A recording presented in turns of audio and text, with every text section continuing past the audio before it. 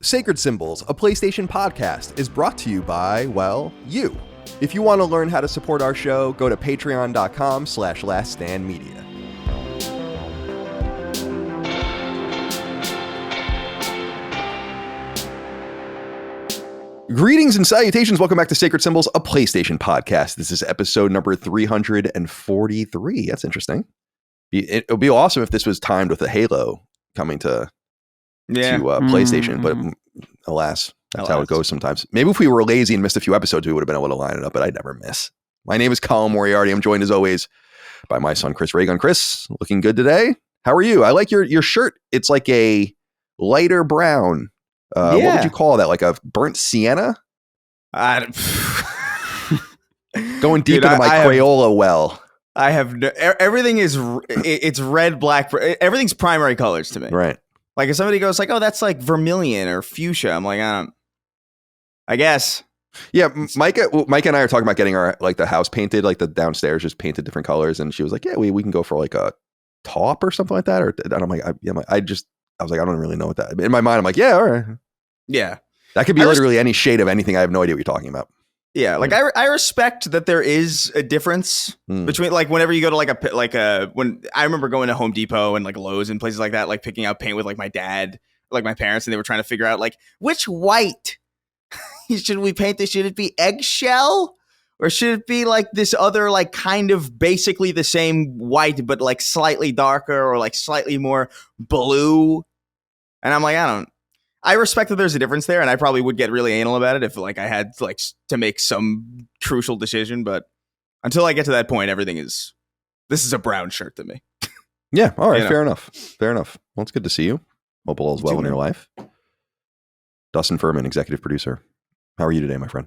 I'm doing just fine. I'm rocking, dude. I got my stand down. Oh, cool. You got it. Nice. Got it in. Gotta say this. So these shirts, got it in? I got it. Oh, I got it in, baby. These are the Honduran shirts that we had to get since they didn't have the stock of the American made is really like spotty. It's quite nice. I like the feel quite a bit. So I got one for my dad too. So he appreciated it. But other than that, nothing really going on. I'm just here. I'm glowing after seeing some Doom, which we're going to talk about. And that's about it. Cool. I have no problem doing business, having commercial relationships with the Hondurans. Yeah. That works for me. They're not communists, so that's good. It's good to be here with you guys today on episode 343 of Sacred Symbols, a PlayStation podcast. I'm just hanging out. My back is so fucked up, dude. We were talking about it on another show and behind the scenes, obviously, but I finally had to buy a new chair, which is coming in like a couple of weeks. Like, I don't know, are they making it from scratch? Yeah. Can't they just put it in a, I order something. It's like, send it. What it reminds me of when I don't know if you experienced this because you went to Lazy Boy, right? To get your couch. I got a few couches from Lazy Boy, including my recliner. And it's like, yeah, you can get that recliner. It'll be ready in about 3.5 months. I gotta cut down the tree. Like, what? And apparently it goes because like they make X amount of them at a time, and then they're spoken for ahead of time. And I'm like, 3 months? Mm-hmm. The fuck are you talking? It would be nice for me to be able to come in here and walk out, having this thing shipped to my house that day. Well, they're making it fresh for you, man. It's like it's like it's the difference between you go to a nice restaurant or you can go to the fast food. Yeah, you're paying for a nice restaurant with a Lazy Boy. It's just like 3 months is so long. That's like a material time. That's like 0.5% of my life. So Colin, did you buy the chair directly from Herman Miller? Yeah, I did. Nice, dude. Because I went on it. Oh, well, go ahead. I was just going to say it's nice because it comes assembled. You roll it out of the box, unlike the Secret Lab that you got to have a degree in construction on how to put it together. Yeah, I'm going to launch this thing into the sun. Fuck this chair. Yeah. Have me shrimp sitting all day. I can't do it anymore. And I had a Herman Miller chair at IGN. We just had, that's what you had. And I think I just took it for granted because I used to, I never said this, but I would think it sometimes. It's like, oh, my back's all fucked up from working in an office. I'd be like, shut the fuck up. What are you talking about? And now I realize like my back hurts like hell. I don't do anything. I mean, I work out every day, but I'm not like in a coal mine. Right. I'm not moving boxes, and my back is killing me. So it's this chair. It's this dumb chair, but I also think it's my desk. It's this whole thing. It's really a shame, dude, because I don't think I've ever taken a picture of my setup, but I have a really nice wooden, like really solid, heavy desk I bought. It was really expensive because I was like, I'm not going anywhere. I want a really nice desk. It's one of those ones that fits in the corner. So it's, so it's like a 90-degree kind of thing. And I'm like, I think I got to get like a standing desk, as we've said in the past. And I got to get rid of this. This thing was so expensive and it's so heavy. And I don't know what to do with any of this stuff. It's a problem. I should have been less bold in assuming that I was going to want to keep these things for a long period of time. So it's my hope that the Herman Miller chair, the Aeron chair, will fix things. But it's so expensive. But what I thought you were going to ask, because I went around and I looked, I was like, all right, Aeron chair, or as I said on Sacred Symbols Plus, which will go live soon, I always thought it was the Airlon chair, which I'm pretty sure, as I said, is a planet in Battlestar Galactica. So it was not, in fact, the Airlon chair, but I went and Googled around. I'm like, this thing's like, I think I paid like $1,200 or $1,300 for it. Yeah. And shipped. And I got a few little accoutrements, but the base price is like $1,100 or something. And I always knew they were expensive. They've been notoriously expensive. When I remember my family, it was like my parents coming to the IGN office to visit me when I first worked there. And like, you guys have like really nice chairs. I'm like, oh, the fuck you're talking about, but okay. But then I was Googling around and I was finding what was being said was the same chair, right? Like the same kind of chair for like Amazon and resellers for half the price. And I was like, So then I started reading about them and I went into the reviews on Amazon. And what basically happened, I think, at least with this one set of chairs that an Amazon reseller is selling, is that they're like chairs from 20 years ago that have just been sitting somewhere. And if you read the 1-star reviews, it's like these smell like rat poop or like mold. And if you look at the dates on them, they were manufactured in 2006 and 2007. So someone literally was like, oh, you want pennies on the dollar Herman Miller chairs sitting in a warehouse, and now they're reselling them. That's great. But that's why they were cheaper. So I just went and I did the real thing just to be on the safe side. Apparently they take them back because there's 3 different sizes. I got the biggest size, even though I'm only 6 feet tall. I just feel like that's going to be the move. And I'm a squirrely little guy.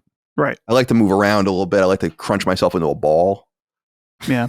Anyway, I gotta wait for, like, I'm Sonic the Hedgehog. I gotta wait 2 weeks for this thing. What I'm getting at is that they're like, all right, yeah, we'll ship it at some point. It's like, okay, I guess I'm just now waiting for you to get around to it. We've been spoiled by Amazon. I know. Yeah.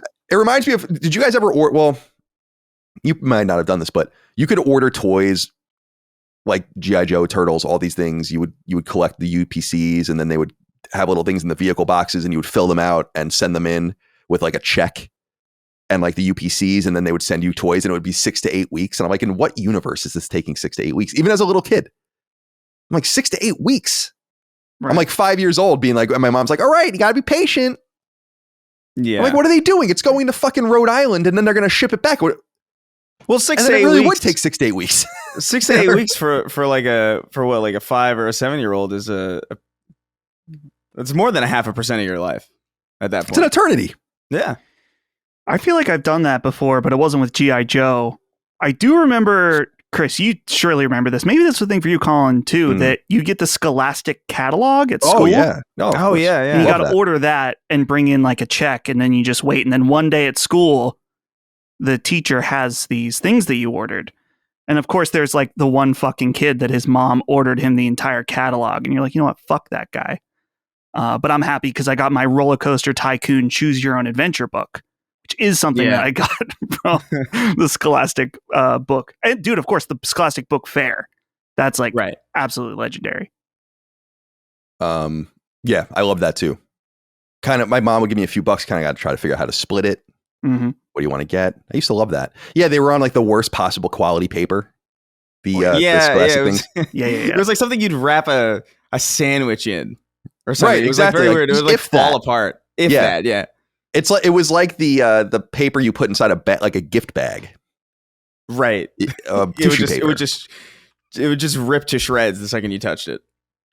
Good times. Now they probably have an app. Ew. That's so sad. I know. It is.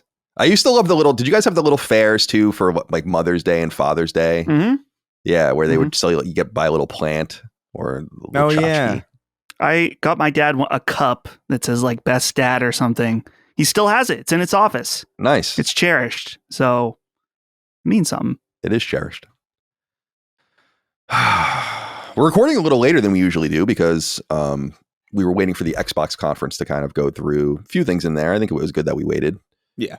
And we'll get to that in a little bit. But otherwise, it's good to be here with you guys. As I said earlier, it's Sacred Symbols, a PlayStation podcast, goes live each and every week, and you can get it 3 days early and ad-free over on Patreon. Patreon.com/laststandmedia. You can get early ad-free access to this show and all of our other shows in our network, the ability to submit your inquiries to the show, RSS access, Spotify access, Discord access, and so on and so forth. Also, access to our weekly supplement to Sacred Symbols called Sacred Symbols Plus, which is where we conduct interviews and deep dives on games and other topics. So recent topics include our Metacritic draft. You haven't put that live yet for everyone, but I guess we'll do that soon. Because I don't want to spoil anything. Right. For the end. Oh, that's true. Good. The making of Tribreaker, our newest game, and how we went about that. I did a deep podcast with David Jaffe recently, and the one we recorded, Chris wasn't on it, but we pulled Brad in, and this will go live tomorrow from when the time this goes live. This podcast that we're on is going over Kind of Funny's extensive Shuhei Yoshida interview that they posted last week. Kind of went live at a weird time where we couldn't cover it on the show, and it was a lot longer and deeper than I had thought it was. So I went and listened to the whole thing, took a ton of notes. They're still sitting here, actually. I should probably get rid of them now. And went through all the different stuff. None of it's like crazy, but it's interesting if you're a PlayStation nerd to hear from him. So please look forward to that. So let's see. So Free to Bandito wrote in. Remember, you can write into our show on the weekly thread on Patreon. Just put your inquiry in there. I go through them all. Try to use as many as I can. We get between 100 and 250 a week, and we really can only use so many. So I'm sorry if we're not able to get to you. Dear CDC, he says, a question for Colin, but if the boys would like to give their opinion on the matter, it's very much welcome. Colin, can we get more Duke on Sacred Plus? I know scheduling and timing play a factor, but Maddie not being on the Silent Hill spoiler and Cog not being on the Metaphor spoiler was sad. DD Cross SS is also a fun and engaging show that I feel doesn't get used enough. Not once a month, but maybe every 2 months would be dope. Again, I know the stars have to line up perfectly sometimes, but just an inquiry from an LSM supporter. Yeah, we're gonna sit down with them soon. I know some people were disappointed about Maddie not being on the Silent Hill spoiler cast and Cog not being on the Metaphor spoiler cast, but really it is just a scheduling issue, and it's really about their availability. We can't, if we're doing a show with 4 people and 3 of them can go at a certain time, we're kind of just going to stick with that time. I would say Maddie and Cog, the Dukes, are the least available of all of the people we work with, mostly because they have a heavy amount of their own stuff going on, as opposed to the Venn diagram being more dominated by LSM or the flexibility that Gene at the Washington Post gets or whatever. So I'm not mad about it at all. But we'd like to have them on more. They're always welcome, but we can only get it together so often. That said, we're recording with them very soon, and you'll be able to look forward to that in the coming weeks. Let's see what else. Merch at laststandmedia.store, t-shirts, stickers, and so on and so forth. And leave us nice reviews on podcast services. You can like the video, follow us wherever you want, do whatever you want. What do I care? All right, let's get into the inquiries from the audience that you submitted on patreon.com/laststandmedia. Stretch our legs, non-gaming related stuff first. And then we'll get into some gaming related stuff. We'll get into the big news. We'll get into what we're playing. We'll wrap things up with inquiries from the audience. Oh, you know what? Before I get into this, though, I have a recommendation. Oh. It's a random recommendation because I don't often make these kinds of recommendations, but people know I love history. It's what I studied in college. It's my obsession when I was a kid. I have my history tattoos and all of the rest. And I've always been a really big fan of Dan Carlin's Hardcore History, which is a great podcast. And then I randomly came across this other podcast that's quite big that I never heard of, called The Rest is History. And it's by these 2 British historians, Dominic Sandbrook and Tom Holland. Different Tom Holland than the Tom Holland we know. These guys, when I was reading about them, because I was like, oh, what is this kind of cool little podcast? And then I was reading about it, and I'm like, oh, this ain't a little podcast. It's a huge podcast, but I've been really, really, really, really enjoying it. Dustin, you ready to shit your pants? Sure. They have 45,000 paying subscribers. Woo! 45K. It's rumored that they each make $100,000 a month, each of them. 100,000 a month. Damn. Mm-hmm. What do we got to do for that level? I don't know. be better. They get 11 million podcast downloads a month and 1.2 million monthly YouTube views a month. They have 714 episodes. Anyway, people always ask me like, oh, what's a good history podcast? What are the things that you've been listening to in the background as you play these various mindless games that you don't want to listen to? Gotta highly recommend this podcast, dude. It is so good. It is so good. It's shocking how good it is. And I love it. So I just wanted to throw that out there before we get into anything. Check out The Rest is History if you're looking for a great podcast. Dead Mail wrote into us and said, howdy, sacred fellows. Just wanted to thank you guys for the wonderful content. I'm currently going through a very tough and emotional breakup with my girlfriend. Being able to escape this rough situation for a few hours every now and then has been a godsend. Thanks for all that you do. It's been a lifesaver. You're very welcome. I like to say, we've said this many times on the show, but I like to revisit it every so often. You're going to be all right. Mm-hmm. You're going to be just fine. Yeah. Statistically. Right. Maybe you won't be. Maybe you won't be fine. You know, I often think, I try to remind myself, I think about it. It's like I was in horrible shape over certain women I dated when things ended or weren't going well or whatever. And like, you can't even, so let's say my college girlfriend that we broke up after college, I was madly in love with her. And she really broke it up with me, but it was kind of a mutual thing, but I would have stayed with her. So it really wasn't that mutual. And I was like heartbroken over it. And we haven't spoken 17 years, you know, like, and you forget how it felt. Right. And you can't even imagine feeling that way. And so you got to just get through the moment. And then you'll be okay. I know it sounds like easy and like easier said than done, but I've been there, and I think everyone's been there, and it gets better. Because heartache is so interesting, because it is very deep. It's very personal. It feels very lasting. It feels like how you're ever going to get over it. And then you just do. Mm-hmm. And it's a process, but you'll be okay. And Dead Mail, you'll have a woman in the future, and you'll be like, oh my God, what a blessing that all of these other dominoes fell for me to get to this point, which is how I feel now. And I'm not just saying that because I'm married. I am married because I got to that point.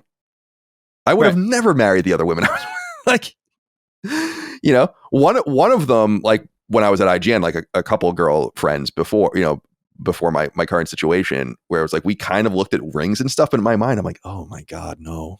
And like, you just know. And even if it's upsetting when you break up and stuff like that, that means that it wasn't right. And then you find the right situation and it feels so right, and you know it. So just take umbrage. Yeah. I'm sorry.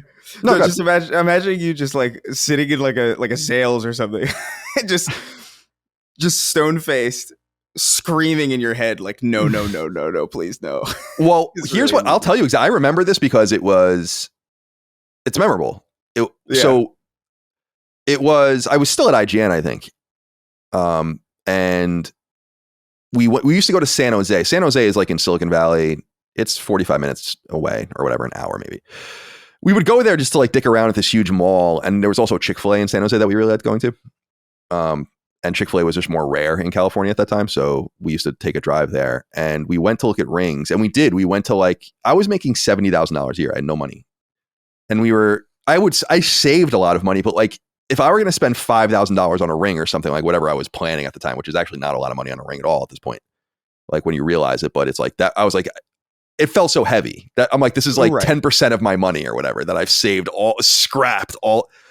And we went to like the Zales and all that kind of stuff. But what I remember about it is that there's a Tiffany's at the San Jose Mall, like a Tiffany company.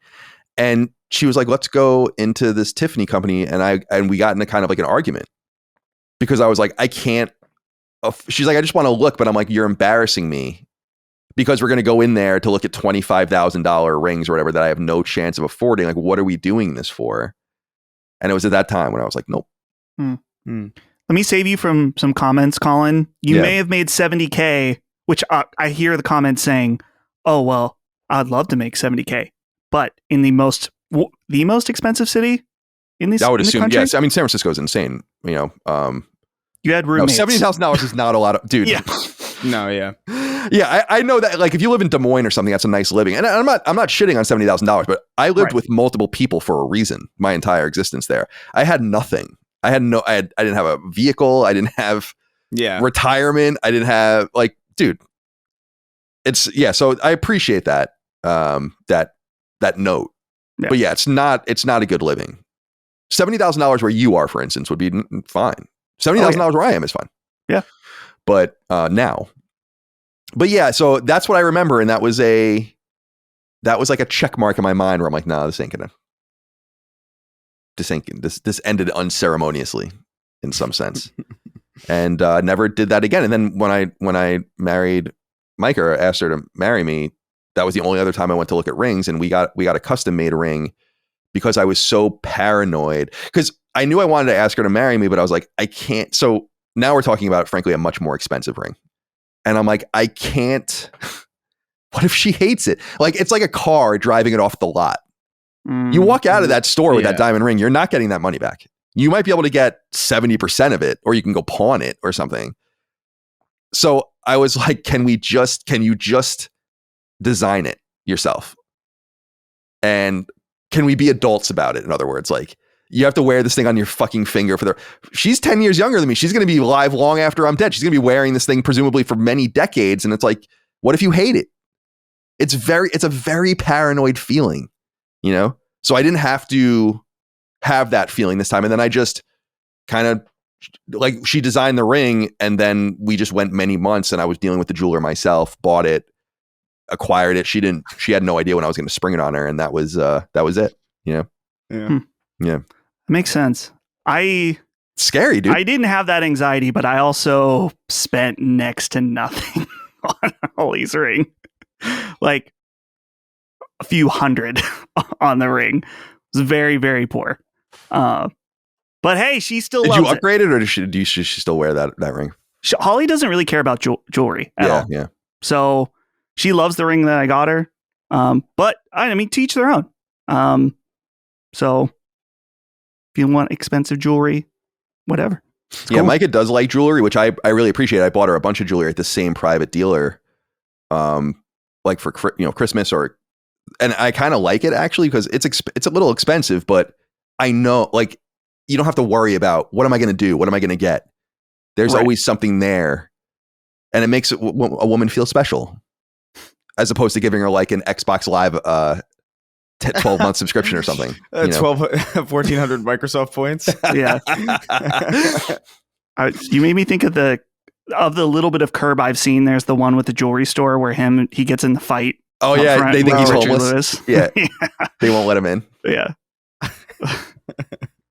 So Dead Mail, I guess what I'm saying is that it's going to be okay, statistically. Right. Statistically speaking. It's an important asterisk. I just love that feeling. It's a feeling of redemption in some sense.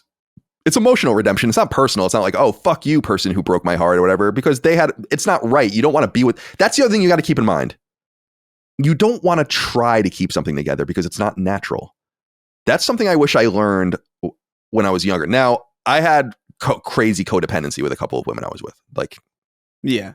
And I think a lot of that comes from my parents being divorced and all that kind of shit. But you want to be in something natural. So if something's falling apart, you might want to just let it, because it allows you to get, it's a destruction that allows you to get to the next creation, which could be the thing that really matters. So you're going to find your person. I'm confident, statistically. Jose Mendoza wrote in and said, hey, CDC, this is for Colin. Every few weeks, I hear you tell the boys about, I'll email this over to you. Why do you email them instead of shooting over a text or a call? I've also heard you say a few times on the show that Dagan would like this game, and I emailed him over the trailer. What's going on? Why are we acting like we are still in 1980? Do any of the other boys want to chime in about this? Jose, what are you, fucking 17? We weren't emailing in 1980. Unless you were at DARPA or some shit like that. But I understand what you're saying. Is my emailing antiquated? Is the question. I have an answer to this. I have several, but I'm curious what you guys think. I'm very in tune with Colin's email antics. Well, maybe that's not the right word. There's like a balance. It's like, okay, do I text Colin about this? Do I email him about it? So texts are reserved for either the highest importance or the absolute lowest. For example, I sent you the video of Donald Trump dancing with the sword the other day. that I thought was really funny. Then sometimes some important business stuff that needs to be answered quickly. It's a text. Email is for everything in the middle. Business stuff that doesn't need to be answered immediately. Which I kind of get for, it's like, I would rather you about business stuff, and I think you do, email me. So it's like when I'm in the email mode at my desk, that's when I respond. Does that make sense? Like, like putting different compartments of your life. It's important for us since we're kind of working all the time to some degree, or we work from home. So we're in that workspace all the time. I can tell, like, this is my own opinion. I'm sure people at desk jobs have maybe different experiences, but I can tell what kind of job a person usually has by their criticism of emailing. Where it's like in the games industry, everyone emails each other. And this isn't that surprising. Everyone used AIM in the games industry, AOL IM, until the fucking millisecond that thing went down. I'm not even kidding. When I left IGN in 2014, everyone was still IMing each other. But email was and is a really vital part of the business. That's what I'm most surprised about. If you have a more casual relationship with people, you might talk to them over Discord, or you might talk to them over, DM or text or whatever. But business is conducted over email. That's just you. I've never had like a random, like when I deal with East Asia Soft, when I deal with Lilymo, when I deal with all these things, like no one's being like, oh, can I fucking DM you? You want to make a chain of things to be able to go back to, I think, which is really important. But here's the thing. I think texting requires too much of the recipient. Mm-hmm. And I think it's good for in the moment stuff, funny stuff, whatever. But I feel bad because people text me and it takes me days sometimes to respond because I'm just so sick of this.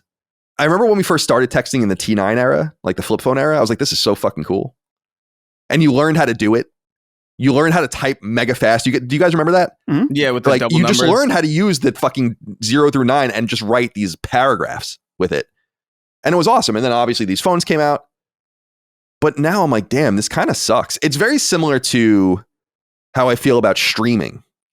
Where I'm like, Netflix is $25 a month now. It's like, this kind of just sucks. Like it starts at a good place.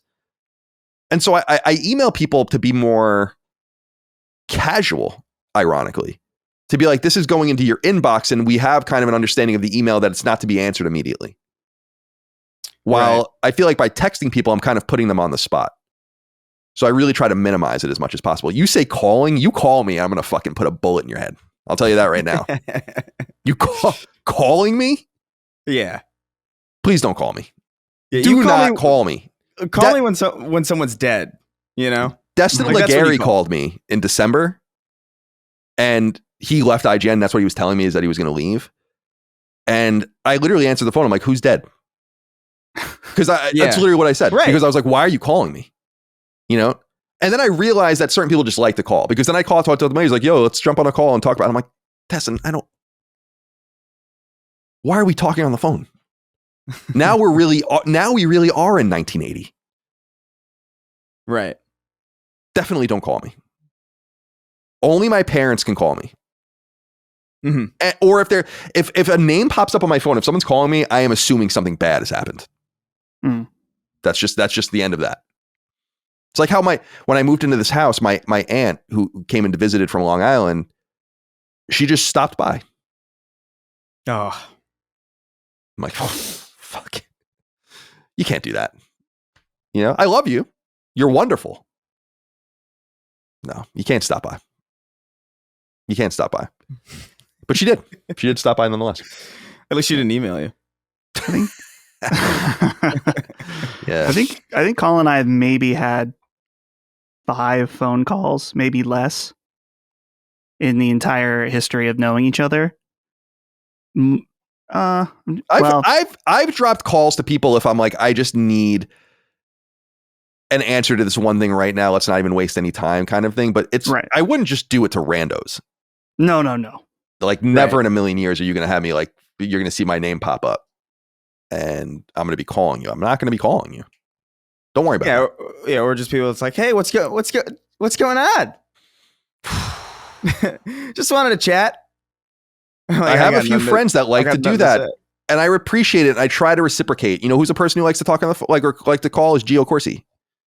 Oh, and I have talked to him on the phone a couple times because I want to respect that that's what he wants. I want to meet him where he is. Right.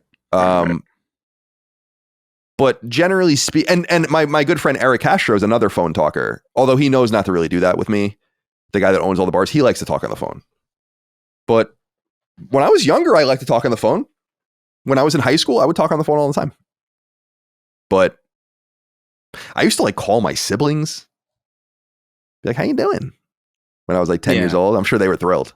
Well, I remember when calling, I feel like I remember a distinct moment. I don't exactly remember where to place it, but there was a distinct moment where calling people just became something that I just really didn't want to do anymore. There was a time where it was fun and cool and kind of like novel. Like I had a phone in my room. I remember I had a landline. It was still the same, you know, it wasn't my own separate landline or anything, but it was like the house landline. Right. I had one in my room. Right. I remember using that all the time when I was like 10 or 11. And then at some point I just didn't care to do it ever. All right. We had a little snafu there. Dustin became like a elect man. Yeah. Dude, the static in my house is real bad in the winter. Like I'm just shocked. I'm constantly shocking Frisk to the point now that I've gone to pet her and she winces because I think she expects to get shocked. I feel really bad. Why is that? It's really dry because it's been 0 degrees outside. Oh, I see. So the static is just out of control. Yeah, that's right. I saw it was -1 in New York. Yeah. Oh yeah, it's dude, it was it's getting warmer here now. It's 35 degrees here, but at night it's like 10. That's crazy cold for this area. And I'm like, man, I don't want to. And I was seeing it was snowing in Florida. That's what I was going to say, yeah. I saw it was like snowing on like the beach in Florida. I'm like, dude, it sucks. It's going to be bad for the orange crop and all that kind of stuff, which I live and die by. I live by and die by that orange crop. I love my orange juice. I don't want that Brazilian orange juice. Well, that's fine. If you want to give me the Brazilian orange juice, that's fine. Dustin, when you bought your house from your parents, did you have that thing about radon? Like in your, like where it basically, like, I don't know what this is all about, but they're basically like, we can guarantee you all these things about your land but we can't guarantee you that there's no radon on your land. Right. And you have to kind of just like, I don't really know. It's like some sort of bad thing for you, but there's they can't like qualify it or whatever. And so they don't know where it is. I don't understand. Comes out of the ground. Yeah. It like comes out, it like seeps out of the ground. And you basically have to sign a thing being like that, yeah, you understand that there could just be radon on your property. So it's just this randomly spawning, like roaming radioactive cloud of just nonsense that just it's a gas. It's a gas. Radon gas. Radon wiki. Yeah, go on. I honestly have no idea if this house is radon. I would assume that if it did have that, my dad would have told me when I bought it from him. I don't think we needed to get the testing done because it was being purchased from one family member to another. So I probably should check. I mean, it would explain a lot if I've been breathing in radon for the last 7 years. Your dog's getting radon jolts. Yeah, that's actually what it is. It's like Micah had some sort of lead poisoning when she was a kid. I think she probably talks about this and jokes about this on their shows. And I'm like, yeah, I know. Yeah, I get it. Here on Wikipedia, radon is a chemical element. It has the symbol Rn and atomic number 86. It is a radioactive noble gas and is colorless and odorless. Great. Now, it says here, under standard conditions, radon is gaseous and can be easily inhaled, posing a health hazard. However, the primary danger comes not from radon itself, but from its decay products. Now, the decay products are known by a term. I'm like, this would be it's like a grunge band. Ready? Radon Daughters. Oh. Ooh. It's pretty nice. Yeah. Right? Remember when I came up with that one band name? Do you remember what it was? No. And then I couldn't believe. I'm going to write it in the chat again because I remember it. Oh, yeah. And I'm like, that is such a good name. I'm sorry. It is such a good name. And we got to start a band just so we can use it. It's a hardcore band from Long Island. That is definitely what that is.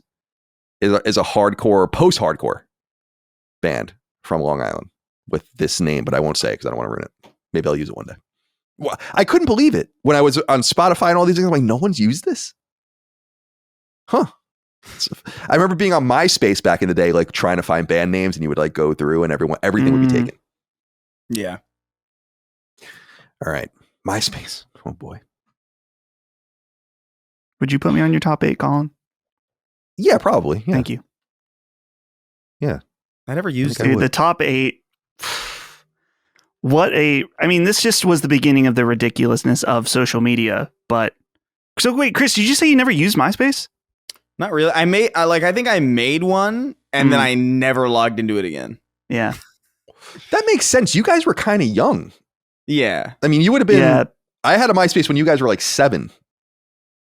It was like 6th or 7th grade. Yeah, it was 6th, 7th like grade that, for us. that I remember. So that's late for you. That was late MySpace then, in some sense, right? Like that was at the Because tail MySpace end. is basically the only reason I know this is because MySpace and IGN were both owned by Fox and in the same family called FIM, Fox Interactive Media, and we were in the same building and we watched that company meltdown firsthand. Yeah, I've told the story about how I went to the first holiday party and I had no money and I just wore a sweatshirt and some dude at MySpace made fun of me.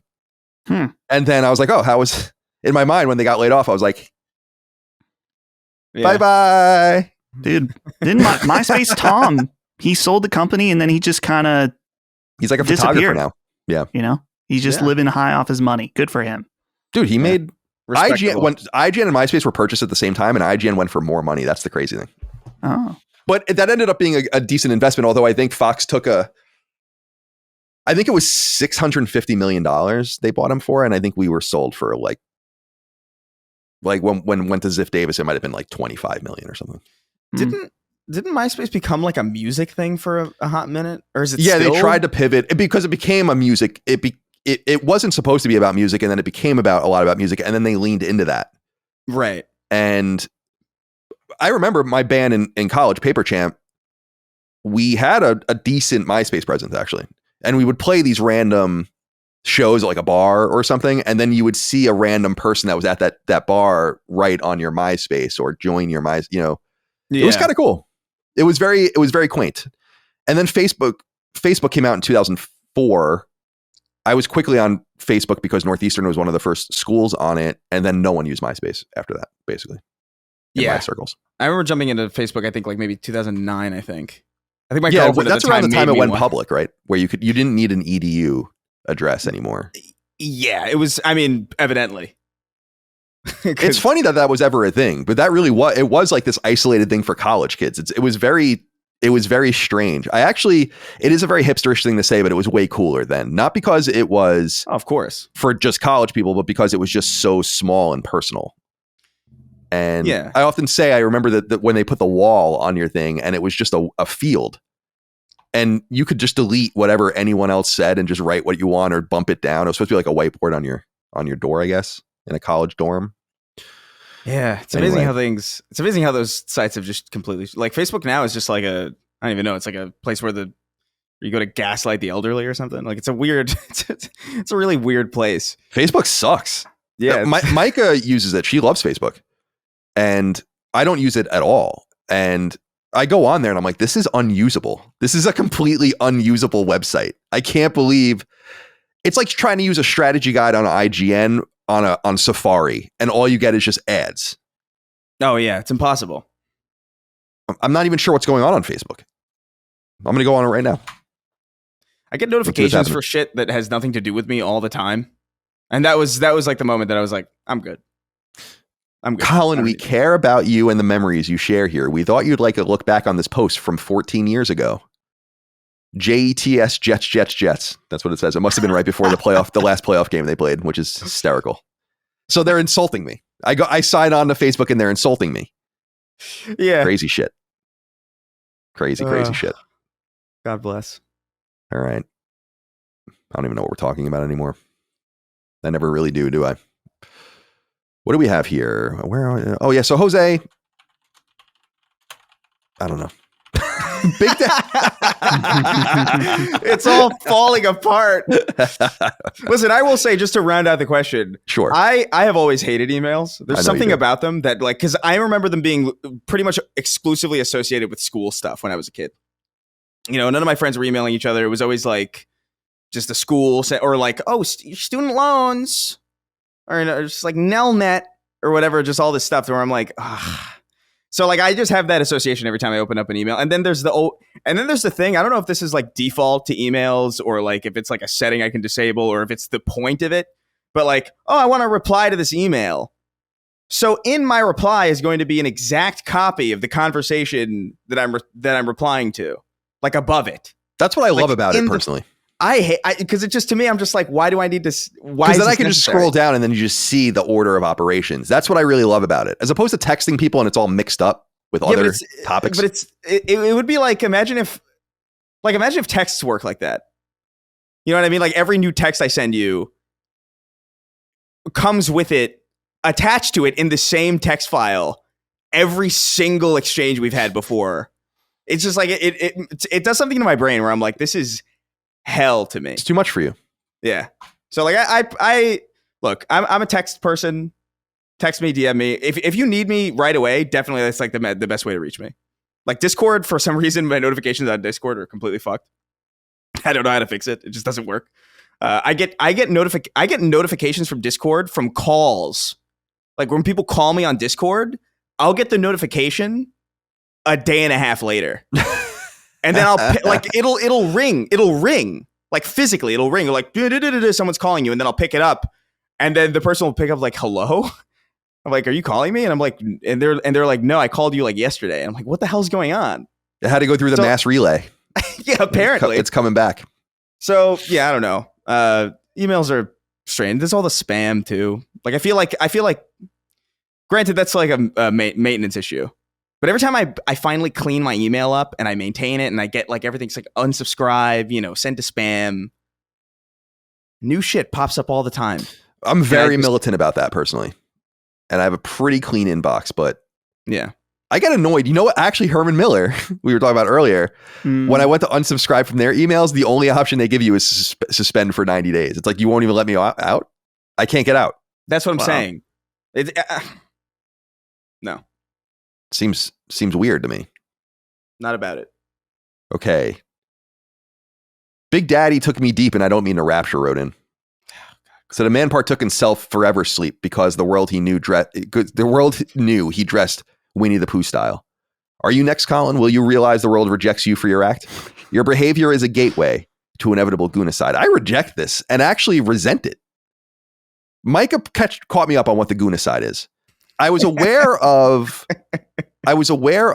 the story of the guy driving up and then killing himself to this random place, but I didn't know that was what was called the goonicide. And Micah caught me up on it because she literally was making dinner one night and she was like, do you know what the goonicide is? And I'm like, no, but I guess I'm about to learn. I'm not flaunting it around in public. Yeah. Right. I go to bed with no pants on. And that's my prerogative. This guy drove up and exposed himself, presumably, to this. The funny thing about that video is the smile on his face. And then how it just it's an iconic video. It's too bad it ended the way it did. You don't want someone to kill himself. Apparently he had a family, like a wife and a kid. That's probably part of. But what were you doing? What did you think was going to happen? Well, first of all, what is this place? So I think, did you read up on like what this like where this happened? Is it a coffee shop in California? I have no idea. Like I keep seeing like conflicting things. Like I heard that it was like a bikini barista thing. Yeah, right. Okay. But then like I heard that wasn't the case. So I don't really know. I think it might have just been like a place where there was like a barista that he liked or something. That I don't know what the plan is. I don't know what like. Okay, here's what I'm gonna do, because there's so many mistakes that you have to make in a row that are so intervenable, I guess. Like you have to make the conscious decision to like, okay, I'm gonna get out of the house without my pants. I'm gonna start my car. I'm gonna drive to the bikini barista, and then she's gonna see me, and naturally, this is gonna go great. That's a wild sequence of events. Yeah, it doesn't make sense. I agree with you. I don't really know what the play was. The smile is iconic though. Like this, because at first I remember clicking the video. I was like, I wonder what this is. He seems nice. Because it was like a really it was like a really wholesome looking smile. Sure. Like he looked like really like weirdly photogenic. Like you could see him in like a Target ad or something. And then it gets, and then you get further up into it, and then he's like not where he, and then the expression immediately sinks. And he drives like 5 minutes and explodes or something. Like it's crazy. Can I tell you my favorite part of the video is that he uses his blinker? Well, yeah, after driving out. Yeah, well, he's not an animal. I'm like pretty classy. You classed it up a little bit, you know, after arriving. Now, what are we doing though? What are these places? Let's see. Teach their own, I guess. But this is kind of the kind of person you're courting when you do this sort of shit. It's like working at a strip club and expecting it to be on the up and up. It's like, no, you're going to encounter some fucking weird shit when you do this. Well, so I'm not so sure I feel that bad for anyone involved, to be honest. But it's a shame that it happened. Just be normal. And don't equate me with, this is not Winnie the Pooh. Well, it's not exactly. It kind of is actually exactly Winnie the Pooh. It's just a matter of like whether or not it's private and public. That's the distinction. And I think what happened here is that like he got a little too comfortable. Maybe the argument that's being made here is that he does go to sleep Winnie the Pooh style, and he's like, you know what, I'm comfortable. Why shouldn't I be comfortable all the time? Is it possible that he? Is it possible that he just forgot to wear pants? Like, is that what you're saying? Like, I'm on the TMZ article. It's just a genuine misunderstanding. Yeah, right. He had the dream, the dream of being naked. Right. He was living it. Anyway, but he was what you're saying. So this according to this TMZ article, it took place at a place called Bikini Beans Coffee. Okay, yeah. The manager allegedly whipped out her cell phone. Interesting choice of words. And recorded a video of Malone who was jerking his peanuts. So he was indeed. So he was jerking off. That's what it says. You don't see that. He was masturbating. That's what the allegation is. This is in Arizona, by the way. I'm on their website. Yeah. Follow us on Instagram. I don't think I'm going to do that. There's not much going on in Arizona, so no. FAQ.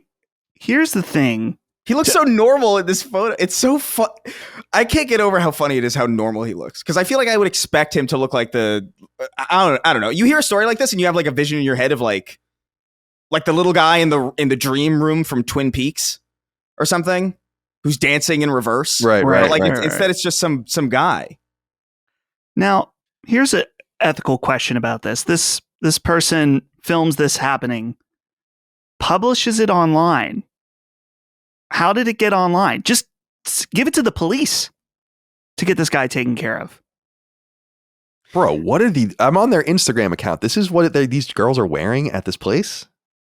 Where is it? Jeez. Bikini Beans Coffee. Here, I'll put the link in here. Yeah, for science. Yeah, of course. I'm just surprised. Like, this seems unhygienic in some sense. That's a perk for a lot of guys, I'm sure. Yeah. It's a bikini barista place. Yeah. Here's the thing that I think is funniest about this, though. I'm on their website. What hours are you open? This is the fucking best. What is it, like 4 a.m.? All locations are open Monday through Sunday, 5 a.m. to 10 p.m. So there are chicks dressed like that, serving coffee to fucking desperados at 6:30 in the morning. Can we at least have it as an afternoon and evening thing? Do we have to have it at 5 in the morning? Or can you go there between, let's say, the hours of 5 and noon, and everyone's dressed in like a burqa? And then at 12:01, right, tits out, it fucking pops off, you know? Yeah, do we really need to be gooning that early in the morning? That's exactly what I'm saying. It's crazy. That's fucking crazy. Yeah, I mean, yeah. It's like 5:30 is a crazy time to be doing something like this. I know. It's like going to Hooters for breakfast. You know, it's just like maybe not. Breakfast brunch at Hooters. Yeah, breakfast brunch at Hooters. Everybody, 7:30 sharp. I'm reading about that. There's like a family that owns it. I'm reading about it now. Family business. And it's like a really good. It's a good idea. I hate to say it. It's just. That's a great idea. It's kind of grotesque in some sense. It's like, God almighty, can we just de-sex something? Does everything have to have a sexual component to it? Now we have to go to Starbucks and have some woman's tits out? It's too much. it's too much. Call me a prude. I know I was considered the prudest of all of us on Last Stand, and I get it, but this is too much. But it's the free market at work, I guess. And they're expanding. So yeah. BikiniBeansCoffee.com. Rest in peace. R.I.P. and the Goonicide. Yeah. This is what's so bad about dying during the internet era. What do you mean? Like, because everybody has an opinion about it. Yeah. Right. And he's going to that will just be, he'll be one of the more famous of the obscure deaths that would have otherwise happened. Billions of people have died. And he'll probably have one of the 10,000 most famous deaths. It's pretty harsh. Yeah. The fact that it was so immediate too is this is tragic and funny to me. This is like right on this is to me kind of like the guys who they go spelunking or whatever, and they end up what's that cave, the Nutty Putty cave? Oh yeah, that one. Yeah. Where he's stuck in a ridiculous position where I'm just like, how do you even expect to get out of there alive? And he's putting himself in this situation even though he knows he has a kid and a family, like a baby, and I'm just like, I don't know. It's hard for me to feel too bad, but it is pretty the fact that I think literally within minutes, dude drove off and, exited the server. Right, exactly. He did exit the server, and I do. Yeah. I feel bad about that in some sense because it's suicide is just so dark in my opinion. I can't. I don't know. I just can't. It's one of those things. I think I've said this before that when I've gone to a therapist and I see someone in my life now, you talk about things, your past, all the rest, and I say to them honestly, I'm like, I can honestly say that I have never felt suicidal because even to my dark mind, it was anathema because it's the turning off of all options. It can never get worse, but it can never ever get better. It's just done. It's oblivion. It's too hard for me to wrap my mind around putting myself in that position and that moment. Sad. It's scary. So, and I've had a couple of friends that have committed suicide over time, and you never really wonder. You always wonder. So, yeah. And I was seeing pictures of that guy, and he looked like a totally normal person. It's like, oh, guy at a wedding, guy, right. Masturbating guy at work, masturbating guy with his family. That's what I'm saying. You have an image in your head of these people, someone who would do this would look significantly stranger, right? Or just off. In some this way. has been reinforced in me by watching so many predator hunter videos, in which 9 out of 10 times it's exactly who you think it would be. Actually, yeah. It's the scariest ones are the ones you wouldn't expect, like the PlayStation guy that got me into the whole rabbit hole to begin with. That is literally how I started watching these videos, getting really, really into them, was because of that fucking stupid guy in his PS5 shirt. In the PS5 shirt, dude. But most of the time it is the dude going to some backwoods hillbilly 500-pound dude on his couch. I totally. Yeah. You're exactly who I think is pretending to be 12 years old online. Yeah. Lopsided eyelids. Right. That's right. Yeah. Genetic problems.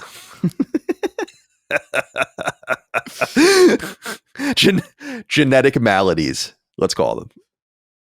All right. Tyler Kottmeyer wrote in and said, "Gentlemen of the Holy Emblems, recently Colin talked about using a thesaurus to keep his on-air vocabulary broad. Is this still something you do to this day, or was this a practice when you started podcasting? For me, I tried to get into the thesaurus life when I started college, but I stopped because it felt like I was overusing new words. As soon as I was called out for something being my new favorite word, I'd become embarrassed, and that would slowly leave my vocabulary. I wonder if the gents have had any advice for learning to finally read and talk good beyond using the thesaurus. That's funny. Have a great day, guys. Talk real good." I grew up in the era, I'm old, so I grew up in the era of actual physical thesauruses and physical dictionaries, and I would never use a thesaurus in that era. I hated it. But once everything became digital in the late 90s, and you just literally go to a digital thesaurus and just put a word in, and it's just give me a bunch of words like this, I started doing it all the time. Yeah. Everyone gets caught in the trap of using the new word too much, or using the word that's top of mind. But ultimately, you kind of relegate it to some part of your mind, and you kind of got to embrace that. People that make fun of that, that's fine. I make fun of that. I'm also the target of being made fun of. But the reality is many people don't have any vocabulary. They have no idea how to speak. And you have to actively try to be better if you want to be. There's nothing wrong with that. Reading is always the best way to do it. But I read less than ever now. And so, yeah, I don't actively do it. It's to give an example, because it happens all the time. I wish I had an example that I like in the moment that I could have used. But I'm writing something and I'm calling something, and then I'm like, and then I read through it, and 2 sentences later I call it the same thing. And I'm like, no, I can't. What's like a different way to say this? And then I'll just plug it into Google and say word thesaurus. Mm-hmm. And then immediately you see 5 different words. Like, oh yeah. I think that's important. English is so beautiful, in my opinion. Obviously, everyone's the Romance languages, and there's a Germanic halt to English that people don't like. It's very harsh compared to considering other languages, but there's so many ways to say something.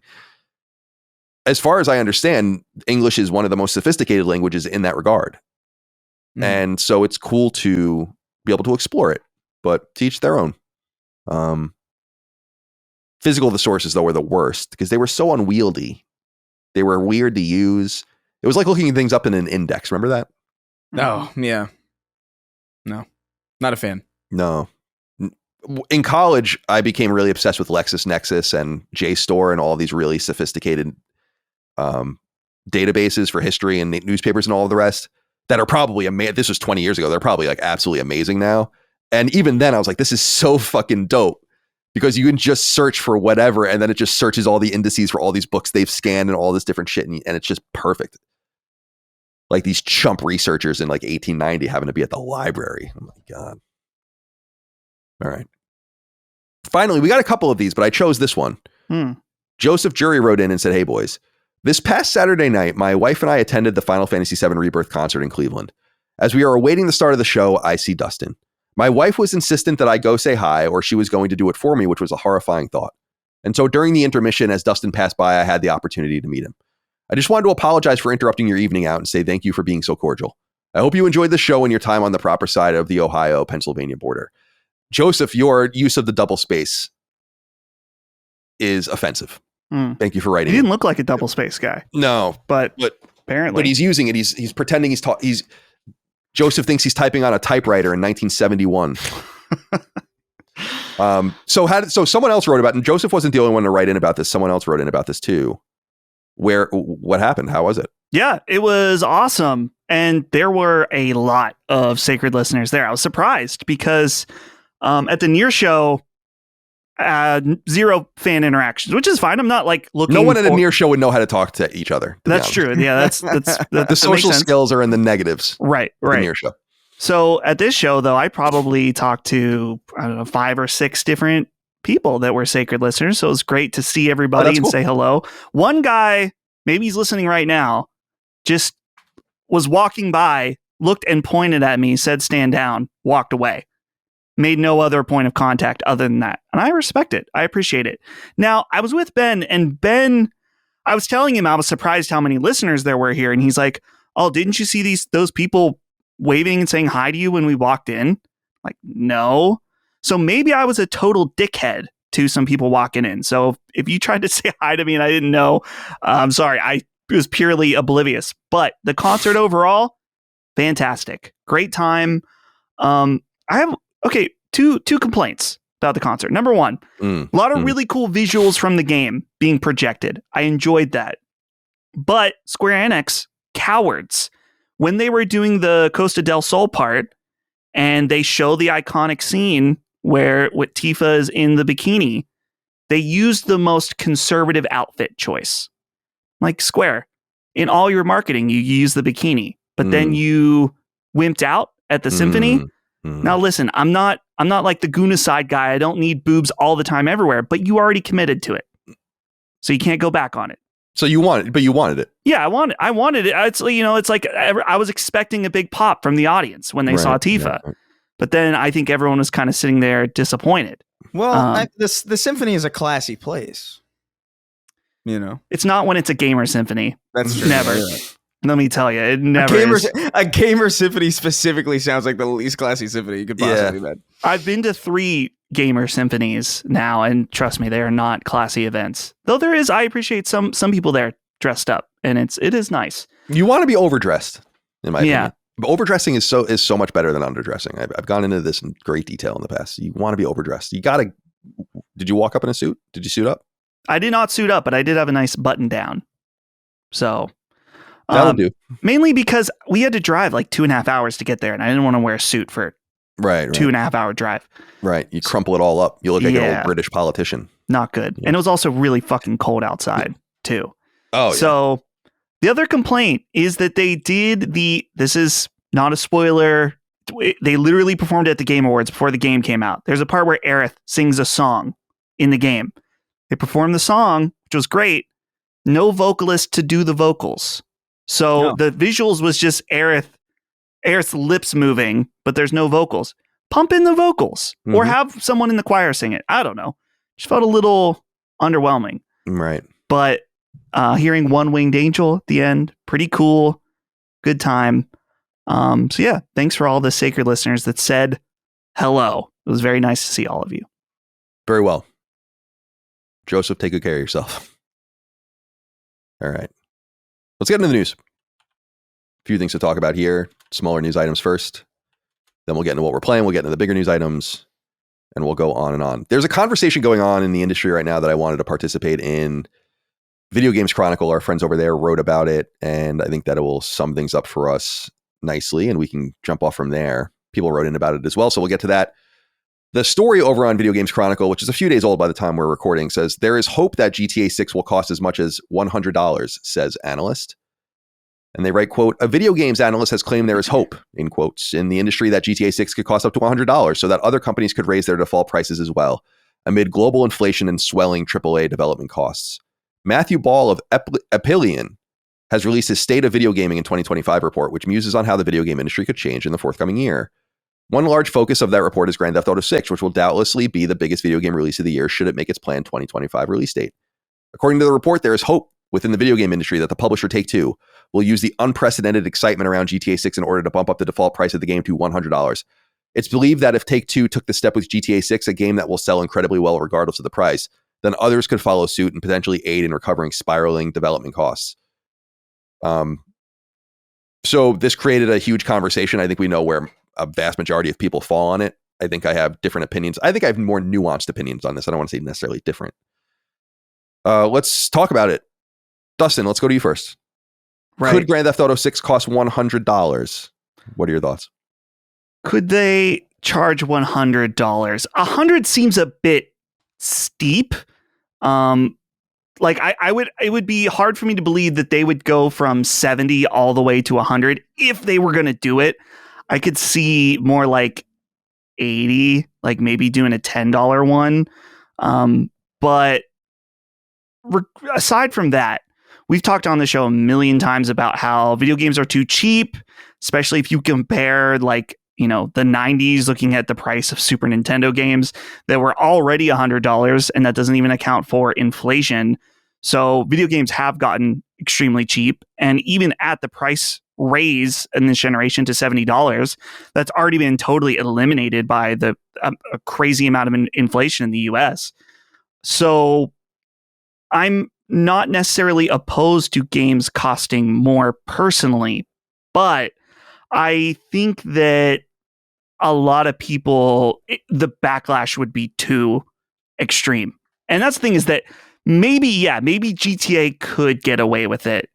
My comment on this over on Twitter was like, if they were to do this, it would be hilarious to see what companies think they have the same cachet as Rockstar to up their price and then got completely owned for it. A lot of people responding saying, Ubisoft, and I'm like, dude, yeah, a Ubisoft original, they would maybe do it, but I think there are so few companies that could charge more and people would still be pissed but buy it anyway. Rockstar being one of them. And the other thing too is just that a lot of games are already charging kind of $100, not for their base version, but I was just looking at Civilization 7, and if you want the 3-day early access, it's the $100 version of the game, and tons of people will buy it. We've seen this over and over again, that the early access $100 is that price point. And sure, while it's not the one that maybe most people get, a lot of people are doing it because people are buying it. So it's interesting. If I had to bet, though, I don't think they'll do it. I think it'll be 70. What do you think, Chris? What do you think about the idea of there being, there's a few components here. It's like the actual price, which is interesting, how much you can get away with, but then there being kind of a desire, apparently, for someone to bite the bullet, which also happened with the $70 game argument, and I think will happen at every increase. Mm-hmm. But I also agree with Dustin that a $30 increase would be, I think, pretty extreme. Yeah, I don't know if I could see 100. I could actually maybe even see potentially maybe 90 or like 89. Like I could see that maybe, but I think the second you get into like triple digits, I think that's just kind of like, I think that's sticker shocking to more people. Like even I would look at that and I'd be like, whoa, and I'm very well aware of like how expensive games probably should be. I do think Rockstar is in a unique position where they could get away with it. I just also feel like that's a very limited quantity. That's like Rockstar. I would have said maybe at a certain point CD Projekt, but I don't even think they're at that point either anymore. Maybe Larian going forward potentially, but that's like that's the exception, not the rule. Like anybody trying to follow that is not going to reap the rewards. And with GTA, I think the big thing, their big moneymaker is really in online stuff. So to me, I almost feel like you maybe don't even want to test the waters at all and just kind of get as many people in by having as non-controversial of a pricing as possible, just so you could just reap the benefits of those whales that are going to come in, or lower the price point for people who otherwise maybe wouldn't have gone in, and sucker people in that way, get people in, and then like they're playing, and then their friends are playing, and then their friends have these cosmetics, and then they're like, oh, maybe I should do, that's really the bread and butter of GTA. So like, I don't know if I really see them. I don't know if I see them doing it yet. But they could get away with it.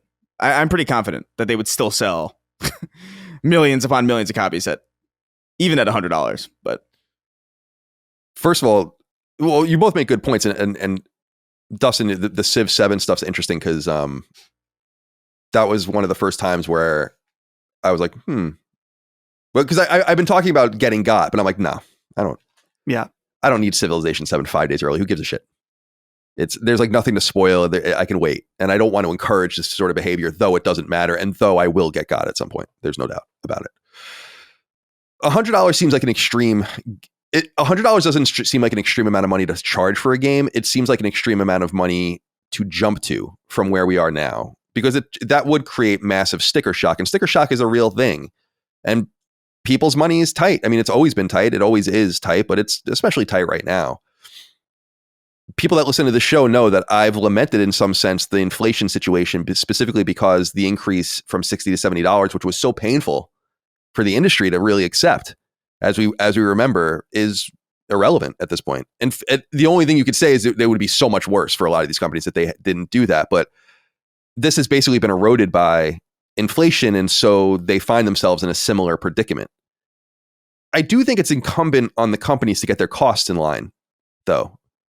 And unfortunately, this is where things I think break down, because though people say like, I like the games the way they are now, this is good enough. The reality is if things remain stagnant and don't become more beautiful and don't become more lifelike and don't become bigger and don't become grander, there will eventually be a rubber band effect on that too. And I think the developers and publishers kind of are damned if they do, damned if they don't. They have a very value-rich media that is already extremely undervalued by historical perspective and by the value of what you get in terms of hours spent, the quality, the time spent to make these things. And so if the tension exists there, then you simply have to deliver the products that you think the audience is asking for, and they have to realize that the games are going to become shorter. They're going to become, I don't want to say less beautiful, but statically beautiful, like maybe less remarkable and all that kind of stuff. And that might be fine for people, because when you look at the big games like Fortnite or Marvel Rivals or whatever, these games aren't really, in my opinion, beautiful. They run well, they have good style, but they're not these crazy Unreal Engine 5 powerhouse games. And so maybe people just really don't care. And maybe the developers and specifically the publishers and the funders need to come to terms with the fact that this arms race maybe was needless, or maybe there was only so much you were going to extract out of the beauty and all of the rest. But this goes into what I've been saying for a long time, long before we started doing the show, which is that I think there should be a readiness to explore game pricing. And it should go down and it should go up. And the reality about Grand Theft Auto 6 is that it charging whatever it charges is not going to give anyone permission to do anything, because as was noted earlier, it's a very unique product. And they could get away with charging $100 with it. And I bet you it wouldn't cut the price, or I bet you, if let's say that the amount of people willing to buy the game and that will buy the game at $70 is 100%. I bet you if you raise the price to $100, 90% of them would buy the game. So there really is a serious amount of money that they can make on top of all of this, but I don't think it would set a precedent. I do believe this one thing, though, that games are undervalued, that there is a resistance to this idea that actually games can't just cost this much forever if you want them to be big and bold and high quality, that things ultimately do have to adjust. Games are not a tchotchke. So it's not like TVs getting cheaper. TVs are so cheap. When I go into BJ's, I'm like, this is insane how cheap these TVs are. These high quality brand name televisions. But it's because the components are cheaper. The technologies behind making them are cheaper. You can repeat it over and over again. You make some of these things finer, a finer screen, better resolutions, all these kinds of things. But with a game, it's not a conveyor belt tchotchke. It's this unique product. It's more akin to a film or a piece of software that would be made by engineers. And you can't replicate it over and over again and make them cheaper. It's not really the way it's going to work. To become spectacles is inherently going to become more complex. It's going to become more expensive. It's going to require more people. This is where I think, unfortunately, AI is going to come into play with a lot of it. So I like this conversation because I was reading a lot of the responses to it, and obviously 95% of them are totally dismissive of the idea. And it's like, cool. I don't really blame you, because I think that that's crazy. I do think the jump should be from 70 to 80. I do think that jump will happen before the end of the generation, in my opinion. Someone's going to do it. Not for a special edition, not for early access, but like charge $80. And I think those $10 increases are what we can expect moving forward, because I just don't think there's a reason to raise your price 40% or something. It's crazy. You know, I just don't think you need to do that. But there is a tension that's growing. People misunderstand. I've always said, people are like, there's a video game crash happening, and people get mad at me because I'm like, no, there's not. For a video game crash to happen, there would need to be a removal of money from the situation. It's not a crash. What happened in the early 80s was different. What's happening now is that there are true haves and have-nots on the market. And the have-nots feel like they need to spend an enormous amount of money to become a have. And if you're making single-player games, you're extracting very little profit out of your investment. And if you're making a game as a service, you either boom or you bust. And that loss becomes even more severe, because if you bust like a Concord, you're fucked way more than if you just spent $200 million on a single-player game and eked out $150 million or something from it. So I just think that there's deep, great tension in this conversation that is not really being pursued by very many people. And it's so much deeper than the visceral sticker shock of it, though the sticker shock is real and though the sticker shock exists. So I don't think Grand Theft Auto 6 is going to cost $100. There will be, as you said, an edition that will cost $100. Oh, it will probably be early access. Right. And for that, I will buy, because I don't want it to be spoiled. You know? Right. Yeah. That's the thing that I always find really funny, is that there's a lot of pushback against raising the price of games, but yet these early access editions do so well, they keep doing it. And that's like the material value. Of course, there's like, I looked at the Civ one and you get a couple tiny little things, but you're mostly just paying for that early access. And that's worth $30 to a lot of people. And there does seem to be far less pushback about that than day one DLC, than online passes, things that were both less intrusive and cheaper. Mm-hmm. So there's a tension there too about consumer behavior, about the signals that people are sending about these sorts of things, and like what's valuable. It goes right into this, what I was talking about, value or the lack of value in these skins. Remember how flabbergasted I am ignorant on Fortnite. I am ignorant on a lot of these games, but people are like, oh, the skins are $20. I'm like, what are you talking about? In my mind, I'd always engineered, I'm like, no, the skins are like $1.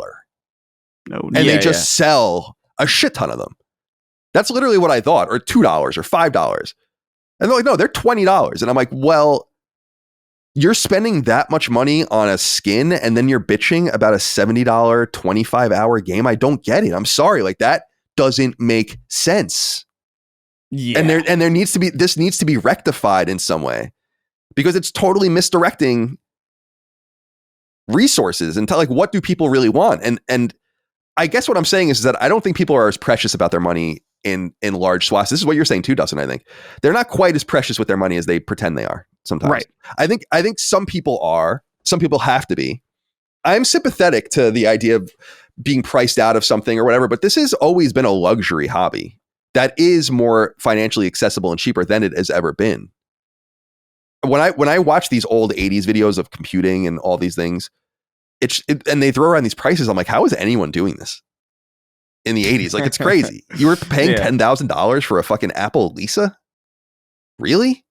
That's the equivalent of like 50 grand today for a computer. To me, I just feel like there's an inconsistency. And I feel like games are the thing that are so value rich that if anyone's willing, I can understand going to a movie, right? And I used to go see matinees when I was in high school for $5 or $6 or whatever it was. And now you can't get to a movie for cheaper than 10 or whatever, 12. I used to pay almost $20 when I went to the movies in Santa Monica years ago. And I can understand being mad about that because it's exactly the fucking same. The movies are good, but it's the same experience that was 100 years ago. You go to a theater, you sit down, you watch a film in a chair, and you leave. But games are not the same. They're not even remotely the same. They're way different than they were even 10 years ago, nonetheless 20 or 30 or 40. This is why the tchotchke conveyor belt thing doesn't work. And one way or the other, people as a group, as an ecosystem, we're going to have to come to terms with it one way or the other. What happens remains to be seen. I don't know. But that's why I think it's really important that at Lilymo, we make small, what we call weekend games, retro games. But I really love the $10 price point. And I think there should be $5 games. And I think there should be $20 and $25 games and $30 games and $50 games. And all these things exist. So yeah, go up if you want and prove the point. Yeah. I don't know. I'm going on and on. I really want to do a video about this at some point, but I just don't think I have the energy. Because I think it requires a lot of data and a lot of thought. Anyway, Dustin, you were going to say something. I was just going to say too that, you're saying about games being more affordable than ever too. And even that still, new games are expensive, new consoles are expensive, but that's only if you are playing the newest, latest games all the time. We talked about on the show, it's like they could stop releasing games for a year and there's plenty of things to play. It can be extremely affordable. Dude, Steam sales, PlayStation sales, whatever. And all platforms have insane sales. It's just specifically newer games that maybe this is too bold to say, but there is an entitlement on the price of a brand new game. And that you should be able to afford the newest games all the time. And it's like, I don't know about that. Well, the thing too is to bring it back to movies for a second. Like, even just the point of like video games not being the same as they were and movies kind of being a little bit more similar than they've always been is the thing too, is like with movies, it's like even with like a $20 movie, to me, it's just like, that's going to be in theaters for like, a month. And then it's going to be gone. And then you're going to be able to, you'll be able to watch it, but like, it's going to be in your home, which is markedly a different experience. A video game on day one versus on day 100, it's in your home. Like, you're not missing out on some like ephemeral, like timed thing by getting it on day one at that high price point. Whereas like a movie, I actually kind of feel like I do feel like the sticker shock with movies is like ridiculous, especially with like the food and shit. But like, it's crazy, dude. I actually don't necessarily mind it that much because there is kind of like an ephemeral nature to it. Like, you're really only going to be able to see a movie in theaters for the first time once, as opposed to like, and for like a very short amount of time, So to me, that there's something valuable in that, especially if it's like something that nobody's been spoiled on, or maybe you get the occasional like, I saw Spider-Man 2 in theaters this year, but that was like, 20 years later, it's like a special kind of thing. But like video games, it's like this. You're getting the same high quality experience. Actually, you're getting probably a better experience if you wait, because you're getting like patches and all sorts of. So it actually kind of doesn't make sense at all if you really like boil down and get into the nitty gritty of all of it. We've gone into it in the past. If you're patient, the amount of games you can get for nothing, basically, or for very little, it's hysterical. I don't even know what the purpose is of. So we were talking about this with Mass Effect trilogy, where I'm like, what is even the purpose of selling it for $5? What's the purpose of that? Why are you even doing that? It's so cheap that it's like not even worth it. You're getting $350 after the cut from that, and you're proliferating this game for nothing. But following what you're saying to its logical conclusion, or at least part of it, in my opinion, kind of gets into what I'm saying. You go to the movie for the experience. The movies are somewhat the same, but they're really not. It's like, okay, so why is the movie now $20? It's because we got to pay our people more. The cost of making movies is higher. Employing everyone is more expensive. Things are getting more sophisticated and all the rest. And then you say the same thing about games and people are like, well, yeah. And it's like, but all of those things are true. And they're not the same. That's the other thing that's so interesting. So I think that costs have clearly gotten wildly out of control. And I don't think games need to cost this much. That's one important thing to say. Like, I don't think even the best looking games need to cost $300, $400, $500 million. I don't believe it. But there has to be an expectation that they're still going to cost quite a bit if you want high quality stuff, and that there's got to be a way to pay for that. And I'm glad you brought it up, Dustin, because it's a two-sided thing about the idea of feeling like, well, I can't afford something. This is unfair. Mm-hmm. And I've always felt, I can't relate to that, because even as a little kid, I never felt like things were unfair. Oh, I can't afford my AT-AT toy that I wanted to buy for $100. That's so unfair. It's like, no, that's what it costs. You either save up and buy it, or you don't, or move on. And I just always accepted that there were things that I could have and things that I couldn't, especially when I was younger. But there's the other side of that, which I totally understand, which is, well, if no one can afford your shit, then you're losing. Like, you have to find the sweet spot where people are still willing to pay. Right. So it's a very complex thing.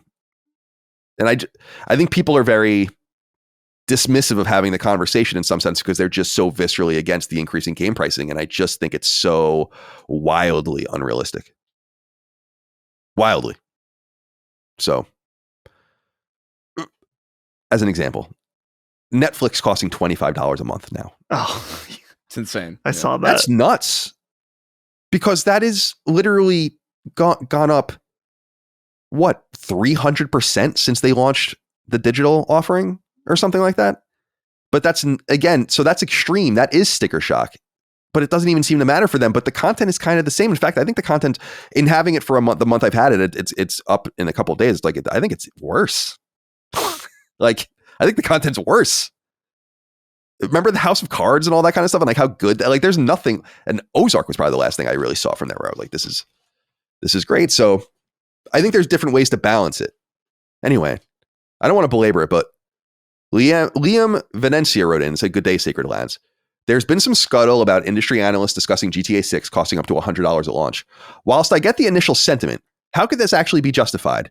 With GTA 5 Online making billions in microtransactions and being one of the most profitable pieces of media ever, surely GTA 6 Online will make so much money that it wouldn't need to cost more than $70.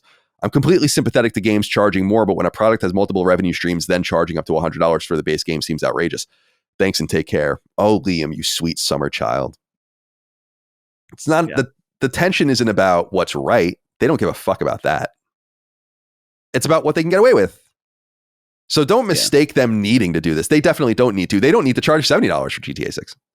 They don't need to charge $60. They could literally probably charge $30 or like $39.99 and make billions of dollars in profit. Easily. The tension exists about what you can actually get away with. They don't give a fuck about any of that. So don't take I understand you taking that into account, but that's not part of the equation to them. Yeah. People are willing to pay for it. All right. Did you guys check out this game, Phantom Blade Zero? Mm-hmm.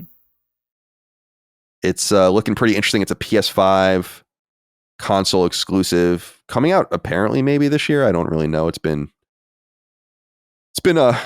bouncing around for a while, but it looks really beautiful. I was curious if you guys had anything you wanted to say about it, because a lot of people were curious about about what we thought, and I'm actually curious what you guys think too, because I'm not really entirely sure what to make of it. Based on the Ninja Gaiden announcement that we're going to go into in a little while, this felt more like Ninja Gaiden to me than anything. Not quite Musou, of course, like an Omega Force game. Not quite as hard as a Ninja Gaiden game, but not quite as deliberate as a Souls game. That's how I kind of read it. I'm curious what you guys think. Yeah, I watched this either yesterday or today, and I love the weirdness of the boss. This encounter is like a group of enemies that's like led by one. And then when the leader is taken out, the underlings like hop up and then like control him with strings. Felt very From Software inspired as far as its weirdness in its multi-stage boss fight, which I appreciate. Did you guys notice this? I don't know if it was just me. I felt like the gameplay, the person that was doing the demoing was playing kind of odd. There's multiple times in this trailer where this person is just attacking air. And I thought, this is kind of weird because the game looks good, but I'm so distracted that the enemies are jumping away and then this person is just attacking air. And I get it. That's probably realistic. That's probably what happens if someone watches me play. But it just felt weird for a trailer that there's all this sections where someone's just attacking for nothing. An official trailer, because I am definitely responsible for some shit gameplay in my day. Oh yeah, especially when I was at Tokyo Game Show and I play inverted, so I couldn't invert most of the games because I didn't know what to do, so I was struggling. So I totally relate to that. But yeah, when you're putting out official, this is what I'm pretty sure Bloober was complaining about with Konami showing Silent Hill, if you guys recall. And all of the stuff that happened there. Anyway, Chris, did you get to watch the Phantom Blade Zero trailer or the gameplay trailer? What did you think of it? Yeah, man. I've talked about how I'm a little bit burned out on the whole like guy with stick attacks people kind of games. Like I like them, but like I feel like I've played a lot of them. This looks dope as hell though. Like I have to say, like there's little things throughout it, like the like hopping over the swords in the middle of like a big clash, and like again, like the boss design is like really cool. I really dig the puppet strings angle to this. I think it looks great personally. It looks like a slightly more casual Souls kind of game. Like not strictly Elden Ring, but like I can see it. But it looks a little bit more arcadey, a little bit more action-packed. I'm into it. I like it. It kind of looks a little bit what I wanted Rise of the Ronin to be, I guess. As I'm looking at more of it, it kind of looks like it flows really well. It looks really good visually. It looks like it's running pretty solid. So yeah, I'm in for this. This looks dope to me. Yeah. Some info for people in case you're confused. Phantom Blade Zero is a Chinese game being developed by a studio called S Game. It's running on Unreal 5. It's also coming to PC. It's an action RPG. And it's interesting because it's coming to PC, but I couldn't find a Phantom Blade Zero object on Steam to kind of read more about. However, there's an object for a game called Phantom Blade Executioners, also from S Game, which is described as an ARPG. Oh. And so I don't know. And it kind of looks more like it's not as beautiful as a Vanillaware game, but it kind of looks like a Vanillaware side-scroller, like a Murasama or a Muramasa game in some sense. So there's that. The official PlayStation website for the game, like the PlayStation.com website for the game, is broken. So there's not a lot of like real information about it, but it has been floating around. It was in one of the state of plays, as I recall. This gameplay is new. We don't have a release window for it yet, but apparently it is 2025, hopefully. And we'll see what happens. I think it looks really cool, personally. But I want to kind of see more about what it is. If it's really going to be, I was looking at the Wikipedia and it's described with many citations as a Souls-like, but it doesn't read that way for me. It's very similar to how I felt about Stellar Blade, right? And we were talking about how we need more exact language, and how I really dispute Stellar Blade being a Souls-like, in my opinion. It's just not hard enough for it to be that. And this game didn't particularly look that hard. It had too many fodder enemies for it to be like, right? Souls games usually aren't. It really did read like Ninja Gaiden to me, which is what's so funny about Ninja Gaiden being announced today. But that could just be me. Yeah, I don't know. I don't know if I necessarily like when I see. I don't know if I understand that that's like the general kind of consensus about like what makes a Souls-like is the difficulty, but like sometimes, like if you took Elden Ring and some like hypothetically modded it to be easy for whatever reason, like I still feel like it's still a Souls-like, you know what I mean? Like it still plays the way that it plays, from moment to moment, like moving around and like how attacking works, and it looks like Sekiro or like Elden Ring to me, like the way that you move around and the way that attacks function. Yeah. But it does look more arcadey, and it looks like it will function ultimately, like from a design perspective, a little bit more like an arcadey kind of thing. Like it doesn't look like it's too challenging. But this boss design is so cool. Like I'm watching it on my other monitor, and it's like I love this idea, man. This is so cool.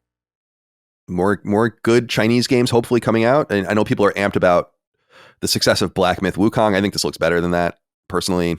I didn't play Black Myth, so I don't want to speak about it too authoritatively. There were some stories circulating about Phantom Blade, about how they have attracted basically more of a budget. It's unclear who they got that from. Sony obviously has time exclusivity. I don't know if it's just a marketing deal or whatever. So it seems like they're putting a little bit of money into it. Yeah. And that might be why it's taking so long. So hopefully we'll get a 2025 release date. I don't really know.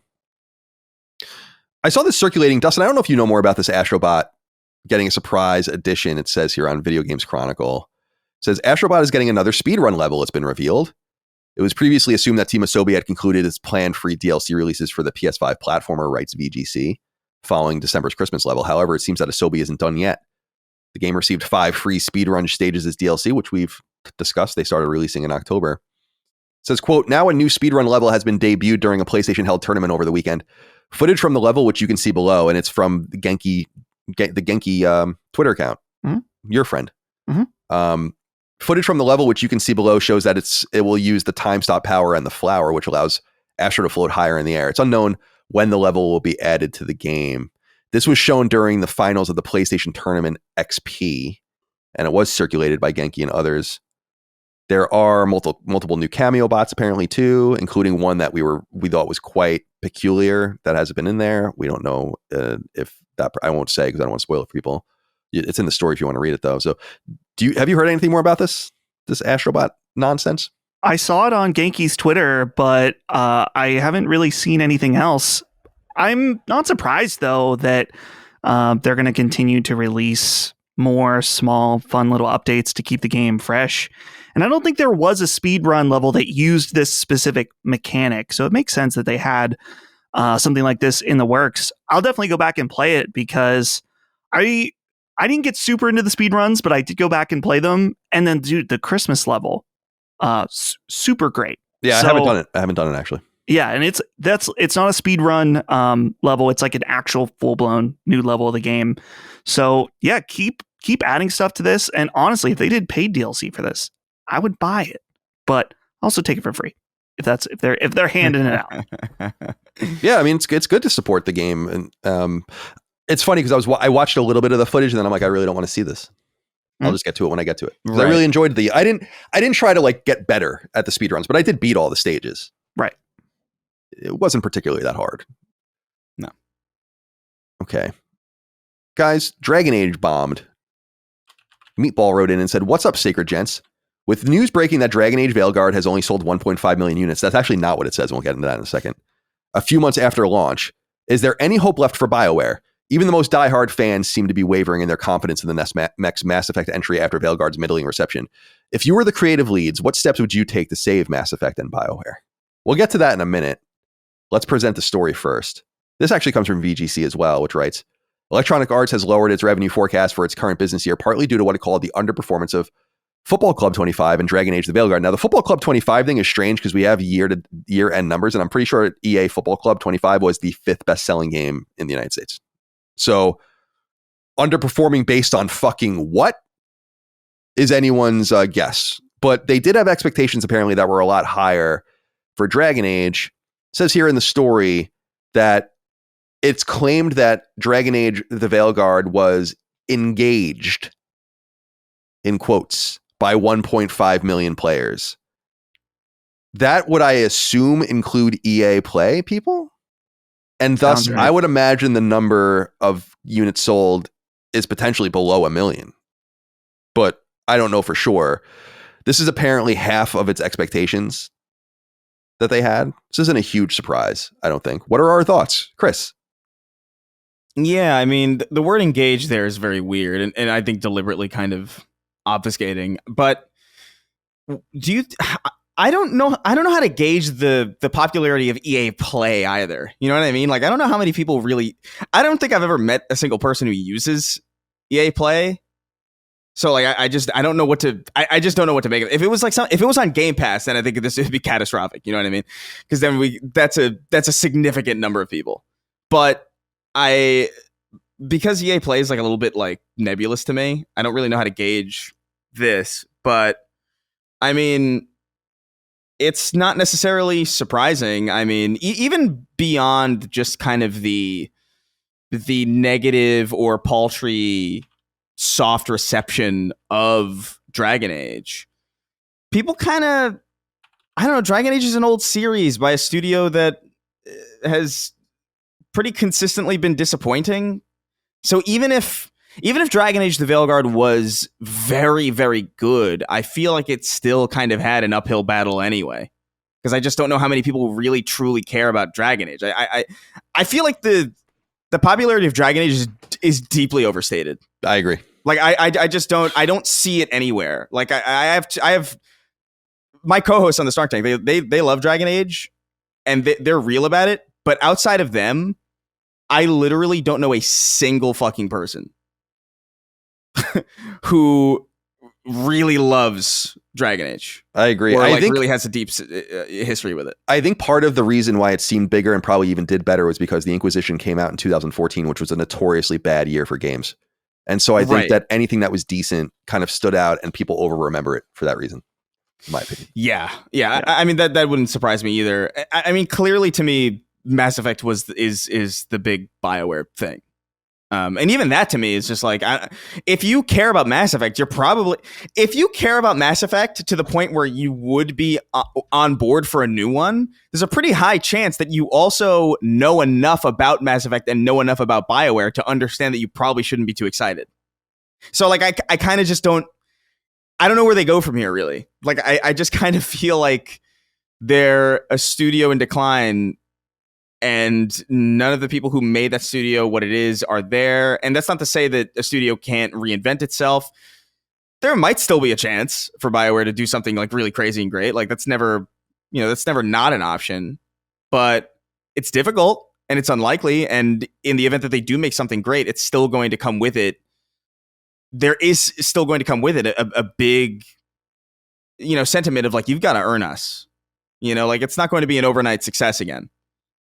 Probably ever. So I'm not surprised that Dragon Age underperformed. I feel like the writing was on the wall for a while. I don't want people to lose their jobs. Sure. So I don't want to sound too extreme, but it's like, why even bother with BioWare anymore? It's just not reassign your people to some other studio or make something new. Get rid of that name. Get rid of the burden of it. Get rid of this idea of doing a new Mass Effect game, which I know they're going to do. Apparently, it's very far away from being released, like years away, which is good. But who cares about this team anymore? I hate to be so blunt, but dude, Mass Effect 3 was 13 years ago. It's no joke. And even that people had problems with. Right. It was a long time. I mean, we're talking about 2012. That was the last time they released a game anyone liked. Nonetheless, you have Anthem, you have Mass Effect Andromeda first, and you have Anthem, then you have this Dragon Age game. And I know, like, Jaffe liked the Dragon Age game. I know some people like the Dragon Age game. It just seemed pretty obvious to me. Listen, typically speaking with this culture war shit, you guys know where I stand. I think a lot of it is overstated. I think a lot of it is overwrought. It's needlessly hostile. It's all of those things. This is one of those games where I'm like, what are you guys doing? Yeah. The scars, the boob size thing, the weird trans storylines and the pronoun storylines, and it's fucking weird. And I think that kind of stuff did turn a group of people to buy a Dragon Age game. You have to be engaged. It's not a casual game, and it's not a mass market game. The more engaged you are in games, And the more those kinds of games come out and the more you pay attention to them, the more you're going to be exposed to this sort of thing on TikTok or on Instagram or wherever you are. And I do believe that for games like that, that kind of stuff does matter. And you see it affect other games too, like the mismanagement of the pre-release environment. And some of that stuff came to fruition. In other words, what I'm saying is it seems like one of those examples that kind of wasn't actually exaggerated. Unlike a Tales of Kenzera or something where I went on a big diatribe about how that was completely distorted and misrepresented. This, when I watched some of these scenes for minutes at a time and I'm like, this is fucking horrible. Yeah, they're terrible. Yeah. They're terribly written. It's insane. And I think to me, it's like, I look at a game like this and I'm like, it's a pretty clear example of like, listen, if you're going to, I'm really not opposed to like writers like tackling, whatever the fuck they want to tackle. But if you're going to tackle something that is, I guess, politically modern or, politically, I don't know, even just political, you've got to have tact and you've got to be skillful at doing it. You can't just like, I say a lot of shit on Twitter or I think a lot of things. So let me just try and write my opinions into this medieval fantasy game. That's exactly right. Like, it's just, it doesn't work that way. Like, you got to know how to do it. And it bothers me too, because it's like, dude, I know very little about most things, but I look at some of these scenes and I'm like, you really like specifically like the Tosh character. I don't know. She's the Canary, like the non-binary Canary or whatever. What the fuck is a dark fantasy creature person saying the words non-binary? I don't know. That's first of all, that's a computer term, like partially. So I'm like, I don't know. This is not how you're supposed to do this. There's so many ancient cultures that talk about like the fluidity of like femininity and masculinity that you could have borrowed language from that would have made it grounded in the fucking world and wouldn't have felt so fucking weird. But you use Twitter speak instead, and you've got to come to terms with the fact that you're not. Just because you believe something doesn't mean you're a talented enough writer to get that point across to every single person in a way that makes sense. Mm. And just like stay in your fucking lane, at a certain point. Like if you can't be doing this shit. Well, apparently the director is out. That person, she went to a different studio apparently, although it's unclear where they went. I highly doubt they'll ever be able to direct a game again. For sure. So there's that. Here's what I feel about BioWare. And I said it earlier, just get rid of this team. Don't fire the people. Just let them rebrand and like re-identify themselves. There's too much baggage. They're not, again, it's what Dustin always says about the ship of Theseus. This is just not BioWare. This is a major reason why I think that brands should be ephemeral in the game development space, ultimately. Whether it's 10 years, 20 years, whatever it is, but when your key people are no longer there, you're not the band anymore. You're a cover band. And sure, yeah. This is why I think that there should be more free association between entities to just make games one-off, like I've said before, like movies are made with one-off production companies that are that house this one movie, and they all get together and they spend time making it. And then they go on their separate ways. And then you make things with intention as opposed to having to fulfill these obligations that you're frankly incapable of fulfilling. And no offense to the BioWare that's constituted today, they were incapable of fulfilling the expectations of Dragon Age, and they are definitely incapable of fulfilling the obligations of Mass Effect. I'll just tell you that right now. Yeah. If they can't deliver on Dragon Age, they're not going to be able to deliver on Mass Effect. And yeah, go ahead. Well, I was going to say, like, I kind of wish I kind of wish the games industry was a little bit more like film, in the sense that like we more accurately attributed the things that are created to the individual people who are at play. Like if it would be like if Quentin Tarantino makes a movie for like Paramount or, some other, film house or like some other entity, there's like a language there that could be like, it doesn't necessarily matter if it's like from this studio or from that studio. It's this guy doing it. It would be like if I kind of wish it was more like that, in the sense of like, okay, well, this person's going to make a game at Insomniac.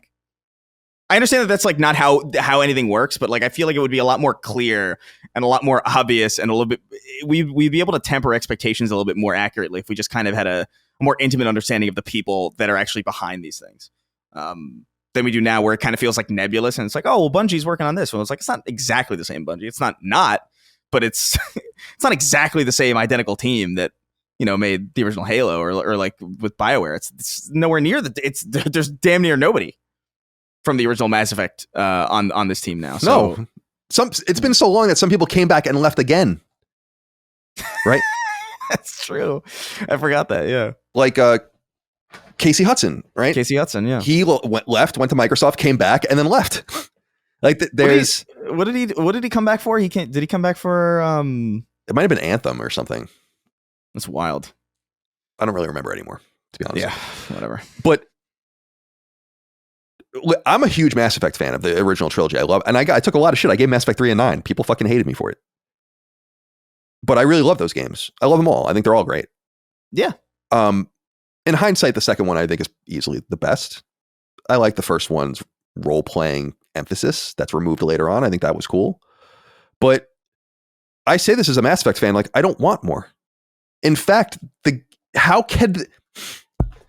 is the thing that bothers me so much is, and we've said this in the past, and I guess it's kind of a spoiler, but not really, is that the end of Mass Effect 3 is so final in some ways that the only way they could continue the story was to go to another galaxy. Yeah. We don't need any more. It's over. It's done. Best you could do is Baby Shepherd, little Baby Shepherd adventures. Right. Like prequels, and they've lost their opportunity to do this too, but like a prequel about the Turian War or like the First Contact War, like when the humans first realized they're not alone and all that, that would have been dope as fuck. Go backwards. But even then, it's too late, in my opinion. Like you've ruined first of all, the zeitgeist of Mass Effect is long over, but you've ruined the reputation of the series. And now we have to wait all of this time. Just unencumber these people from this and let them make something of their own. There's no, if they're not tied to this legacy, they could potentially make something even better. I doubt it. But the BioWare of old is done. It's been done. It's been done since the PS3 era. Yeah. So it's what I said about Bloober Team. With Mass Effect, force yourself to not get excited because there's no reason to be excited, and then be pleasantly surprised if it ends up being great. Very similar to Bloober Team. Bloober Team didn't deserve your high expectations at all. So that it was good to go into that with an open mind, because then it ended up being so much better, and they reached a new echelon of game development. And I doubt BioWare is in that, but you definitely should have low expectations and then let them be exceeded. I just don't get it. Make new things. It's okay. It is crazy. It is crazy. You saying that sentence really put into perspective the fact that like there's a Bloober Team game that is better than the most recent Dragon Age. Or it is better than the most recent BioWare game. And it's just like, man. It's sorry. It's crazy, in my opinion. I just don't understand what I truly believe that I can make better decisions than a lot of these companies. I don't get it. And I believe that many people listening to the show have better instincts. And I don't think EA is a particularly badly run company either. I don't know what's going. I mean, Andrew Wilson is often talked about as being courted to be the CEO of Disney. That's no joke. He's been the CEO of EA for a long time. But I wonder, there's a blind spot with BioWare. I've said this before to you, Chris, like long ago, and we've said it many times, is that I just don't think EA can close BioWare, because I don't think that they can. That's like the last nail in this coffin of them just buying shit and shutting it down. There's basically nothing left after that. And it's a huge reputational risk, but I think they realize they just have a different entity under their hands under the same name. And I don't know how it's going to work out for them moving forward. We'll see. Yeah. All right. Insider Gaming, Tom Henderson reports ESRB rating suggests Resident Evil 6 is coming to Xbox Series S and X. There is no rating, and I'm looking at it now. It's still not rated for PlayStation, so it's unclear if this is actually just going to be a thing that comes to Xbox. I doubt that.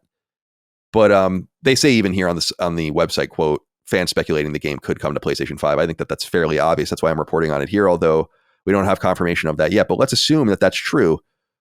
Of course, Resident Evil 6 came to PS4 in 2016 and is thus already kind of playable natively if you want. And the PS5 version, I assume, would just get it running maybe at a higher frame rate or something. I don't know. The game runs natively on Xbox One as well. That came out in 2016 as well. So it's not like this game is just being ported to the Xbox Series for that purpose. Of course, it originally came to PS3 in 2012. I'd be interested to play this. I don't know why I've put it off for so long. It's the one Resident Evil game I have never played. I have no experience with it because people hated it so much that I was quite put off by it, actually. Are you guys, Chris, what are you going to say?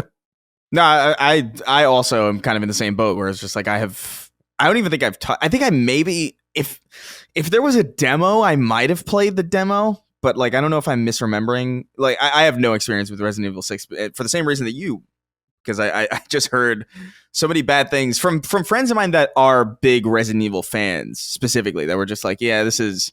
I think I heard somebody say like there was one because it's multiple stories, right? It's like multiple right. It's supposed to be like vignettes, I think, of some sort. Yeah, it had like a kind of almost like a Battlefield 1 kind of structure where it was just like kind of like several stories of different characters. And I think I remember hearing that, yeah, it's not very good. There's one person's story. I can't remember if it was Chris or Leon. I don't even know if Chris and Leon are in the game. I'm pretty sure Leon is, but one of the stories is worth playing, but then the rest of them are kind of shit. That's what I would hear. That's what I was hearing. Yeah, it's Leon, Chris, Jake Muller, and Ada Wong. Yeah. So like I think I was hearing that either Chris or Leon's story was good, but the rest of them were kind of like and that was kind of not very compelling to me. So I was just I kind of let it pass by. But yeah, it's the one game I think maybe with the exception of I never played Code Veronica either. That's the one that's the glaring one. But this is the modern one that I haven't touched. Yeah, I'd like Code Veronica. I think is along with Zero incoming in some way for maybe a remake. I don't think we've said before 5 and 6 they can kind of stop. I don't think they need to remake those at that point. Really, especially they're so much more action oriented. I don't think you'd even want to use the resources, but I am kind of compelled by this coming to PS5. Should it come to PS5, I think it will. Dustin, surprisingly, 13.8 million copies sold of Resident Evil 6. Dude, they're riding high off of 4 or 5 still at that point. Yeah, I think so. I actually think I'm going to end up playing this game this year. My good friend Brandon, as you guys know, he on his show, my old show, HB Podcast, they have like New Year's resolutions for gaming, and his is to play 1 through 8 Resident Evil this year. I was like, dude, I've never completed 5 and I've never touched 6. So if you want to do the co-op, let me know. Yeah, so 5, I think, very co-op heavy. Yeah, so we're going to do that at some point this year, but I've always heard this game's not very good. But I've already played most of the Resident Evil games, many of the core ones. I've not played or completed 5, 6, never touched 6 at all, and I haven't played 0 or Code Veronica. And then of course there's like Revelations and shit, but that's kind of not one of the core ones, I guess. So I would like to play this, even if it's bad. Maybe it's so bad it's good at this point, like some just crazy over the top shit. So I'm excited to play it at some point. It is a little weird that it's getting a PS5 version. I don't really know what they're going to do for it, unless this is going to be something slightly bigger, like more of an upgrade, maybe not a complete remaster, certainly not a remake, but it's perfectly, as far as I know, it's perfectly playable on PS4 on PS5. So maybe they're doing like some kind of big Resident Evil collection at some point, which would be neat, but maybe not. Yeah, I appreciate their high quality, their look at going backwards and just making everything in the highest quality possible with the older games, and then making things just available on the newest hardware in nice shape. At that paradigm shift, I think, where games become more playable in the PS3 era and thus don't really need to be fully remade, which I think is great. Okay, well, we'll keep an eye out for what's happening here as we move forward with Resident Evil 6. Speaking of survival horror, Push Square reports on an ESRB rating for Silent Hill F. You guys might remember that Konami broke out back in late 2022 with a bunch of new Silent Hill announcements and a series of games. And one of them was a NeoBards developed game called Silent Hill F. And there was a rumor that this was maybe the next mainline game, and they write that as well in the Push Square story, which is cool. So it takes place 10 years after the last mainline Silent Hill game, Downpour, according to its Wikipedia page. And the ESRB rating seems to indicate that it is coming this year. Pretty exciting. Konami being a little more aggressive according to the Wikipedia page, quote, in a departure from the majority of previous entries in the series, the game takes place in the 1960s rural Japan instead of the titular town. So there's that as well. So a little bit of a historical look, which will be cool. And it was kind of fun playing. Silent Hill 2 Remake takes place in 1983, right? Or at least that's what the calendar said in the game. I don't know if that's actually true or not. It didn't feel like a modern era game. There was no computers or not sophisticated technology. I guess there were maybe some desktops and stuff. Anyway, any interest in this Silent Hill F? We don't know anything about it. There is a trailer from 2022 that was released that was just a cinematic, and that's it. So we have no idea what it is. Yeah. Well, Silent Hill so far, they are 1 for 3, right? Because there was that weird interactive Silent Hill game that was terrible. What was it called? The Last Memory or not that. That was. Silent Hill Memories might be that free one. No. I'm looking it up here. There's too much shit. It's the short message. Short message. Yeah, there it is. God, that wasn't very good either. But Silent Hill 2 Remake, of course, was excellent. So this one is definitely more Japanese focused, it seems, in terms of its setting, of course. So the cinematic trailer for it looked like it had an interesting direction. So we'll have to see. I want to see gameplay though. Any thoughts here, Chris, before we move on? Yeah. Did you like Silent Hill 2? Yeah. No, I thought Bloober Team did a great job. Yeah, me too. But to me, I don't know. Silent Hill 2, I feel always had, and I was saying this from the first time we saw it. Like I kind of feel like there's a limit to how bad that could be because the blueprint is critically acclaimed.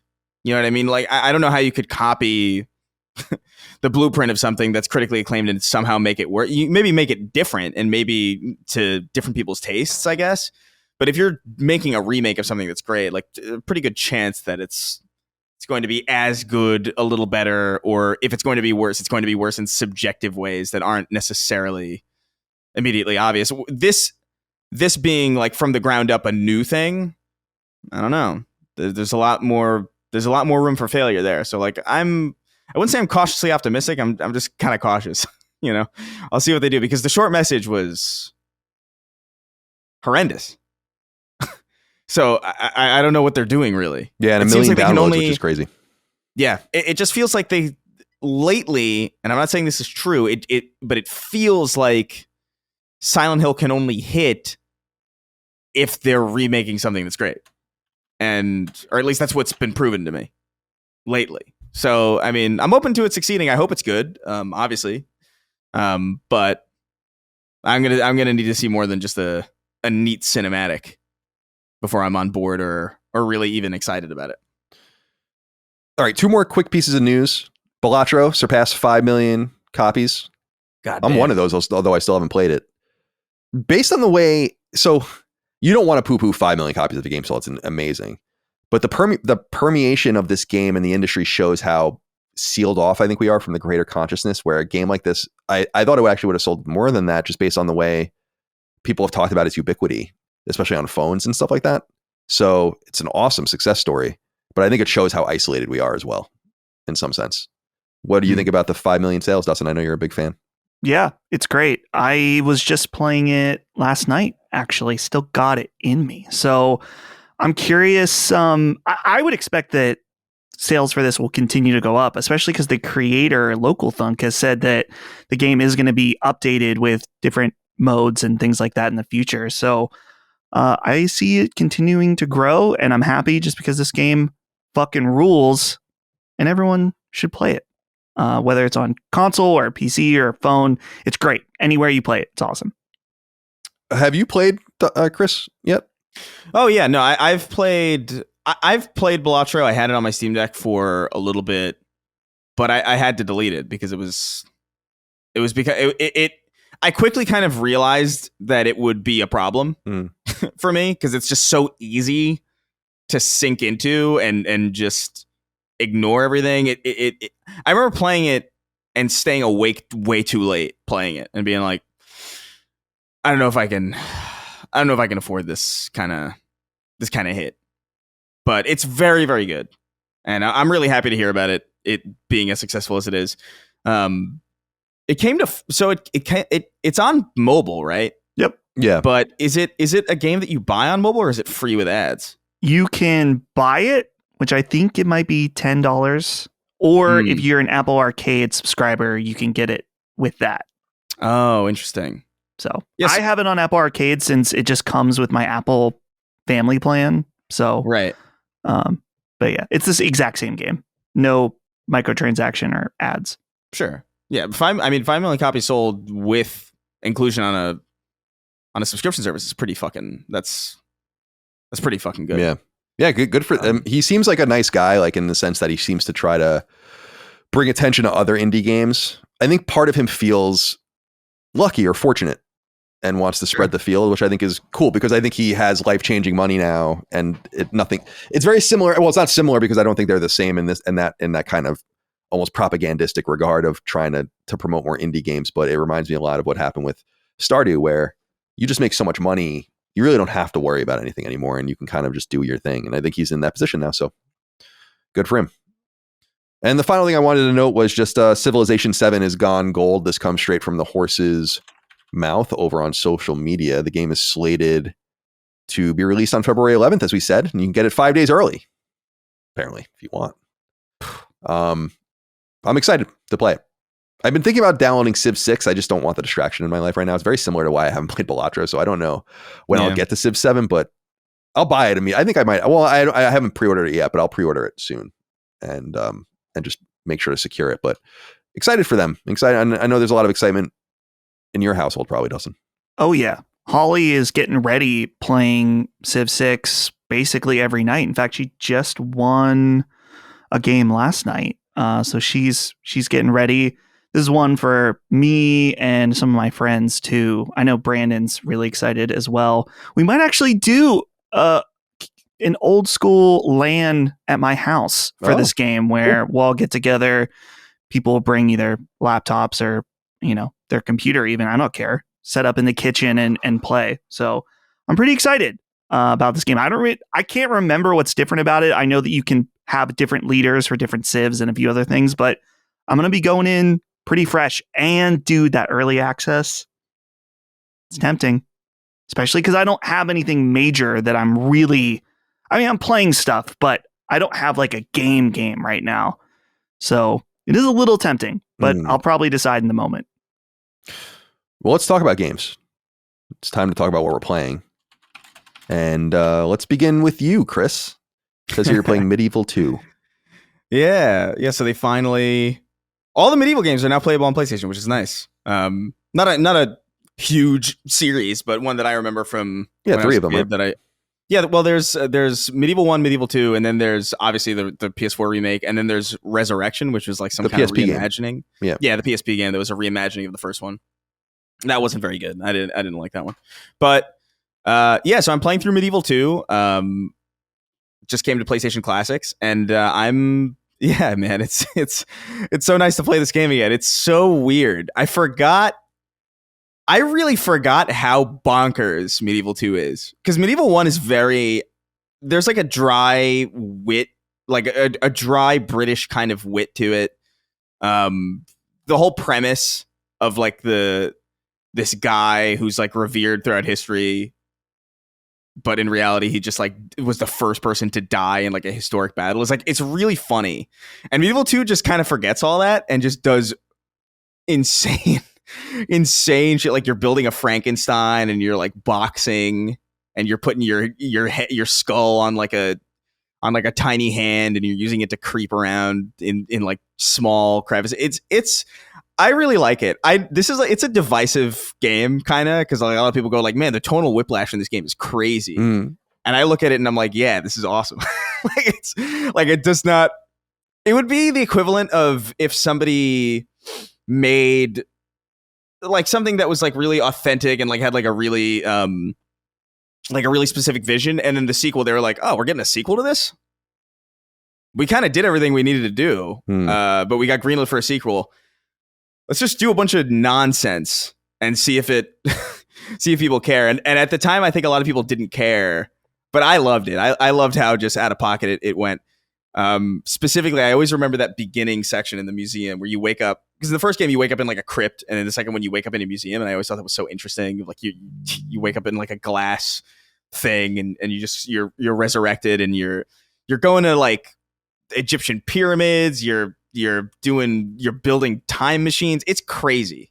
It's really wacky and fun, and it's very silly.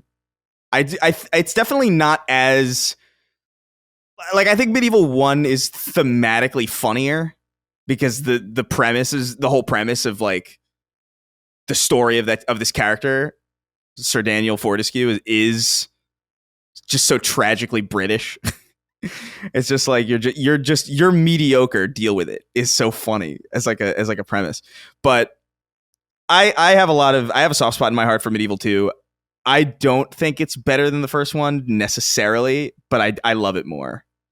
Specifically, the first fight in the museum. There's the boss fight in the first level in the museum is with like this giant dinosaur skeleton that's also reanimated because you're in a museum, and I love that idea so much. It's just brimming with like really weird, interesting twists and really strange. Like there's like a level where you're in a freak show and you're just killing bearded ladies. It's awesome. I love it. There's a funny screenshot on PSN of like a massive pumpkin going like rolling at you or something. That made me laugh. Yeah, there's a level in like this haunted garden where like pumpkins are like, there's pumpkin creatures and they're like biting people and like infecting them and turning them into pumpkin people, and you've got to like cure them, and like you can lose all of them and like they'll die, and it'll say like one good soul has been lost or something. And you have to build a Frankenstein at a certain point, and you have to collect his ass. It's ridiculous. It's so stupid. But I was giggling like a chimp when I was playing this game. It's fun. It's nice. I haven't played it in, oh my God, probably I haven't played Medieval 2 probably since like 2006 or something. So it's been a while. It's not what I remember at all, but in some ways I'm like really happy about it. So yeah, it's been nice to dive into it. I think I'll try to get the platinum. It doesn't seem too hard. Yeah, most of the classics don't really get crazy. So yeah, like it's like a little time consuming, and I might have to consult a guide. And I actually might want to maybe jump into maybe platinuming the PS4 remake. Also, maybe I did platinum that. That's easy enough, as I recall. Yeah, but I like Medieval. I like Daniel Fortescue. I think he's just such a weird. There's something about that character design that I really love that character. Like from a design perspective, just like drawing him and his like weirdly shaped skull, and the fact that his jaw's missing and he grumbles and he doesn't speak.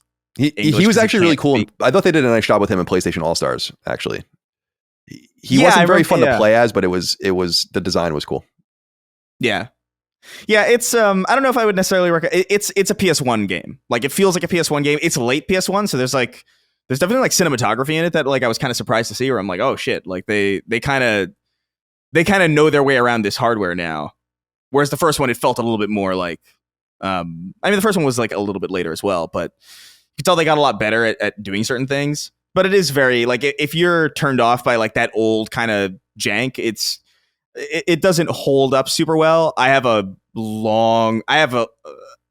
soft spot for that. I have a really, I could just turn my brain off to like caring about that stuff. But I will say the camera is inverted, and thank God for the whatever the PlayStation uses for emulation, where you can go to the in UI start menu and remap the controls. Because I just remapped basically like right means left means right, up okay, means cool. down. So I found a way to like trick the game into playing normal, because otherwise I don't know if I could have done it. Yeah, that's interesting. It's interesting. Little tip and trick for those games. If you're not aware, you can fix inverted controls in old games that don't allow you to do it in the game itself. So definitely try. If that's ever put you off a game before, I would recommend maybe going in and maybe fixing that and seeing how you feel about it. But, I think that's called the Syrup engine. What they use, I could be wrong. I don't know. Whatever it is, it's come in handy a number of times already playing these old classics. I don't know what the hell was up with PlayStation Classics and inverting the camera on purpose. Some games were inverted and some weren't. That's why I think that I was taught unintentionally to be inverted by something I was playing. It might have been GoldenEye. Yeah. Actually, GoldenEye was inverted by default? I think so. That's great. I don't even remember that. God Could be damn. wrong about that, but I think so. Yeah, but that's it. I'm still playing the Outer Worlds, by the way. But like, I'm not gonna, I'm still working on it. You won't belabor the point. Yeah, I still feel the same way about it. I'm working my way through it. I think I'm at the end, but there's also DLC, and I don't know if this is one of those games where like I can get to the DLC after the game ends, or if I should. So I'm trying to figure out. I'm around the level that I should be when I start the DLC, so I might just like jump into the DLC and try to knock those out real quick before I finish the main quest. But I'm liking the Outer Worlds as well. But those are the only two things I've been fucking around with. What about you, Dusty? Yeah, so I'm still playing Final Fantasy 14. I am on Heaven's Word. I gotta say, guys, I'm bored. Shocking. I'm worried though. I'm worried that I'm the meme of the guy. That's, the diamonds. Diamonds, dude. Yeah. I can't let that happen. I've committed to beating Heaven's Word. I'm going to do it. Not necessarily. I might put it down for a little bit, but I'm going to do it. It's just so far. I'm probably at the beginning of it. It's just nothing. It's moving so slow, and I understand that it's still going to be MMO style quests, but it's like, dude, there's not much going on here for me, really, at all. So I'm kind of just slowly working through that. And the other thing, which I don't want to put, I don't want to say too much about it because I don't really I haven't played it enough to really know, but I started Kingdom Come Deliverance. And man, this game also, the beginning is so boring. It's so boring. In fact, I was talking to Jimmy about it. He's like, just, muscle through the first 2 hours of the game. That's what Micah experienced too, I think. She's like obsessed with it now. So that's what I'm trying to get to that point where I can be obsessed with it. The beginning is so long before like the game really gets started. I actually just got to the point where the game kind of lets you do what you want, but not quite. The thing that when I last sat down to play, they're like, go talk to this guy and he's going to train you on sword fighting. I was like, great. So I go and navigate there and they're like, my character's like, oh, he's not there because it's nighttime. Come back tomorrow.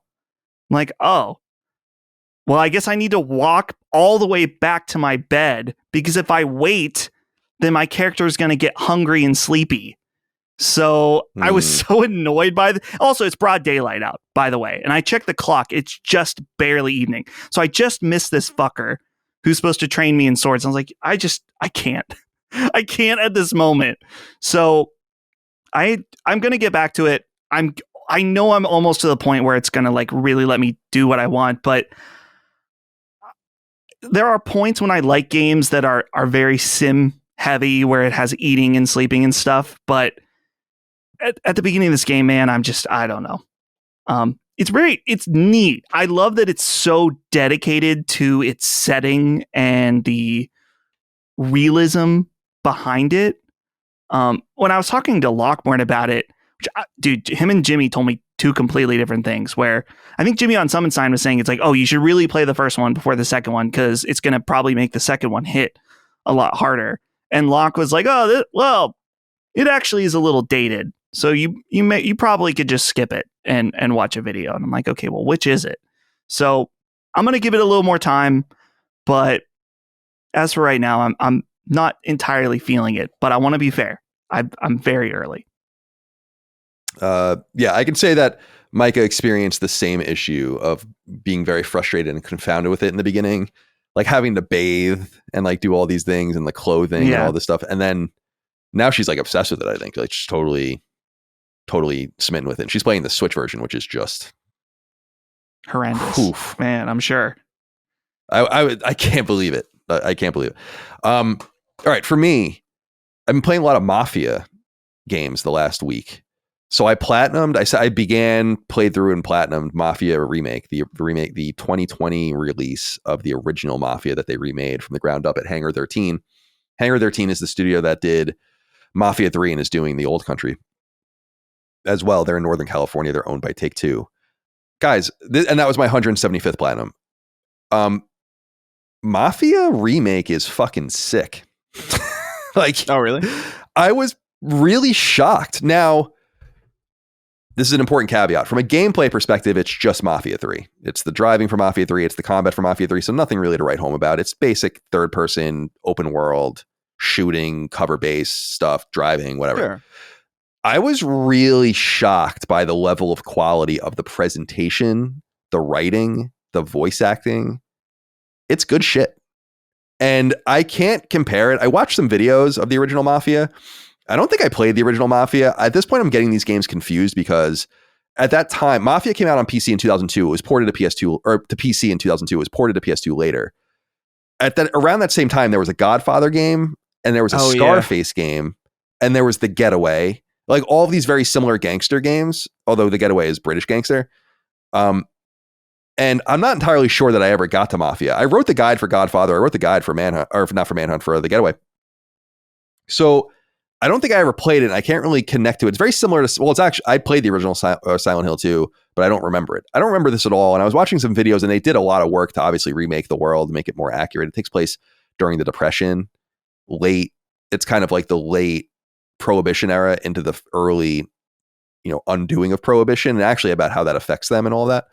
But it's really good. It's really good. Like I highly recommend it. Highly, highly recommend it. Just from I think the gameplay is totally functional and actually quite fun, but the storytelling, it was quite engaging. It's about a taxi driver during the Depression he's just driving around taking fares, and these mobsters like that just got into a gunfight jump into his cab and like tell him to drive, and how he got to get sucked up with into these guys' organization, sucked up into their ordeal over the years. And ultimately he's telling the story to a cop, like a detective at a diner after the fact. And so it constantly goes back to that scene, and it's them sitting, eating like different like now they're drinking coffee or whatever. And he's smoking cigarettes and he's explaining. So like, then this happened, and he's getting all this feedback that's giving him new insight into the events that happened. It's really cool. Story was kind of surprising where it went. I didn't expect where it was going to go. It's nothing crazy. I think it's more about the adventure than about and the journey than about the ending. But I was, I don't want to say blown away, but I feel like it was incredibly high quality. More so than I thought, I guess, that it was going to be. So there's that. And I do recommend that as well. And then I was really into Mafia 1. And by the way, a couple things. I played it on the hardest difficulty level for the Platinum, which is very hard. It's classic difficulty. There's like easy, normal, hard, classic. And there's the fifth chapter in the game. It's not a spoiler, but like you have to race these other drivers, and it's really fucking hard. And there are trophy guides that suggest that you just play the game on easy and get all, or normal or whatever, and get all the collectibles, and then just play through it again just to steel yourself for this particular drive. But I just did it in one playthrough, and it took me about 3 hours to win the race. But I did it.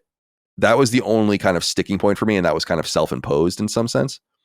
The other thing that I was surprised about with it was, and this is like Mafia 3 as well, is that the world is quite big. And if you don't do any of the side quests or go get the optional cars and the collectibles and stuff, you don't see almost any of it. And it's really impressive how much there is, how much of a world they've built. It's a fictional kind of Chicago-like city. It's supposed to be in Illinois. So then I started playing Mafia 2. I played Mafia 2 back on PS3 in 2010. I platinumed it at that time. I don't remember it at all. I'm probably 20% of the way through it. I'll get through that and then maybe move on to Mafia 3. I'm just in the mood for these games. I think I'm really feeling them. And we got a letter here from Jeremy Jones, who said, Colin, did you actually play PSVR 2 like you said you were going to? I recently got mine out after almost 2 years, and I have to say I enjoyed playing with it. Walkabout Golf was completely revolutionary to me. I did. So I already owned Arizona Sunshine. I either bought it on PSVR or got a code for it at the time. I really don't remember. So I paid the $10 for the upgrade, and there's like a remade version on PS5 that's just much better. I've played the first 2 stages, and I really love it. There's a major problem, guys. This game makes me sick. And I'm bummed about it because I really like it. It's super fun. When I first started playing it, there are these different control options. Have you played Arizona Sunshine, either of you guys? No. Okay. Yeah. It's a first-person shooter. I played it on, I think I played it a while. I played the original. I didn't play the remake. But I had the same problem where I can't play I don't know, man. It sucks. Because I like VR, but it just makes me nauseous. It hurts my head. It hurts my eyes. I can only play for like 30 minutes at a time, 40 minutes at a time. Yeah, if that. Yeah. for this game specifically, that's what I wanted to get into a little bit. I don't know if maybe I've changed because I don't have an insane amount of VR experience, but I've played VR over the time for 10 years now, before PSVR, when I first played Valkyrie and all that stuff on, that had been the original Oculus. And there's something about this game that doesn't sit right with me, and I'm trying to figure out. I think it's because it's like unlike a game that I've ever played before in VR. There are different control options that I understand better now. So when I turned it on, I actually wasn't impressed with it. I was like, this is really fucking annoying, actually, because you couldn't turn around on a snappy. You could like snap from position to position, almost like a rail shooter, but with a little more control. And then I realized like there are these different options where no, you can actually free roam around the map entirely. But it seems like, and that's the way I've been playing, and that's the only way I would want to play. Otherwise, I'll play fucking Time Crisis or something. But I realized that it was that level of movement that they're trying to kind of dissuade you from, because it probably does make a lot of people sick. And so I'm disappointed because I like it. It's actually quite compelling. You got your guns, you're reloading the guns, emptying the clips, the zombies are everywhere, you're fucking headshotting them. It's quite scary when you're being attacked by them. There's mild puzzle solving, like finding a key to a car or something.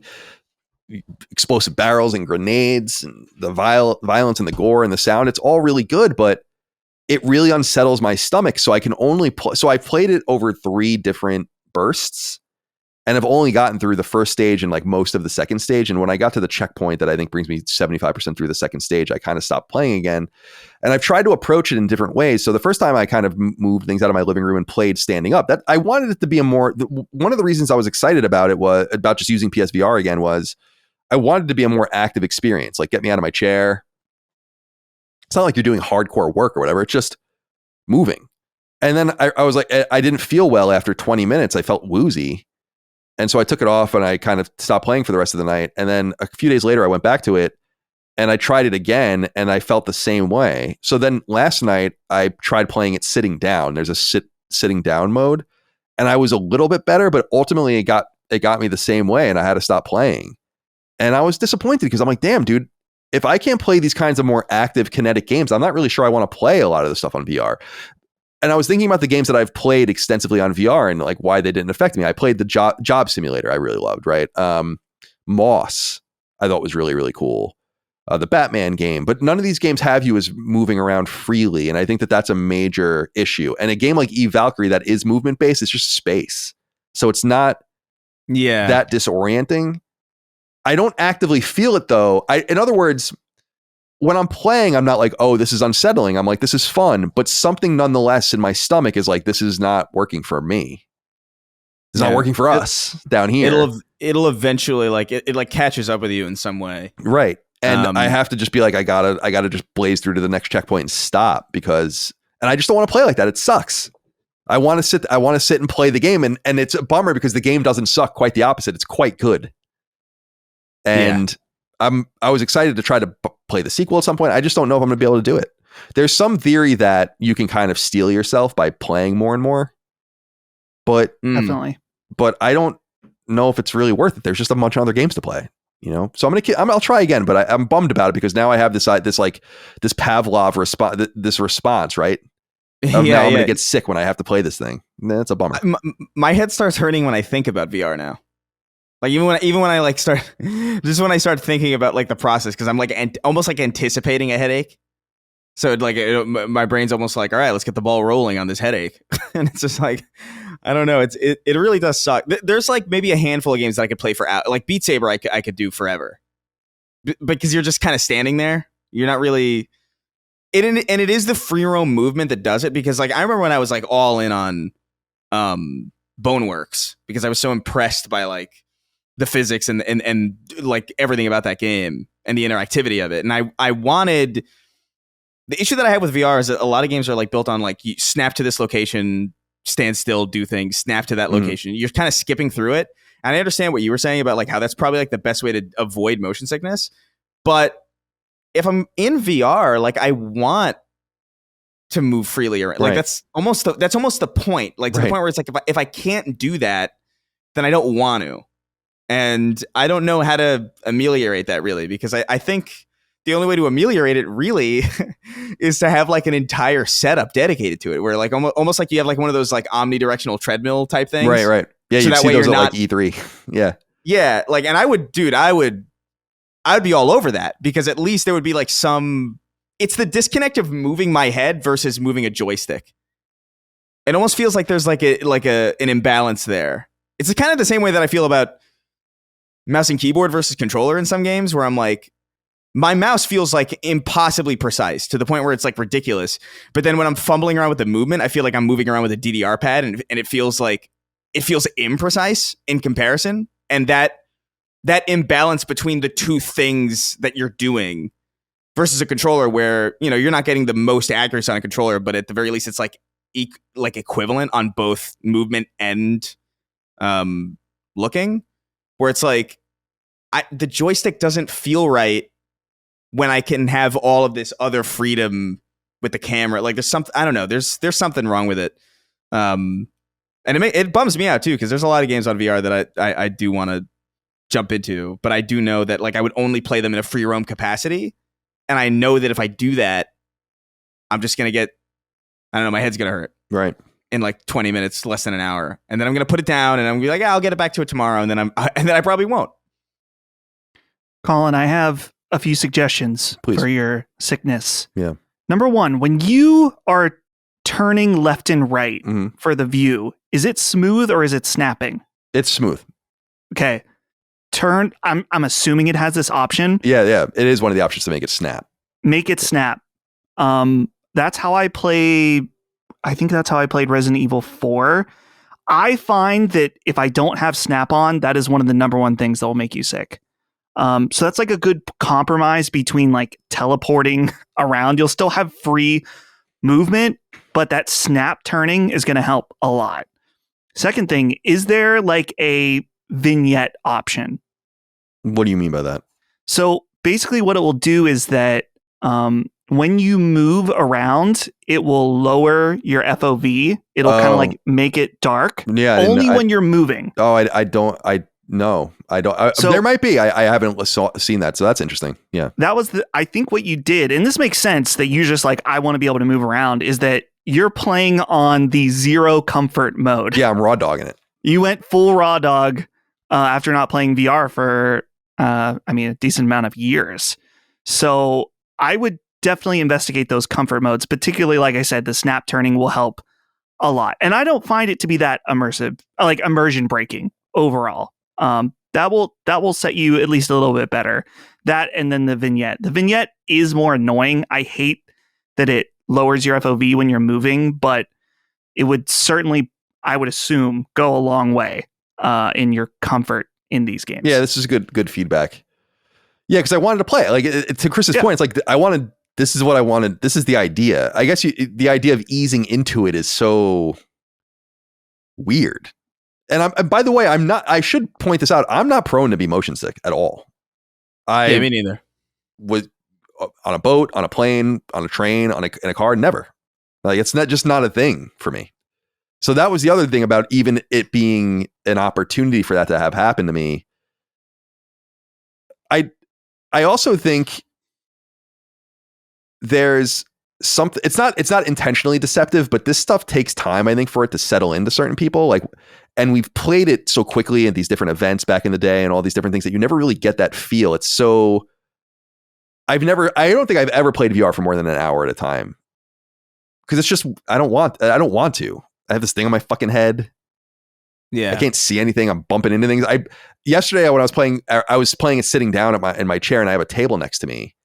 And I went to like grab ammo, and I punched my fucking DualShock like straight off the table, like onto the hardwood floor, like just like with all this force. The controllers are cool. I don't know how they know that the protective the band. Yeah. It knows if you have it on or not. Really? And I have no idea how it knows. That's weird. Like there was a part where it's like, no, we will not let you advance until you put the thing around your arm. And I'm like, what? How do you know? So I did it, and then it let me go forward. That's very interesting. I've never seen that in a game before. And then I have to admit, I remember saying this when the time comes. It's like a child playing with the toy, like the different things where you put the shapes in. It takes me no fewer than 30 seconds to put the controllers on the dock. Oh, like, I'm like, I don't understand. I don't know why I don't get it. Like, I don't get how these are supposed to sit in here and I have to like turn them until they get in. I feel like nothing makes me feels stupider, or am in fact stupider than using PSVR. So yes, I tried. I was excited about it, dude, because when I first started playing it, you're in this like, it's in Arizona, obviously, but you're in like a desert little setting and the zombies are all around you. And I'm like, this is fucking dope, dude. Yeah. I was like, damn, this is fucking cool. 10 minutes later, I'm like, I feel like I'm going to puke. Mm-hmm. It's the motion, dude. Because like a lot of the VR games you play in the past, like Job Simulator or whatever, is like a very stationary thing. And even something like Eve Valkyrie, to my understanding, a game where you're moving in a vehicle, you have like the dashboard, or in Eve Valkyrie, there's like the bars that go across and the, stuff like that. Having those grounded things that don't move is helping the illusion in your brain that you're not moving and make you not feel sick. But when you're in a game like Arizona Sunshine that has free movement, that's when your brain's like, whoa, I'm seeing like I should be moving, but I'm not. Mm-hmm. And that's what your balance and equilibrium get just completely fucked. Definitely not designed to have a screen strapped to your face. No, my body has no idea. My body's horrified. My body has no idea what's going on. None. So I'll keep going. I brought it down into the living room, which is much more accessible, because I think part of it was I had to set up in the loft and I just never go up there. So that was part of it. I was like, yeah, I'm just going to do this. Mike is in Switch mode. Now she's getting like a portable computer type tablet handheld thing. Oh, she got the Logitech. I saw that. Yeah, well, she wanted it because she could. Yeah, but I understand the argument about like she has such a physical presence on Xbox that apparently is not doable on some of these apps or something. That's what she was explaining to me. I don't know anything about it, but I was telling her like it's so cheap comparably that it's like if you really like it, you can just upgrade later. Plus, there's going to be a portable Xbox in the next couple of years, so right, she'll get into that as well. I'm just glad that she's going to play Kingdom Come Deliverance, because she was like, I don't really want to play an Xbox right now. And I'm like, but you're not going to get Kingdom Come Deliverance 2 on Switch 2, I don't think. And if you do, it's going to be not good, I don't think. All right, my friends, let's get into the news. We have 2 news items to get through, but I wanted to begin actually, and the reason we started recording later than we usually would, although you wouldn't know that if I didn't tell you, is that because Xbox had a press conference of sorts with some new game announcements, and mostly, I guess, not so there's a major reveal, but release dates for games. And this is going to become more relevant for us on this show because a lot of these games are going to be coming over to PlayStation, as we know. So there are 3 big things that I wanted to get into with you guys. We could talk about them however you like. Ninja Gaiden 4 was announced. We'll obviously get into that. There's a release date for Doom, and there's a release date for Expedition 33. So let's talk about each of these in turn. Now, I need to be totally honest with you. I didn't watch the press conference, mostly because I don't want to see any more of Doom, and I don't want to see any more of Expedition 33. So I was just reading press releases. However, I did watch the trailer that was released for Ninja Gaiden 4, and I don't give a fuck about South of Midnight. And that's not announced for PlayStation yet either, although I'm sure it's coming at some point. So let's begin with you, Dustin. Do you want to talk about any of the stuff, specifically Ninja Gaiden 4? Platinum? Yeah. Let's start there. This is a big surprise. Yeah, go on. Dude, Ninja Gaiden 4 looks amazing. And at some point I played one of or at least like the beginning. I think it was when I was pretty young on the original Xbox, and it was way too hard. So I don't have a lot of familiarity with the newer 3D Ninja Gaiden games, but watching the gameplay of this, holy shit, looks awesome. And the other thing too that I was thinking is that this is a Ninja Gaiden game that is being co-developed by Platinum Games. And I imagine that most Ninja Gaiden fans, that this would be like a dream come true scenario. And it looks incredible. I'm also really interested. They announced a Unreal Engine 5 remaster of Ninja Gaiden 2 Black, right? That's available right now. Right. It's out on PS5 as well. So I might go pick that up later today because I'm very curious. This is obviously very much in line with my weebish sensibilities. So I'm very curious. And I was just really, I had seen the rumors that it was possibly going to be a new Ninja Gaiden game makes sense. They have the 2D one, so there's like a little bit of the old, a little bit of the new. But I wasn't expecting to be that impressed with what I saw. So pretty cool. And this is like now probably one of my new highly anticipated games coming out this year. Yeah, I'm kind of confused because Ninja Gaiden 2 Black is the 2008 Ninja Gaiden 2 that came to PS3 as Ninja Gaiden Sigma 2. Is that right? I don't really understand how these all fit together, to be honest. Me neither. All right. So, but Ninja Gaiden 4, yeah, Platinum. I'm a little more skeptical of Platinum than I think you might be at this point, but I'm sure they're going to do a nice job with it. I don't think Team Ninja would. Well, I mean, it's not every Ninja Gaiden game has been great, to be honest, but the action-oriented mainline Ninja Gaiden games are a big deal. I think it looks great too. Chris, where are you on Ninja Gaiden 4? Yeah, fall 2025, by the way. Yeah, fall.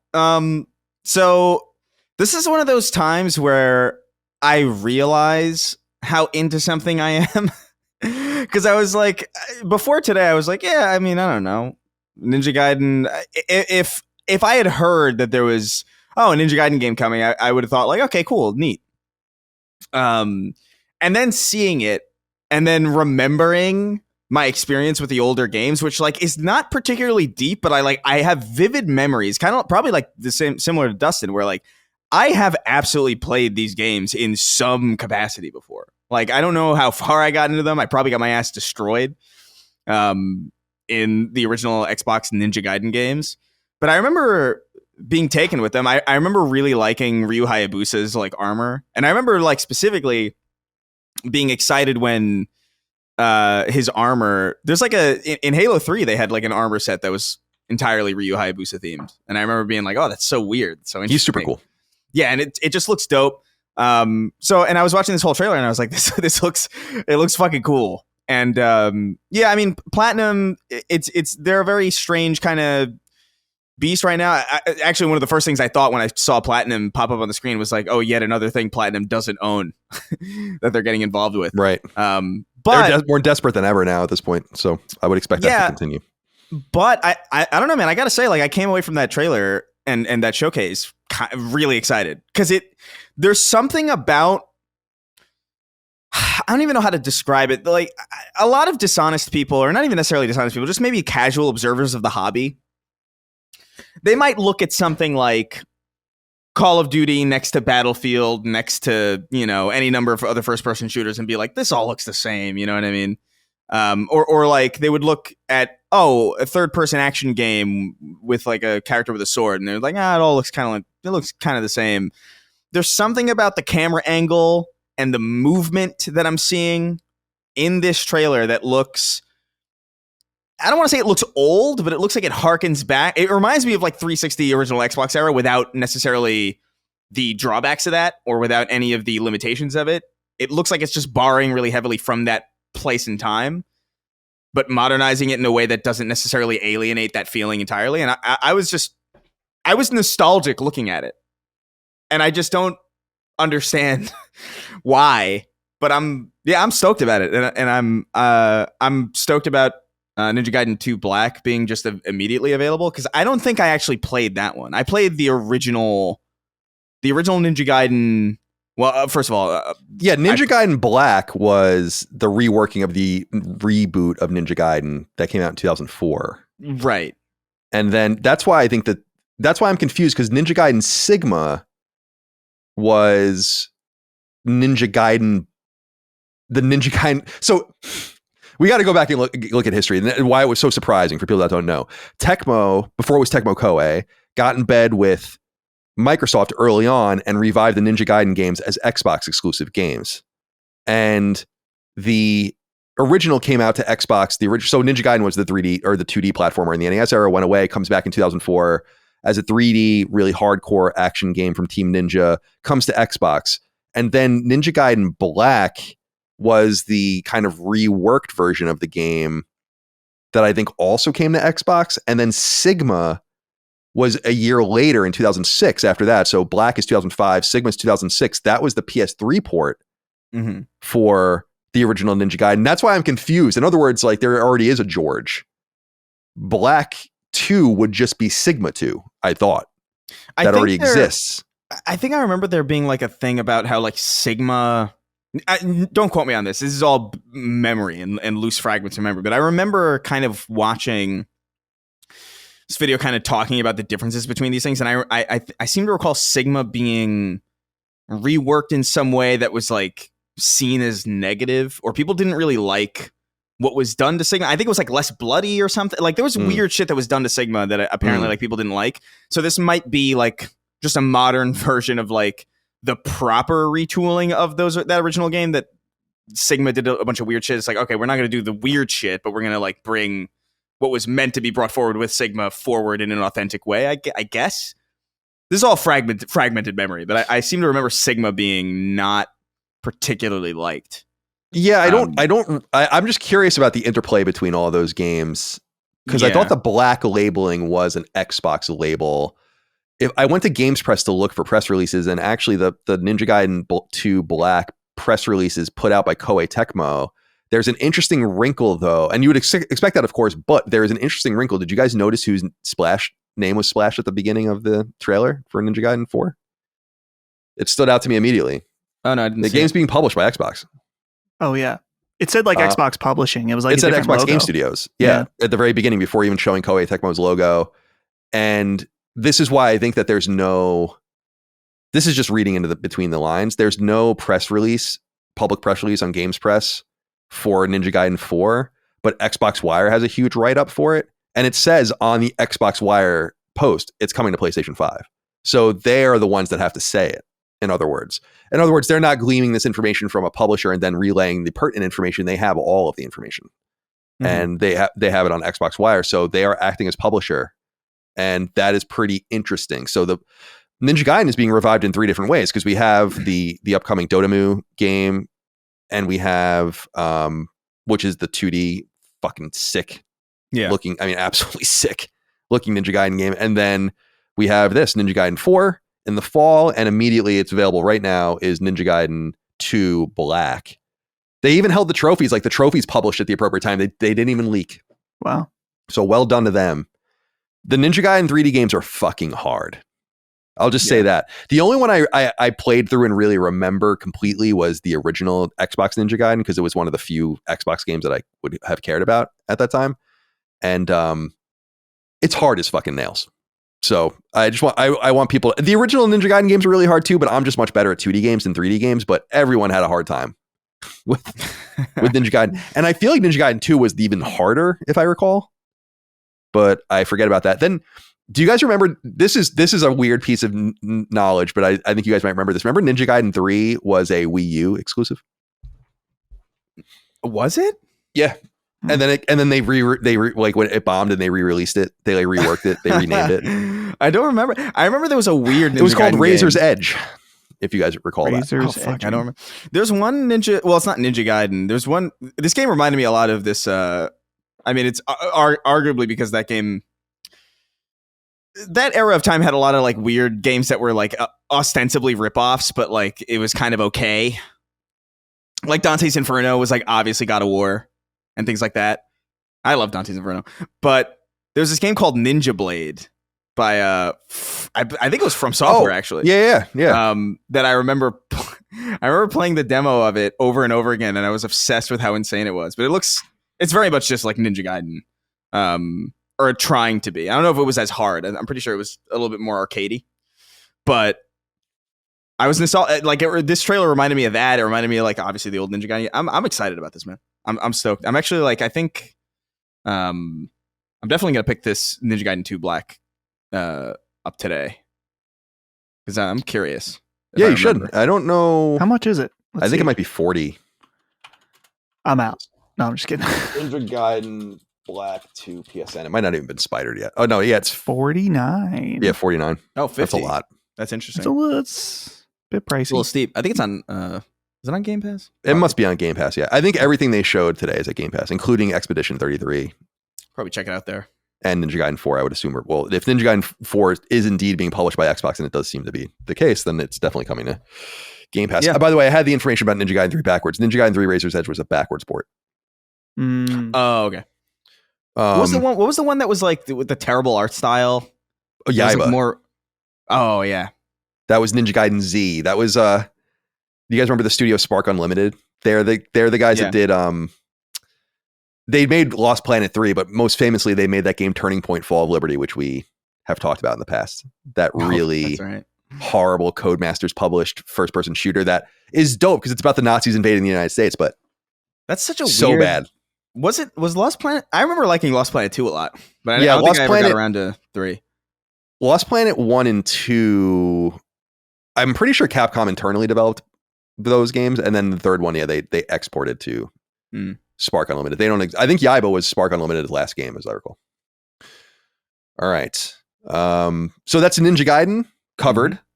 All right, so for the rest of the other two games that I mentioned, Doom and Expedition, I didn't watch any of the footage. I don't want to see anymore. However, we could talk about whatever you guys would like, but I think the big news here is our release date. So Doom: The Dark Ages comes to PlayStation 5 on May 15th, which is fucking sick. So that's very soon. And Expedition 33, Claire Obscure Expedition 33 launches even sooner. It comes on April 24th. So these are nearby and really exciting. There's other Xbox news here too. I know people are excited about South of Midnight has a date of April 8th. I'll be curious to see how that does. So any thoughts on these two games? Did you guys watch the footage? And yeah. All right, so go on. Well, I'll start with Expedition, then Chris can take us home with Doom. But Expedition 33, pretty extensive look at the game. Heavy on RPG mechanics. They went in depth about how the combat has like interactive elements. I'm trying to remember what they called it, like quick time events to it that looked pretty cool. And one of the big things too is that this game has a very traditional overworld system that looks really neat. It looks gorgeous. I'm very, very curious about this one. There's something about it that it seems almost too good to be true. Like, it makes me worried that the game might not be good because there's seemingly nothing about it that looks bad, and it's a small team and it's $50. So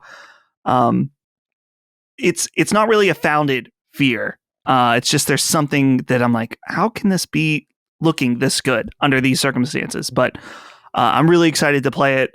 Also excited for Doom as well. But Chris, you get the first right away on this for sure. So, for Doom, yeah. I want to say for Claire, like I'm in agreement. Like it does look really good, and I actually think what they showed didn't really, like, they kept everything pretty vague. Like, I feel like I still don't really know.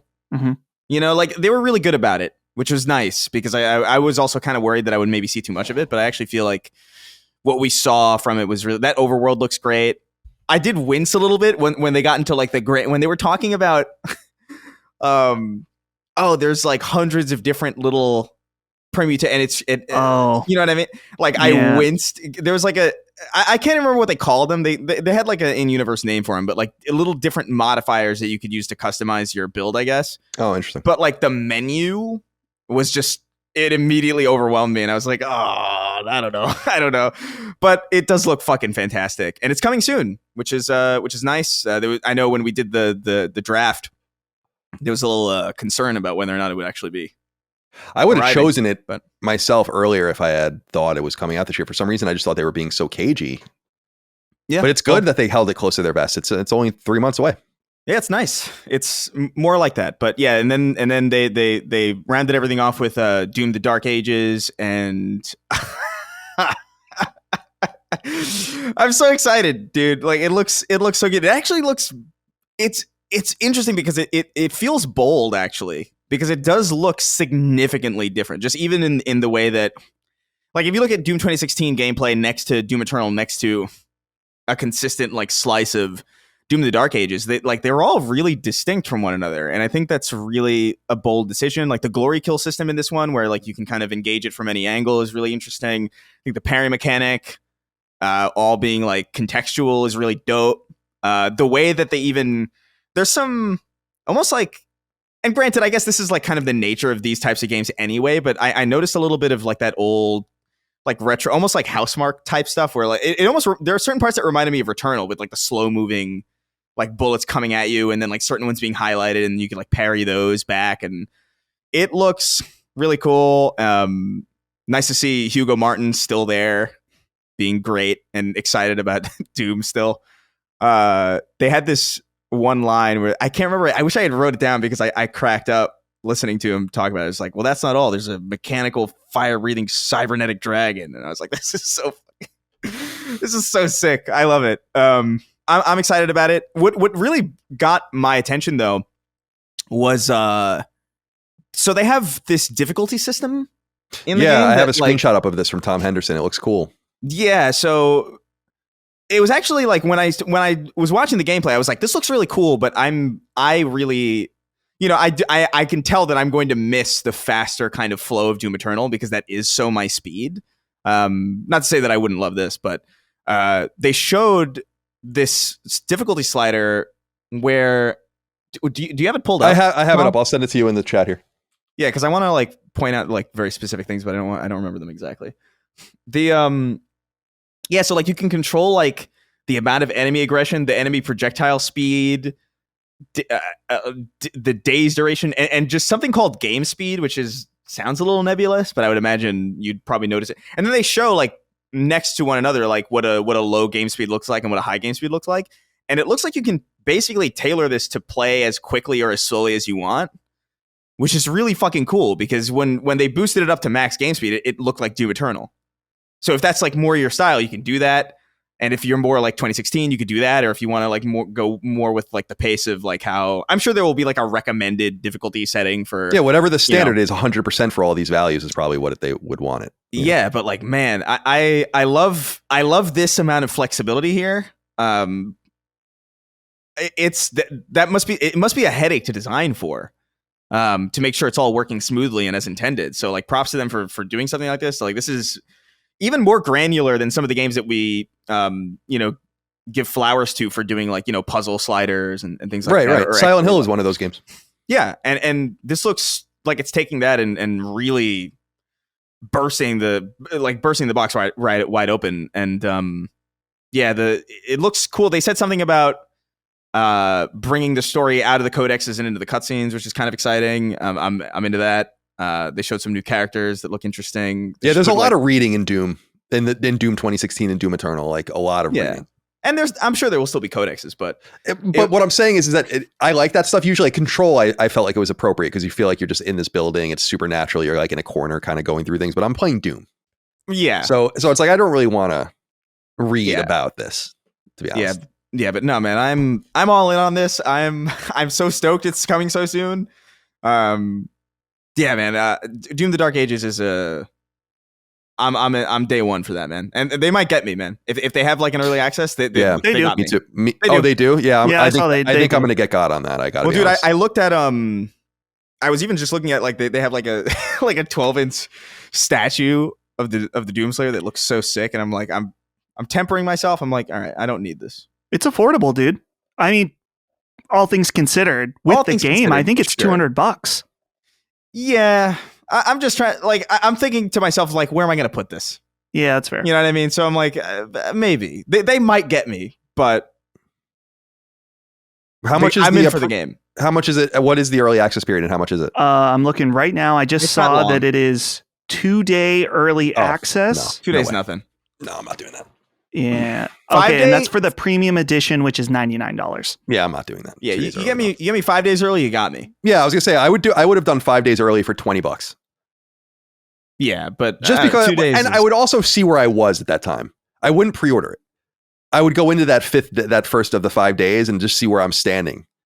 I'd be like, all right, one way or the other. But it's funny you say that because that was one of the first games where I was like, yeah, this might get me if they do it, but that's not an appropriate amount of time. 2 days, who gives a shit? And the spoilers, I don't care about the Doom story really, and so you're going to spoil the gameplay, and I'm just not going to watch anything, so that's not going to be spoilerable for me.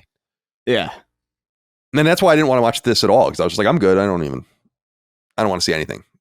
And the same thing with Clair Obscura. When I saw that those were the two of the 4 games, I'm like, well, I don't really need to sit here and watch this. And go ahead. Just real quick about that early access version that's $100. You do get the campaign DLC.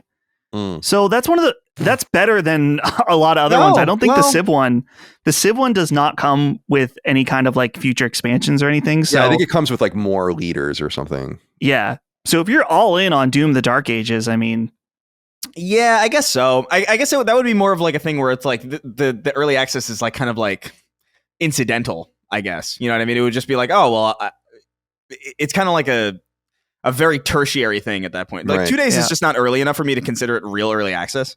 Right, I agree. And it's like accidentally going and buying it at Walmart or them selling it to you early. It's like not even. Yeah. Doesn't feel intentional enough. No, exactly. But yeah, I'm all in. Yeah, I might just spring for it. Like, fucking whatever. I love Doom so much, and I've talked about it ad nauseum on the show for many, many years. So I'm excited to see where this goes. I'm excited to see like too how it ties into.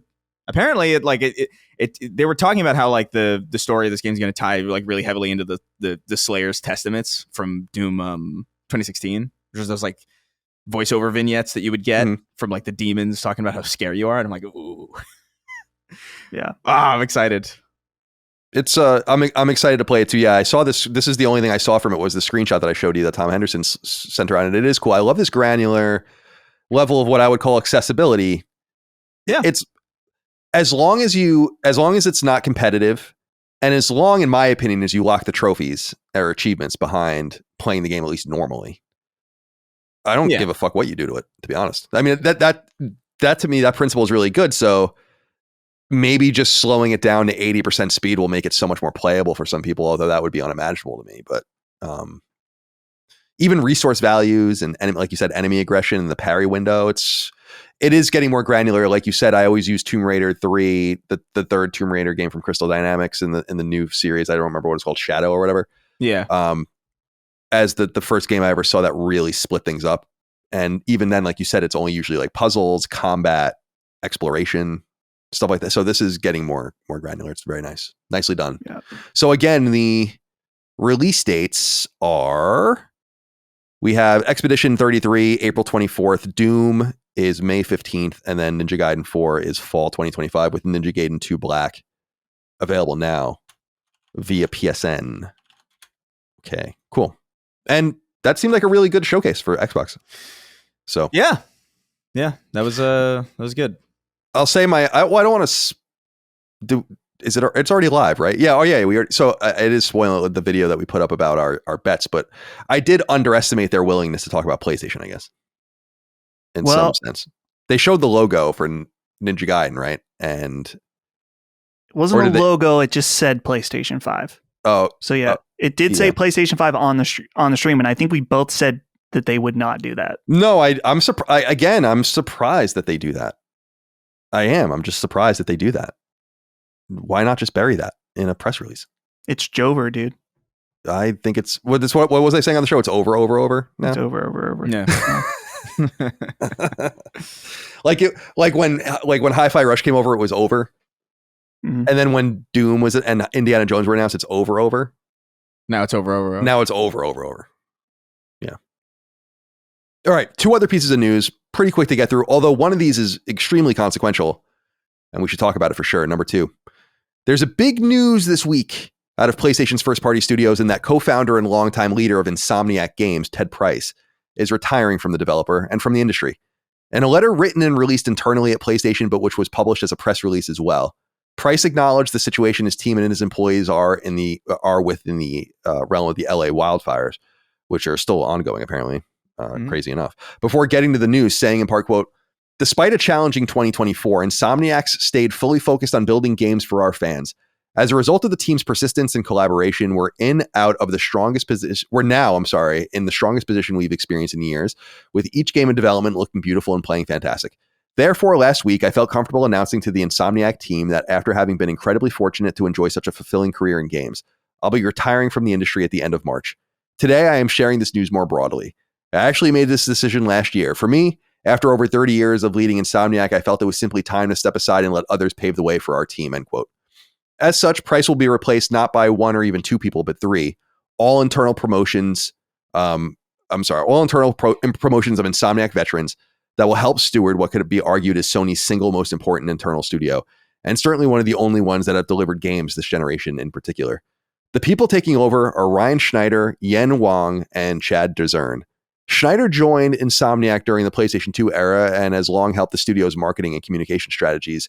And before his promotion, held the role of head of franchise strategy and studio relations. And then, once Sony brought the studio following the release of Spider-Man, became the head of brand and leadership too. The first project Insomniac released that he worked on was Ratchet & Clank Up Your Arsenal, the 2004 PlayStation 2 release. Yen Wang, and it's spelled Jen, by the way, so a lot of people are thinking it's a woman, but it's not. It's an Asian man, is the newest recruit of this trio, joining Insomniac in the lead up to Spider-Man on PlayStation 4, and before the promotion was the studio's CFO and head of finance. Finally, Chad Zern is the longest tenured Insomniac of the crew, joining in 1998 and first working on Spyro 2 on the original PlayStation, which launched in 1999. He climbed the ladder at Insomniac from environment artist to art director to the studio director of Insomniac's North Carolina team and also the wider company's head of creative. It's worth noting for the skeptical that he's the only game-level developer of this new CEO cadre, though the other two will bring to bear their marketing and finance expertises. Ted Price co-founded Insomniac in 1994 when it was known briefly as Extreme Software with an X. Their first game was an obscure PS1 FPS called Disruptor, which was published by Universal and released in 1996. But this connection with Universal was key, because this gave Insomniac the money necessary to pursue their second game, which Universal would fund alongside Sony itself on its nascent PlayStation console. That game in question was Spyro the Dragon, a platformer which launched in 1998. Two more Spyro games followed in 99 and 2000 before the team segued to Ratchet & Clank in 2002, launching 4 games across PlayStation 2 by 2005. This led to the PlayStation 3 launch game Resistance Fall of Man, a return to the FPS genre launched in 2006 and followed by 2 sequels in 2008 and 2011. All the while, Ratchet continued behind the scenes as well. All of these games published by Sony. Ultimately, Insomniac would migrate away from Sony for a while, fruitlessly trying to work with other publishers on games like Fuse, published by EA in 2013, and Sunset Overdrive, which launched on Xbox One in 2014. In between lots of other releases, including some self-published fare, mobile titles, and VR products, Insomniac ultimately found their way back to Sony with 2016's remake of Ratchet & Clank on PS4. Spider-Man later came in 2018, at which point Sony finally decided to buy the team, and since then, we've received Miles Morales in 2020 on PS4 and PS5, Ratchet & Clank Rift Apart on PS5 in 2021, Spider-Man 2 in 2023, and more upcoming games en route, including more Spider-Man, as well as a long-awaited Wolverine game. All right, what are our thoughts? Dustin? Yeah, good for him. I mean, what a great long, amazing legacy with some amazing titles in there. I mean, of course, Spyro the Dragon. That was one of my favorite games on PlayStation 1. Yeah. And continued to release amazing games throughout his 30-year tenure. So soundtrack by Stuart Copeland. That's right. Yeah. Dude.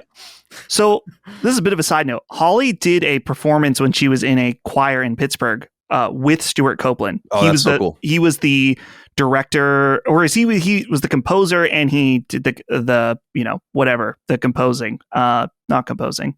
He led the orchestra. Conduction. The conduction. Thank you. Conducting. Yeah, right. That's what Chris said. Yeah. And so I was like, Holly, please take my copy of Spyro and have him sign it, please. She's like, I can't. It's not professional. Or whatever. It's not. Yeah. There was people there having him sign police CDs. Oh, why really? Yeah. That sucks when you do the right thing. Yeah. So I quickly learned. I was told not to do that many times. Like I've told the story about when I met Green Day to interview them. I was told not to bring anything because I was a huge Green Day fan when I was a kid. But I learned over time to be like, nah, I had Inafune sign all sorts of shit and Kojima and other people. I was like, yeah, whatever. Yeah. Yeah. So they're usually happy to do it too. Mm-hmm. There. So yeah, good for Inafune especially was into it. Yeah. I'm sorry. Go ahead. Oh no, you're good. So yeah, congratulations to him being able to go out on such a high note. As far as the 3 CEOs or three CEOs, I don't know, man. Obviously, and I think a question's about this, so I'll be brief, but PlayStation now has 2 CEOs, but 3. I've always been skeptical of this for literally any type of company, that there really should just be one person at the top making the decisions. So the 3-way split is a little concerning, but I don't know. Are there a lot of successful companies with 3 CEOs? No, it's 3. No. Yeah, certainly not 3. It's incredible. I don't even know of one company with 3 CEOs, to be honest. Yeah. I'll look when I pitch over to Chris. But I think we were saying even with the dual CEO stuff, when that happened with PlayStation, I think I looked up a stat where it was like only a few of the Fortune 500 companies have 2 CEOs. It's not a common thing. the buck has to stop somewhere. I agree with you there. Chris, what are your preliminary thoughts? I mean, yeah, I feel like he's earned it, man. You know, he it's a pretty good record. Like, I don't have a ton of history with Ratchet, obviously, but like Spyro is like mega instrumental to me, and obviously Resistance, I'm still lamenting its absence. The fact that it's just, by the way, awesome. Thanks for tweeting all that stuff, by the way. Sick. Yeah, but very cool. Yeah, very cool. But generally, like, man, that's a good clip, man. And the fact that they're still pumping stuff out at like early 2000s, late 90s cadence is kind of crazy. I mean, depending on whether or not we'll see Wolverine, which is like, you know, dependent, you know, even presuming like maybe let's say we see Wolverine next year. That's still like a 360 like PS3 cadence, you know, like the 3-year time between, not dev cycle, but like between product launches. Like it's good shit, man. They're a workhorse studio, probably named Insomniac for a good reason. And I think he's earned his time. He's earned his time away, man. Like he's been killing it. Even with Fuse, you know, just nestled in there. Not bad. Yeah, their arc was so. They were really obsessed with getting away from publishers. And it's funny, when I was reading about Insomniac, I was looking at the Wikipedia page to get some facts, and my piece on them, my history of them is cited many, many times. And I didn't really even remember a lot of that stuff. It's fascinating that they were able to make it work in the end. And they got pretty, I don't want to say got pretty close to closing down, because I don't think that's true at all, but they played pretty fast and loose in some sense with their relationship with Sony and their reliance on Sony in order to try to get away from it, because I think they were really worried about not owning their IP. And now you can tell that they have leaned into entirely not owning their IP.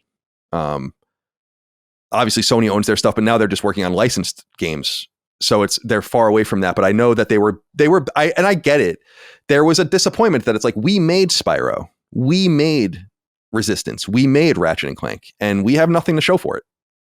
We don't control it. We don't own it. Other people make those games. There are other people making Ratchet games. There are other people making Resistance games. Spyro obviously got spun off entirely away from them after Year of the Dragon. So I think they were like, what would things look like for us if we actually owned that stuff? And we were the masters of our own destiny. And I think they realized that it's just really hard to do that. And Fuse was one of those examples where, you know, as we've talked about in the past, it was announced as Overstrike. And it was a totally different game, much more in line with their cartoony feel of a Ratchet. And it was kind of cool. And then they fucked it up and they went in a different direction. But I don't think that game was going to do well either way. And then, of course, remember, they were one of the studios that signed on with Game Trust, which was the GameStop publishing label. And they did that game Song of the Deep, which was a Metroidvania. That was actually pretty cool. I never beat it, but that didn't go anywhere. They got really tight in bed with Oculus early on and made a lot of games for them. Mm-hmm. They made some mobile stuff and some Windows stuff. And then ultimately, I think with Ratchet and then leading into Spider-Man, I think they were just like, we can't do this anymore because it's just not working. We're floundering out here.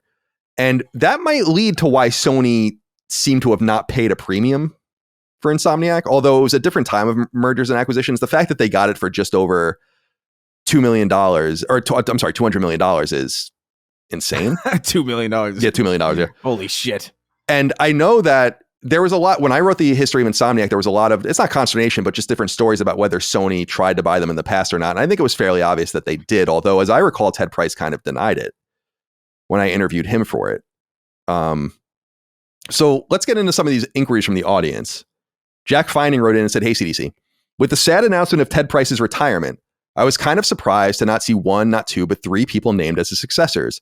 Thinking about this along with the fact that PlayStation has two CEOs, what do you think about the overall shift into shared leadership positions? Do you think it's the right decision to pursue, or will there be too many cooks in the kitchen?" I am of the mind that Dustin was too, and I think it's just generally better to have someone where the buck stops. You either have someone that makes decisions and takes responsibility for the decisions, or you don't. I am that person at last stand. I don't like being that person, but I don't want to. First of all, I don't want to have like a co-CEO, and I also don't. There's always been an option to hire an executive CEO, which small companies always, not always, but often do to run the company. We're like a family mom and pop though. And ultimately, I think it kind of stops with me. And I think watering it down is a bad idea from both an execution point of view and an accountability point of view. A good example for us is the San Diego show we lost some money on, and that's my fault. And I told the whole company that, I'm like, it's me. Like, I made the decisions. I signed off on everything. You guys executed on the plan. Didn't work quite as well as we had hoped. It's my fault. In the situation where you have 3 different people kind of green lighting things and signing off on things, it's just a really great way to make a triangulated situation where it's 2 against 1. You scapegoat people. I understand the idea of saying like, you do this. It's like you're really strong here. You're the finance guy. You're really strong here. You're the marketing and communications guy. You're really strong from the game development, like in the trenches. But really, you should just choose one of them. And then the others can report as VPs to the CEO. That's the way it would usually work. So I don't want to prejudge it. These are all veterans of the company. They all know and probably like each other. And it's important to remember Naughty Dog was run by 2 people for a very long time. For a really long time. In Balestra and Wells. And that worked out quite nicely. So it's not to say that it can't always be harmonious and work. I understood the dual CEO approach for PlayStation itself because I do think there are 2 different fundamental silos to the company. Hardware and software. Or hardware and software and services, however you want to put those in there. But it's like you're just making games. So I'm not crazy about it. And by the way, I think a lot of people would say like, well, Chad Dezern is the one that really should belong in that position. And I'm like, don't be so quick about that. Just because he's the game developer doesn't mean he's the best equipped for it. It could be one of the other 2. Absolutely. There are money guys at the top of many companies. We were talking about Andrew Wilson before. Andrew Wilson doesn't know the first fucking thing about video games. Sometimes I'm sure I don't want to, but like, he's not a gamer, let's say. He's not a fucking retard. I mean, he knows about video games, but he's not a natural video game player. But EA is a very dominant company under him. You don't want to just, and that's why I didn't like when Jim Ryan would be excused in many ways, although who knows how it's turned out now. But when people are like, oh, he's just a marketer, it's like, oh, who gives a shit? Well, I think that's probably not a reason why this is kind of going through the way it's going. I would imagine that there's probably a sentiment, especially now in the wake of just how many games have been canceled or just completely led astray under Jim Ryan, who was the marketing guy. Or that's what he was, right? That was what his previous strength was. Colin, would you say? Yeah, right. So maybe they look at that and be like, damn, dude, like we had one guy in charge of this and we canceled everything.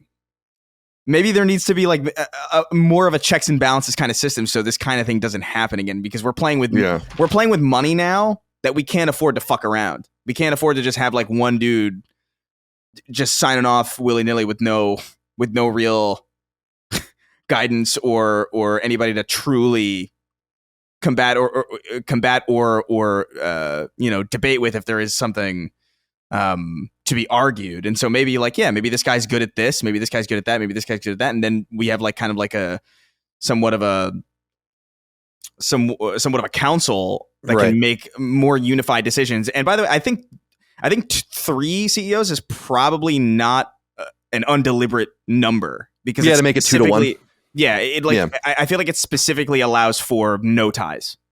It like no ties or unanimous decisions, and that's that might be a reason why they didn't do dual.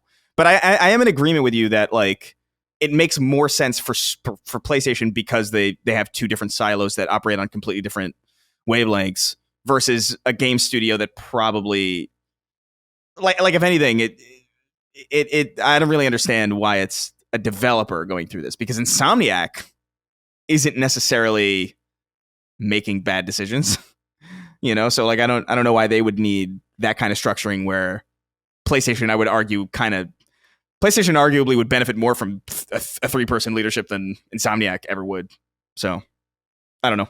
That's just my thoughts on it. Yeah, yeah. Sorry, by the way, I didn't catch your inflection that you were asking me a question. I was looking at my notes before. I was looking because I wanted to make sure that I had this right, and it's true. It's like I just don't want to paint the brush of the broad brush of creative over business sense or some other expertise or skill set.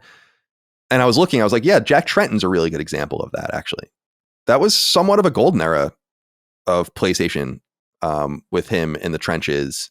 While you have people like Gio Corsi in the executive suite and others that are more game centric, you just need to balance that stuff out. But I still think the responsibility needs to fall on one person ultimately. But I actually agree with you. It actually makes some more sense to have 3 than 2, just to be able to have some sort of voting structure. Right. So there's that. All right. And then John Barnett wrote in and said, "Hey, CDC, my heart sank a little when I read the news about Ted Price retiring, but it no doubt makes sense. He's been creating my favorite games since I was a kid, and after having led one of the greatest teams for 30 years, it makes sense that he'd feel it's time to say goodbye. Colin, can you regale us with some of your favorite Ted stories? Is there any chance he'd come on the show? And most of all, can you 3 please salute him while someone plays taps? Thank you. We will not be playing the taps. I don't play the trumpet." Yeah. Let's not salute. Yeah. And we won't salute him.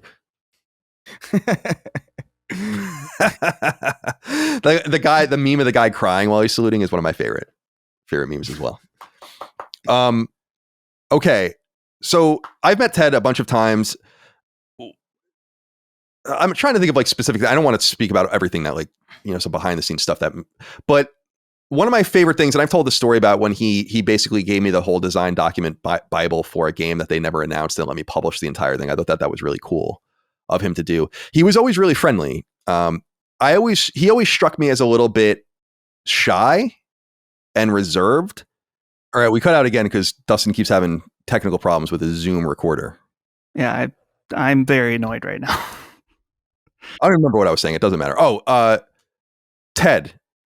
So anyway, I was just saying, nice guy, shy, knowledgeable, candid, friendly. But I think his shyness always stood in contrast because the guys in Insomniac were always very, and I'm quite friendly with a couple of guys there, specifically Marcus Smith and James Stevenson.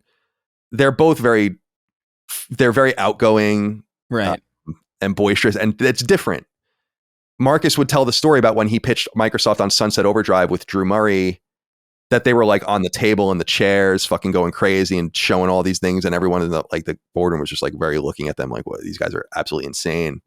They always brought that really fun energy, and the thing about Insomniac is that they've really kept a lot of their people intact.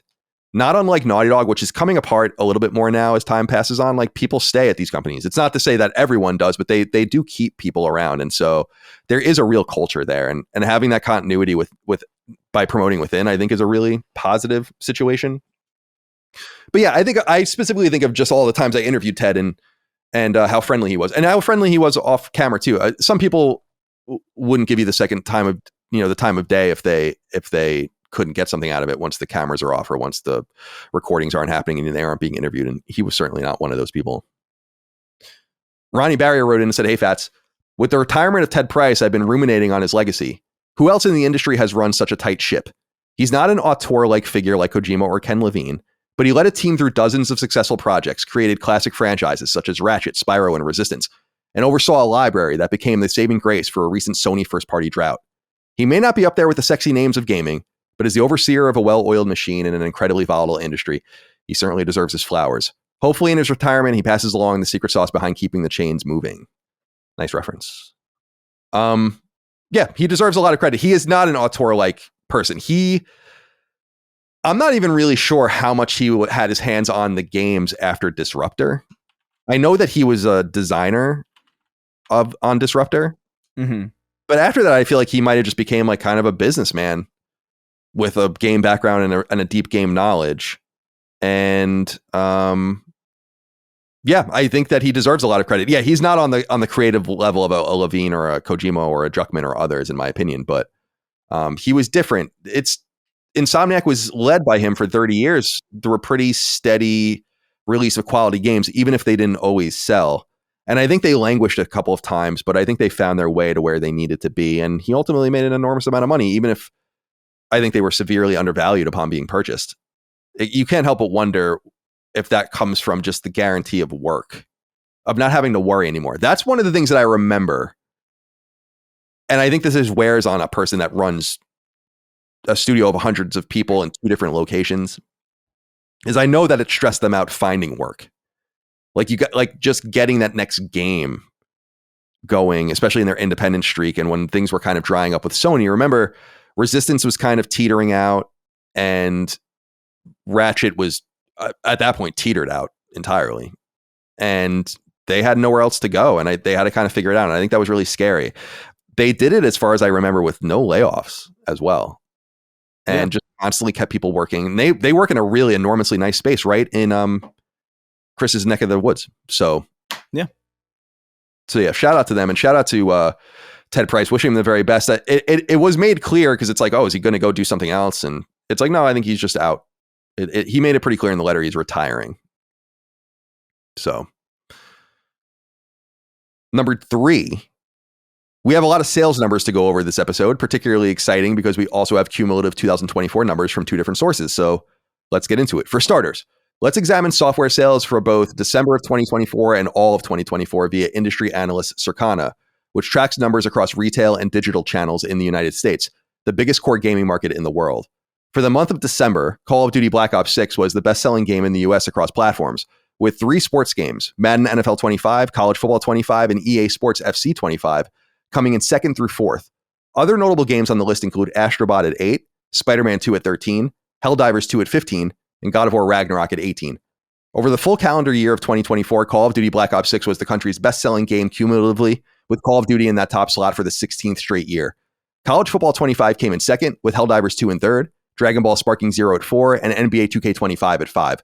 Other notable games on the year-end list include Call of Duty Modern Warfare 3 at 7, Elden Ring at 9, Hogwarts Legacy at 11, Dragon's Dogma 2 at 12, MLB The Show 24 at 14, GTA 5 at 15, Minecraft at 16, Final Fantasy VII Rebirth at 17, and Spider-Man 2 at 19. If you narrow year-end sales down to just PS4 and PS5, the top 5 games remain identical. On that list, MLB The Show 24 slots 9th, Final Fantasy VII Rebirth slots at 10, Spider-Man 2 at 12, and Astro Bot at 13. PlayStation 5 was the United States' best-selling console for the month of December and for the entire year of 2024, with PlayStation Portal the best-selling peripheral. Meanwhile, Sony released sales numbers for digital games on PSN for both the month of December 2024 and the entire year of 2024, and they largely comport with the Circana numbers. Notable inclusions have Helldivers 2 at 3 for the year, Black Myth Wukong at 7, Space Marine 2 at 17, and Sea of Thieves sneaking in at 20. The top 5 PSVR 2 games for 2024 were in order: Beat Saber, Among Us, Pavlov, Arizona Sunshine 2, and Star Wars Tales from the Galaxy's Edge. The top 5 free-to-play games for the year across PS5 and PS4 were Fortnite, Roblox, Marvel Rivals already sneaking in there, Call of Duty Warzone, and Valorant. So nothing too surprising there, other than just showing these numbers are interesting to me. That Call of Duty Modern Warfare 3, so last year's Call of Duty game, was the 7th best-selling game of the year. Elden Ring was the 9th best-selling game. Hogwarts Legacy, now 2.5 years old, is the 11th best-selling game of the year. GTA 5, 15, Minecraft 16. Minecraft and GTA 5 sold more and made more money than Final Fantasy VII Rebirth. Ouch. So pretty interesting numbers, but nothing really too crazy to say. At least we have a little bit of closure on the year. Mm-hmm. I mean, Dragon Ball Sparking Zero at 4 is wild to me. Yeah, it's an extraordinary success, which is awesome.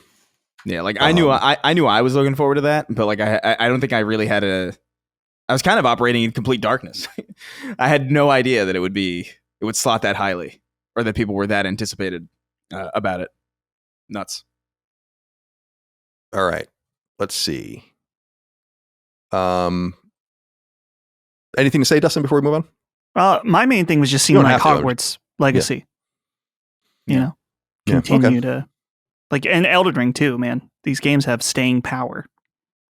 I've been thinking about getting back to Hogwarts Legacy at some point. I think about it sometimes too, but I don't think it's going to happen. I know. Hufflepuff. There was rumors that they were going to do like a new edition with new content. Like last year, I think that rumor was going around, but nothing yet. They should just make a sequel. Yeah. And let it ride. By the way, I didn't put it in the news. I don't think it's that interesting, but what's his name, Haddad or whatever, the CEO of WB Games is quitting. Oh, so they're gonna have new leadership soon, which is interesting too. I think we've had enough of him. Some big hits, but some big misses. Oh yeah, ooh, yeah, big, and basically ruined Rocksteady and drove the founders out. So nice. All right, let's end the show as we always do. 6 questions, comments, concerns, thoughts, and ideas from the audience over on Patreon, patreon.com/lastdaymedia, early ad-free access, the ability to submit your questions, comments, concerns, thoughts, and ideas to the show, and so on and so forth. Look for the weekly thread for our show and all the others. Put your inquiries in there. I pull through. Here are 6 more. You've heard them throughout the show, of course. Mike Poe wrote in and said, "Good day, Sacred Boys. Can we get a tariff check-in? Matt Piscatella seems to think that if Trump imposes 25% tariffs on Mexico and Canada, it will impact the price of physical games, since a lot of that manufacturing is apparently done in Mexico. Colin had previously been skeptical of these tariffs affecting the video game space, but what's the vibe now?" I don't know. I'm a little confused by this. I saw him speaking about this. I'm not on Blue Sky because I'm not a Reset Era user, but I was showing, like, people circulate the links and you can see them or whatever. By the way, I don't know if you guys have noticed this. Blue Sky loads so slowly. Are they running it off of like one computer running like a Apache in the 90s, like serving the entire thing? I don't understand why it's so slow. I'm confused by this because I've paid for 2 rounds of physical publishing, and the games, as far as I understand, were published in Indiana. So, and I went and looked it up. I'm not entirely sure if the discs are being made there and then the discs are made somewhere and then they're shipped and then they're boxed or something. I don't really know. So I go through East Asia Soft and their connections. Sony itself apparently owned a major publishing, like printing facility in Indiana for decades that has been winding down. I don't know if they're interrelated at all.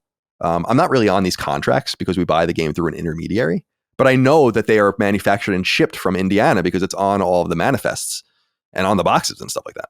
So I don't know if that's just like an exception in most games. I mean, I would assume he would know where the games are published. I mean, he this is like his whole thing is like sales and monitoring the industry. So if the games are manufactured in Mexico, then yeah, conceivably, if there's a broad-based 25% tariff, then it's going to be on everything that comes across the border. Remember, though, that it doesn't excuse it because I would not eat the tariff, but these tariffs are taxes that they pass on to you. So they're choosing to not eat into their own profit margin in order to make you pay more for these things. But I would do the same thing. So I'm not really judging them for that reason. I mean, that's just passing it on to the consumer is what businesses do. So it remains to be seen. I guess what I'm saying is that I totally believe that many of these games are made overseas. That would make a lot of sense because it would be probably so much cheaper. But I also know that our own games come from Indiana. So I think there must be a way around it. And maybe I'm just confused. Maybe like the games are shipped to Indiana and then shipped to us. I don't think so. That doesn't make any sense. You guys worrying about tariffs? They're apparently coming. I don't know. Not me personally. No.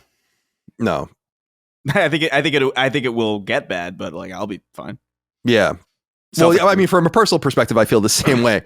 Yeah. I am interested though, if like what kind of chaos it could unleash on various industries that don't expect it, including an industry like gaming. Because if there are tariffs on China, for instance, and I think those tariffs will be much more selective, that will obviously affect the hardware. It would be awesome if all these things were manufactured in the United States, but it's just not economically possible. Remember, we've talked about like having the ultimate fair trade iPhone where you have this option to buy an iPhone that was made in like Indiana or Louisiana or something, but you're paying like a fortune for it.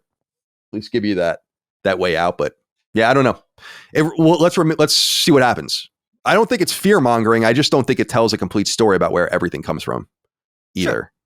And wouldn't it be nice, God forbid we start making some of these things here.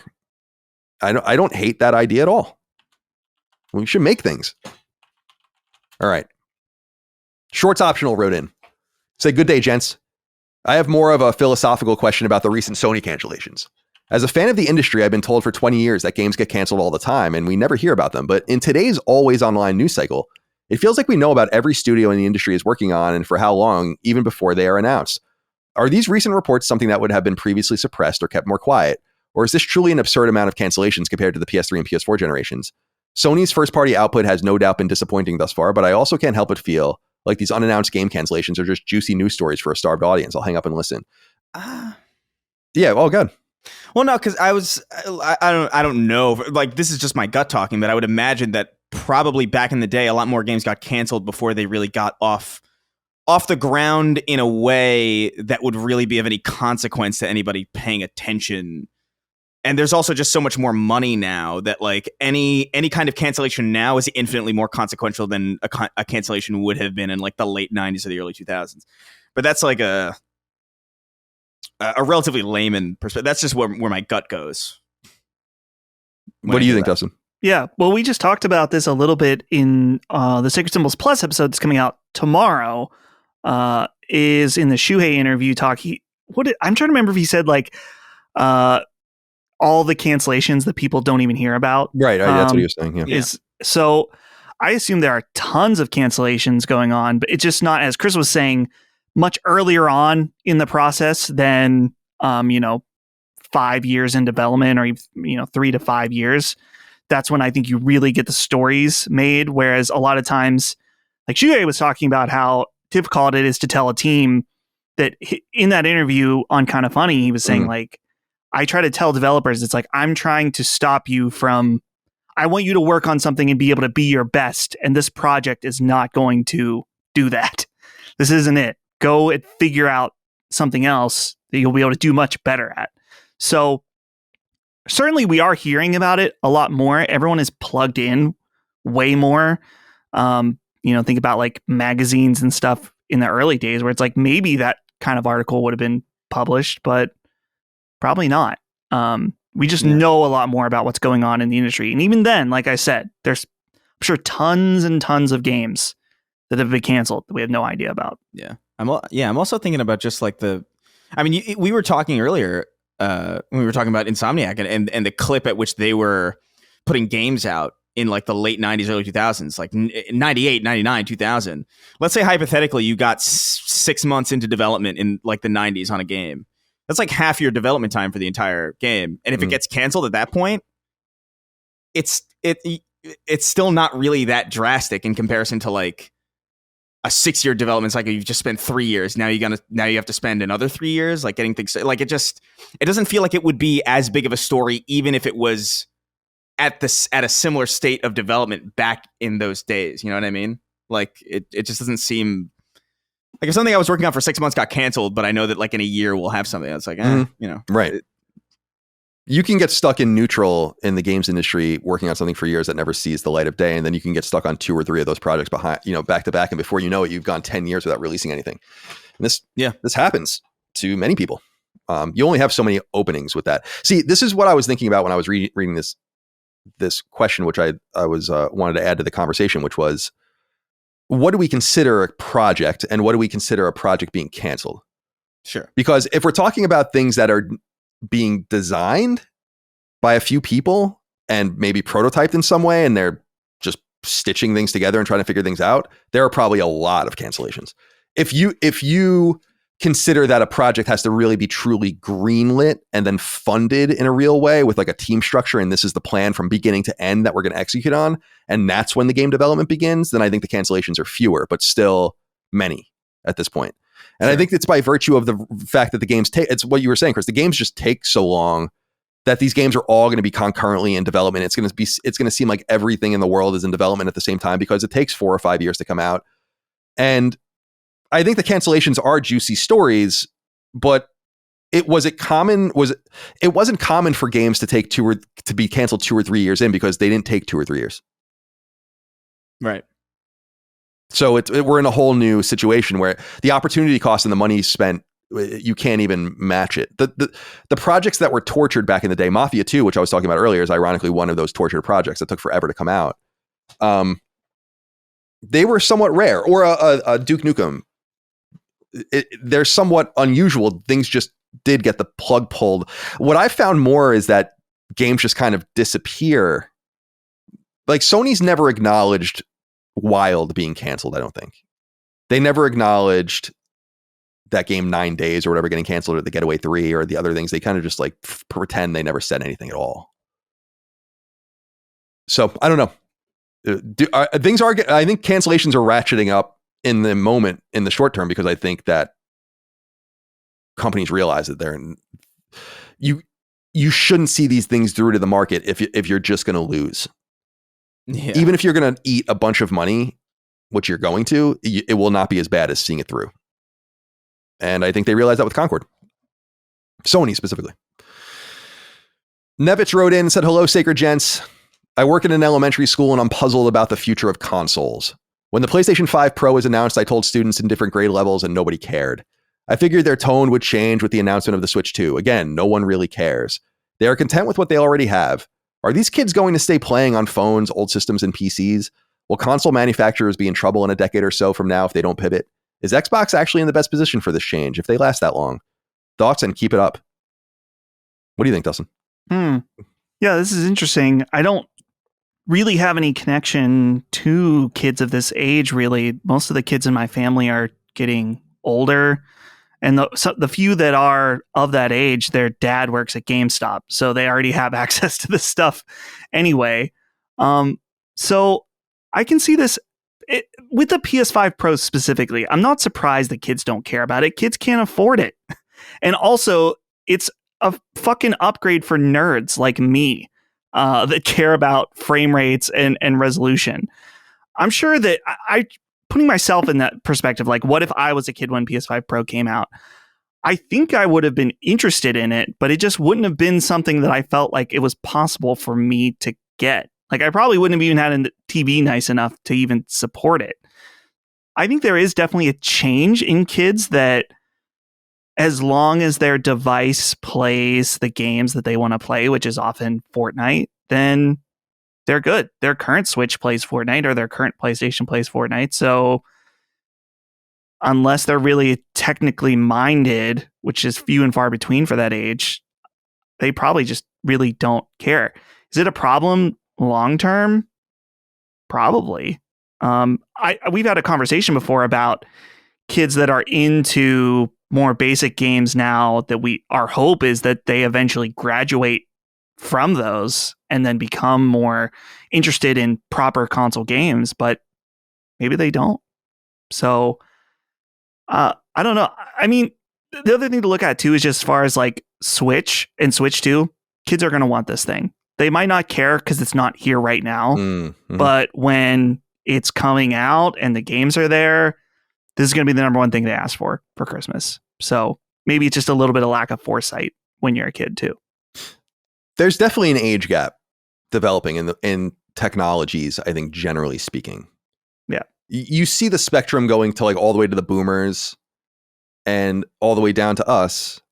And then beyond us, the millennials and so on and so forth, further down. And I think there's just a different spectrum of reliance on different devices that are most comfortable and most unique to you. So as an example, like my mom, who's 74, watches television. Yeah. Like earnestly will watch TV. And I've said this before, right on the show. I'll be like, Mom, she likes like Dr. Pimple Popper or something. And I'm like, Mom, she's a YouTuber. Just put it on YouTube. You don't have to sit here and watch all this stuff. You can just watch the content but she's just not into it. And there's nothing you're going to say to her that's going to make her into it. Right. And I wonder if similar things happen on the lower end of the spectrum, wherein you have like a child that's just got everything at their fingertips through one or two devices in which they become reliant on. They never grew up in a time where you go from this device to this device to this device. It's not ingrained in them. And so no matter how cool the experience is, they're just like, no, I'll just use my phone, or I'll just use a computer, or I'll just use a tablet. I feel like that's real.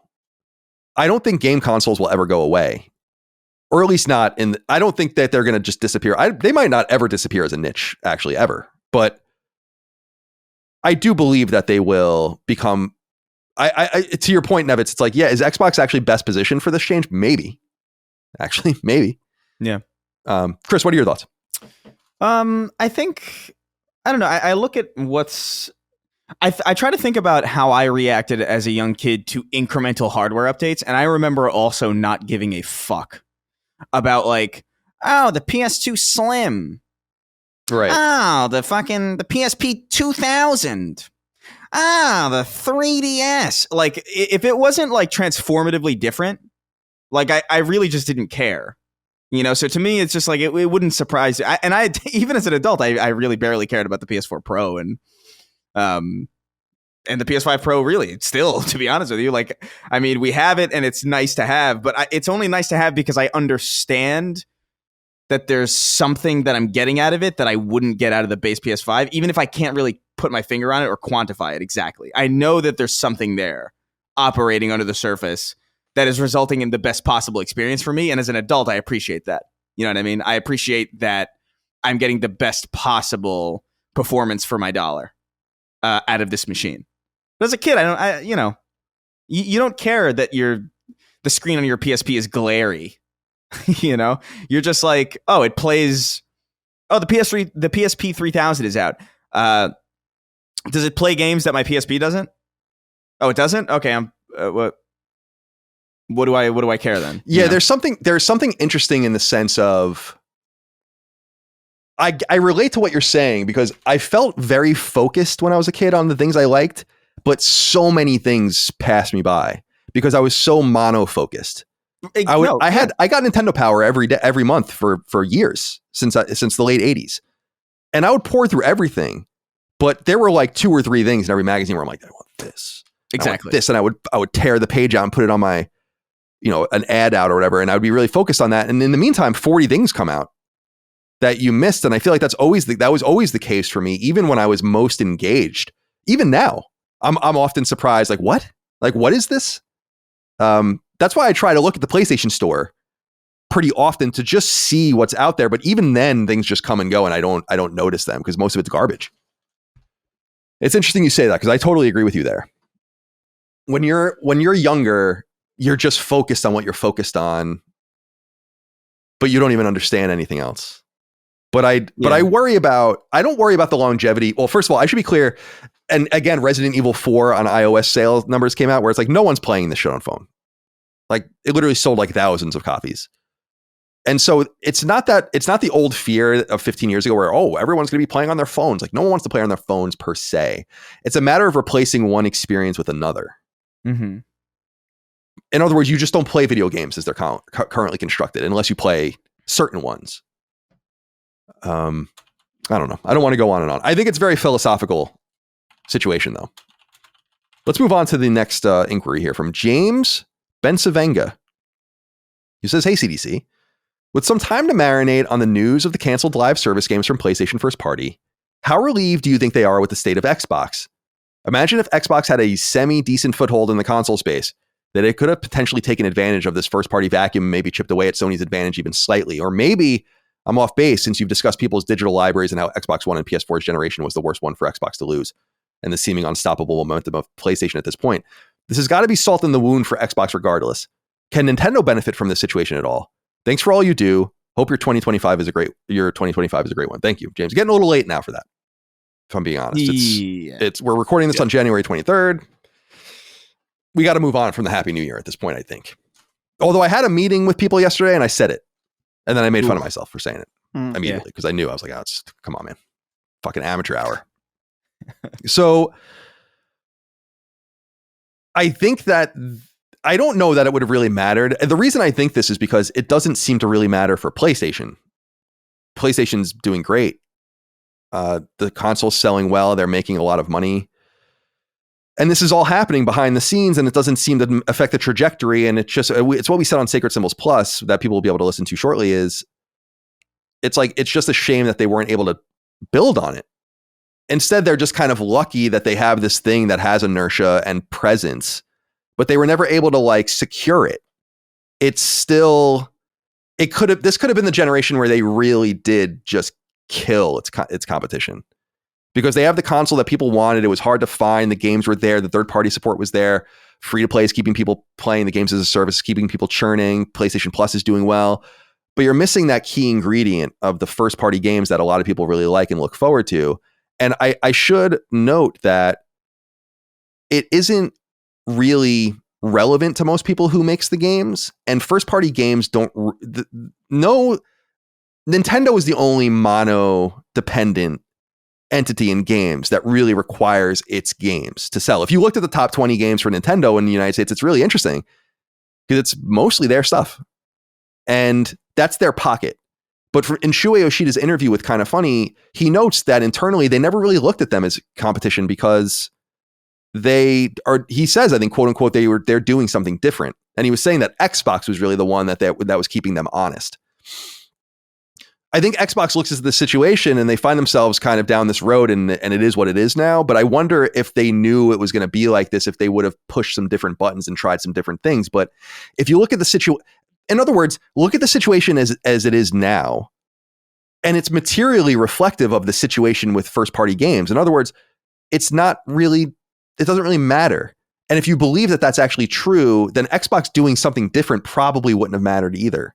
But it's an interesting kind of war game to figure out how they could have taken better advantage of this situation.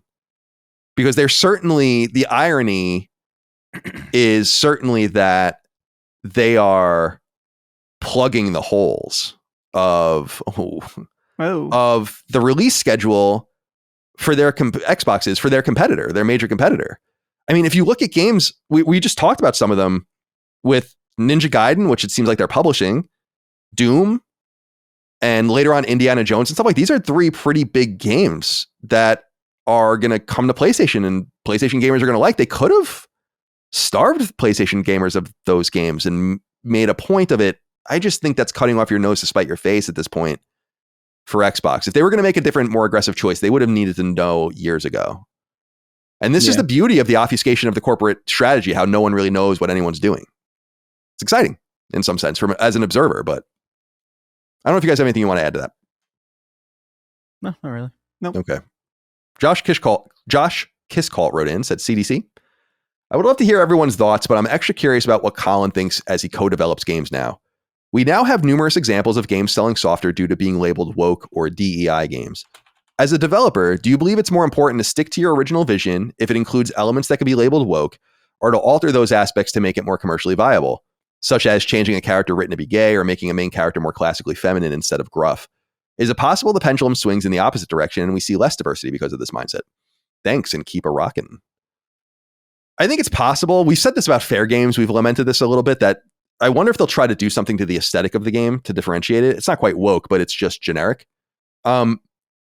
I'm a true believer that developers should lean into what they want to do, understanding that it's not always going to come off well. I don't like the term DEI games because I don't really know what that means. I can only think of a few that I think are clearly like DEI games, like that game like Dustborn again. Right. Yeah. But even then, it's like you have the right to make and release that game. You have the right to expect an earnest response to it, but the reflection of what the game actually is ultimately going to be what people think of it. And that's what ended up happening to it. It became a black hole of itself, a comic book version of something that was so dumb. And it was because of those many. I mean, I watched a lot of game. I'm sad to admit I've watched a lot of gameplay of Dustborn. Yeah, of Dustborn. Probably in total 20 minutes of different clips. And it's like, this shit is bad. And it's bad because of what it's doing and what it's saying, but it's because things don't have to be subtle. They just have to be skillful. You can have an overt, campy, weird, progressive game. You just need to learn how to execute on it. So I don't want... First of all, I think people are very selective with this idea that woke games are failing. And I think that there's a lot of goalpost moving, because there are games that have definitely been categorized as woke that didn't fail. And there are games that are coming out that are being considered woke that will not fail. I think a major one now is Kingdom Come Deliverance 2, which has got some people upset about it because of some gay scenes and shit. And it's like, they're going to be fine. There's no reality where that game's not going to sell millions of copies. So I think we have to look more carefully at the specific examples of what we think DEI means, or DEI games, woke games mean, and then like which games didn't succeed because of that, as opposed to just not succeeding because of poor writing, poor execution, poor gameplay. I think a good example of this actually is that game Unknown 9 that Bandai Namco put out. You probably don't even know what it is because it's just I think a game. I know what this is. And it was this really ambitious thing that they were trying to do with this developer where they were making like a comic book series and a web series and all these different things. And the game came and went and no one gave a shit. And the whole future of the series is canceled. And a lot of people were like, oh, it's because it's like woke. I think an Indian girl is like the main character or something like that. And I'm like, I don't think it failed for that reason though. I don't think you can like say that this is like a woke scalp. I think people just didn't care about the game. It's the same thing with Banishers, where I think some people looked at that as a woke scalp, where it's like, oh, there's like a black woman in it and stuff. And I'm like, I just think people just didn't care because there are too many examples of the contrary that are successful. It just doesn't make sense, right? Yeah. So I think there's a lot of dishonesty in the way people position these heads on their wall, as it were. Like, is it really what you're saying it is? And are these games really like Concord?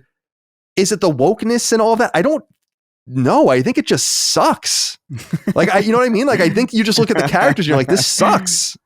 Yeah. It also sucks. Is the right. thing. And I don't know if it's like, oh, it's woke DEI shit. I'm like, I don't know if that's what broke it. I think if it was fun and the characters were interesting, no one would have cared. I think toxic positivity. I think there's a reason to criticize toxic positivity, right? I think that is ultimately, I think, what killed Concord, really, at the core of it. But yeah, I'm kind of with you where I feel like there's too much dishonesty. There's too wide of a net. There's a lot of goalposts moving. There are games that I look at that I'm like, that I don't even like something like isn't Baldur's Gate like very gay also? Like I don't. It can be. It can be, and that's kind of I don't know. It just seems kind of like I've always erred on the side of like if a developer wants to do something, they should do it. I don't really care how right leaning or left leaning it is.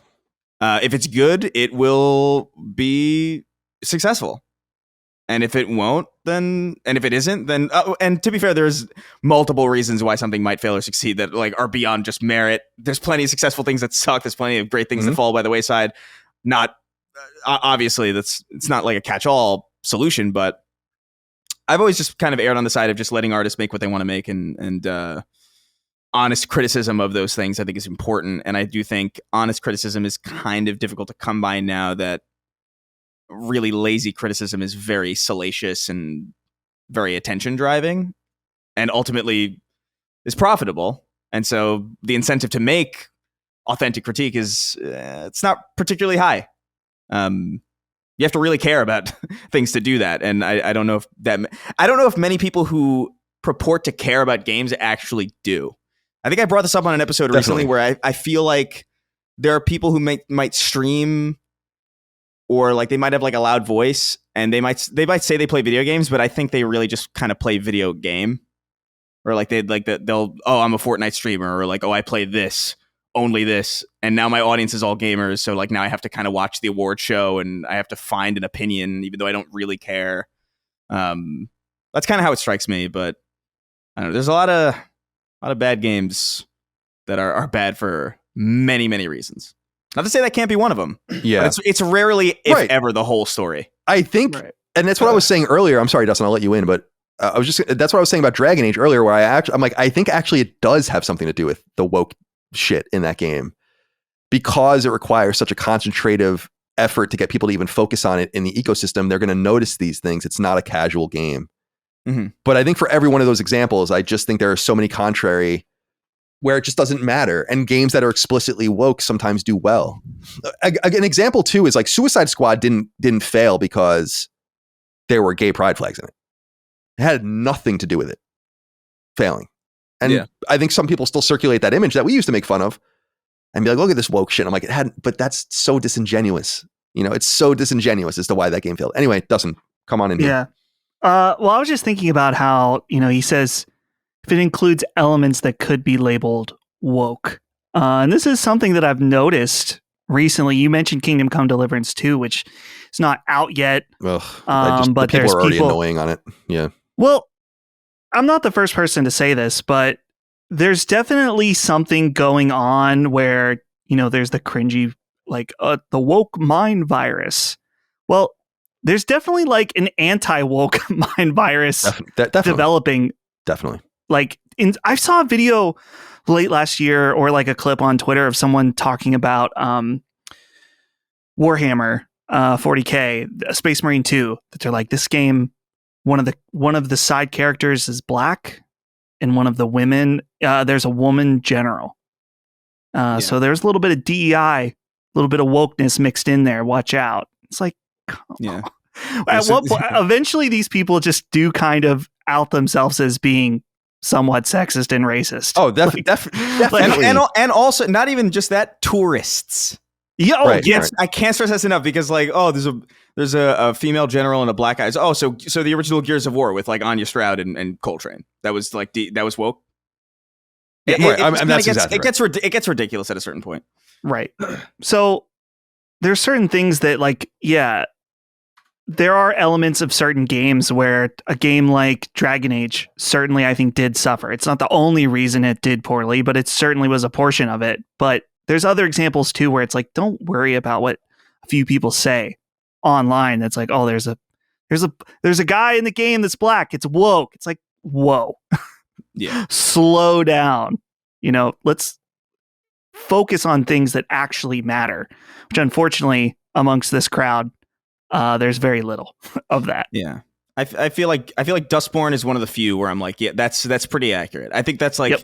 The tone and what that game is saying is about, I would argue, probably at least like 50% of why that game sucks. I do think looking at it being played, it looks like it also sucks to play, to be fair.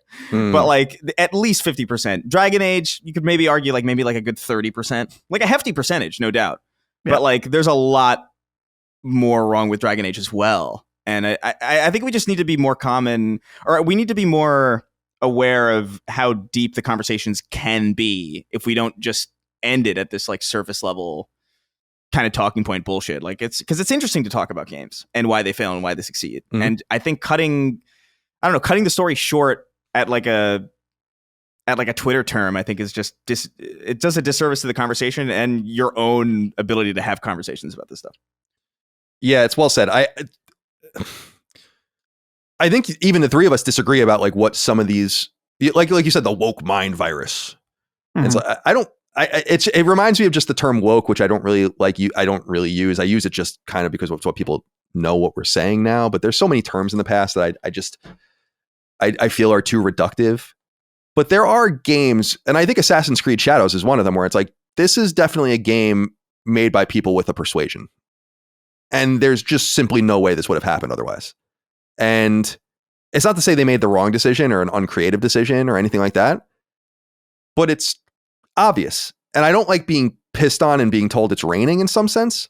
And that's, I think, part of people's frustration with some of this stuff, but then they just broaden it out well beyond the realm of reason. It's what I said to Jaffe on a recent episode of Sacred Plus, where I'm like, it's just such a shame that people focus on the end product and not the root.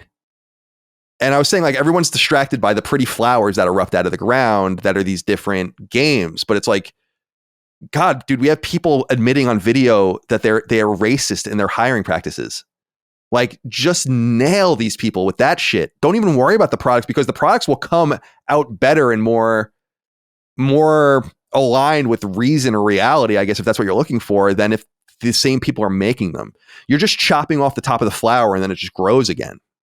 It's kind of, to me, it's just backwards, and it's undisciplined. That's the thing that annoys me about the Grumses of the world and everything. It's just crazy undisciplined. Any organized communicator would know. You go after, not to be political, but and I'm not making a stance on this, but that guy Christopher Rufo, do you know who he is?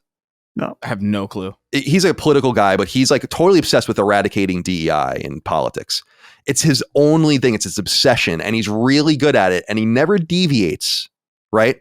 And it's always these really interesting targets that he goes after, but he's not distracted by the dangling things that are distractions but don't matter, that don't get to the end goal. If you really cared about making things better, then you would act in a way that was more logical. And that's why I think you're right about the tourism, and why you're right about people. They need to perpetuate the drama because they can't speak about games in a deeper way. They don't play games in a deeper way.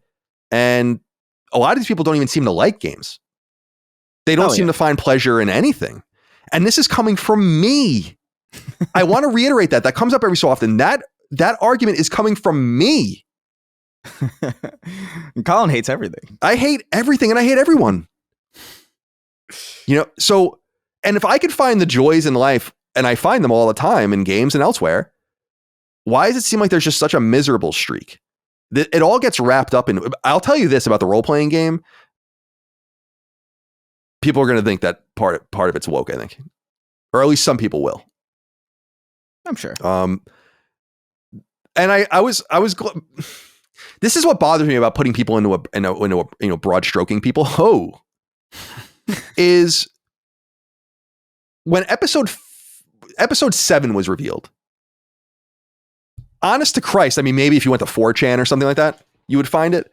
But I didn't see anyone being like, oh, it's about a woman and there's a black stormtrooper. And so people were just really into it. Like when you found out Phasma was a woman, it was like, oh, this is fucking sick. That kind of. And so I think in the other direction, to be fair, it is often overstated what is really being said and what is really being stated and what people really felt about things. So that when you get to episode 8, it's distorted where people are like, oh, they don't like Rose Tico and they don't like this and that. And they're like, no, they just think it sucks.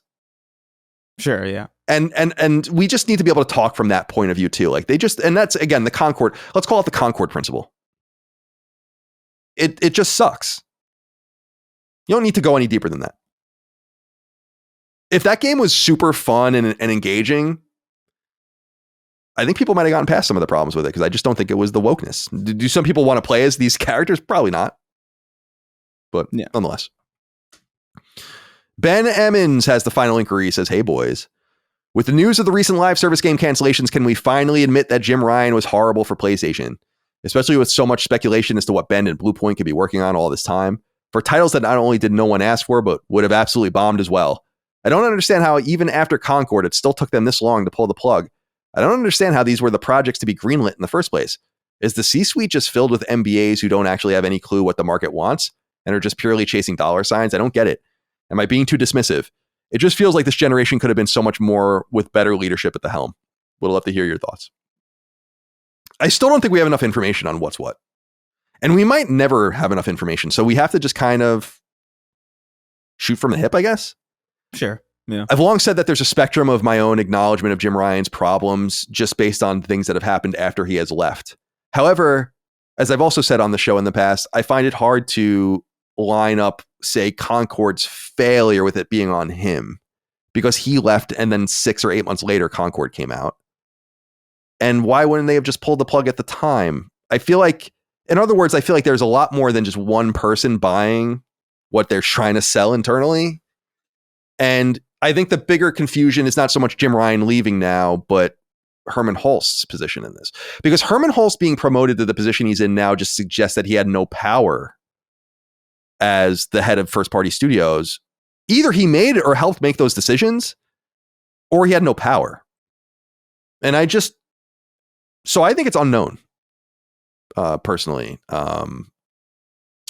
I feel like Jim Ryan's an easy scapegoat. I think reasonably so, because I think a lot of horrible decisions were made under him. But I don't want to just put him in the corner and say nothing happened under him. I mean, PS5 did extraordinarily well under him. Again, it's how much better it could be is the problem. Yeah. I think ultimately, I don't know. I guess the question is like, did PS5 do well because of Jim Ryan?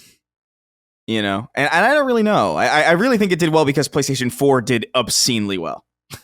And we were operating off of inertia for a while. I think there's kind of no question. I wouldn't say he's like to blame or anything, but I'm certainly more in the camp of like, what the fuck was this guy doing?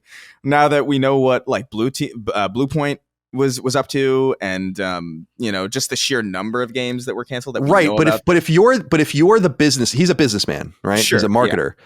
If you're in trust and you have a leader in Herman Hulst at the head of these studios, right? Aren't you trusting? Aren't you being like, give me the best advice possible? And he's acting on that advice. Yeah, and Herman Hulst was one of the people who like believed in Concord, right? Like, right. I mean, that's what I've been told. Yeah. So I mean, it's not. I don't think it's an either or situation. I just kind of also feel like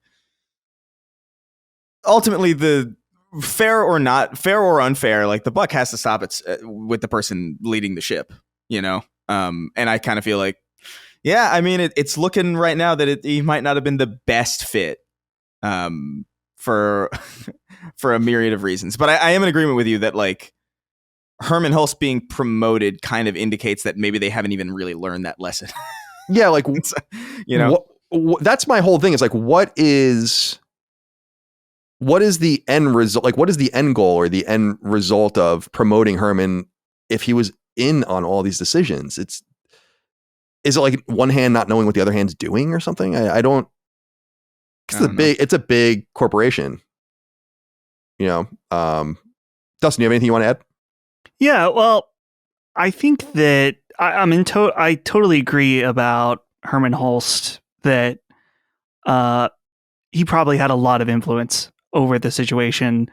I think obviously, I don't think Jim Ryan was perfect, and there's definitely some poor decisions, whether that he was given bad advice or made them himself, you know, that's definitely part of it. It's important to remember too that Jim Ryan, at least from what it sounds like, was very instrumental in getting PS5 launched during COVID, which was probably very, very difficult. And in a situation where not only would they have either delay the launch or have it be even less available than it was, could have done not like if the Xbox was super available and no one could get a place, like nobody could get them. Like they were so limited, it would have really set a bad tone and a bad start to the generation. And it sounds like he was really instrumental calling like different chip manufacturers and different components to like really try to secure to make this happen. So I can't go and say like he was all bad and horrible. Sure.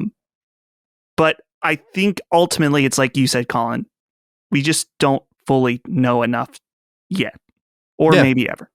Is it? Yeah, no, we might not ever know. Really. Yeah. I can hear the audience already though, in some way. And I don't know if it's necessarily unfair. It might seem a little bit harsh to say this, but like, you know, Jim Ryan being instrumental in getting the PlayStation launched during the pandemic, it's like, I don't think that's inaccurate, but also I could see people being like, well, Xbox launched their machine too. So like, clearly it wasn't that crazy. Right. You know what I mean? But it is Microsoft. Sure. Yeah. I guess that is a fair point. Yeah. A way bigger reach. Well, I also just think, and this is that's accurate. Not to step on their neck too much, but it's also like there was no real demand for it. There was a real demand for PS5. They couldn't. Right. It was easier to keep Xboxes going and that pipeline lubricated. But you're right. I mean, it wasn't as Herculean as it seems if all these other things were being botched. Like obviously major decisions went through him. This is what we're talking about having someone to kind of where the buck stops to kind of blame. But it does indicate that it was Jim Ryan if Herman Hulst was the one promoted. But then it's like, well, what was Herman Hulst even doing? Because he's supposed to know games. Like he's the one that's supposed to be making these decisions and kind of sending them up. And so I find it really hard to believe that he wasn't the one selling them on Concord, that he wasn't the one selling them on Fair Games, that he wasn't of course. I mean, they went and bought those teams. So yeah, that's crazy. Yeah.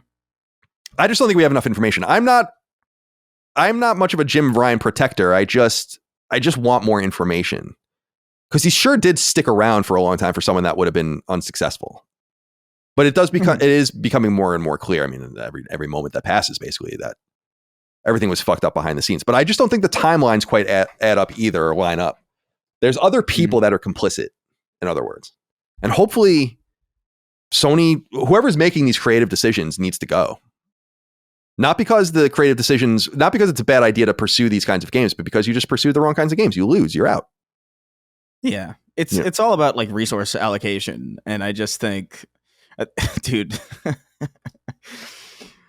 I'm still so not over the Blue Point thing, man. That is truly one of the most bewildering things to me.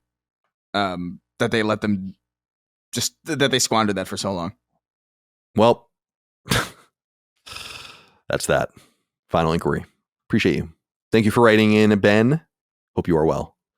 All right, that's it. That's all we have for this episode of Sacred Symbols PlayStation Podcast. Let's go around the horn and say goodbye to everyone. Chris Raygun, be well. Have a good rest of your day. What's on your agenda? Too, man. I'm probably gonna. I gotta get groceries. My fridge is it's looking rough in there. There's Kraft cheese and eggs. Oh, and that's about it. Yeah. So like, you got an omelet, dude. Yeah, you got something going on there. Yeah, that's it. That's it. It's omelets for breakfast, omelets for lunch, omelets for dinner. It's omelet country. No, I got to run to a grocery. But it's gonna be. I get to that point sometimes where like I run out of an item and I'm like, I guess I'll just try and deal without this item for a while, and I'll just like go through the rest of my stock. But to the point where like I don't have anything to fall back. So now this run is gonna be like everything. You know what I mean? It's gonna be like a hefty fucking load. Ooh. All right, my friend. Well, good luck to you. Be well. Yeah. Dustin, goodbye to you. Goodbye. We got to get out of here before my Zoom dies again. So I'll be ordering a new Zoom right after this. Let's see. I'm going to get Defining Duke out immediately after this for all you patrons out there, since they did a pickup. And then I'll edit this. And then tonight, Severance. So, dude, after 3 fucking years of waiting for a new episode of Severance, they delivered last week. Cool. So, and that's really... God, was it that long? Yeah, I'm pretty sure it was 3 years. So, wow.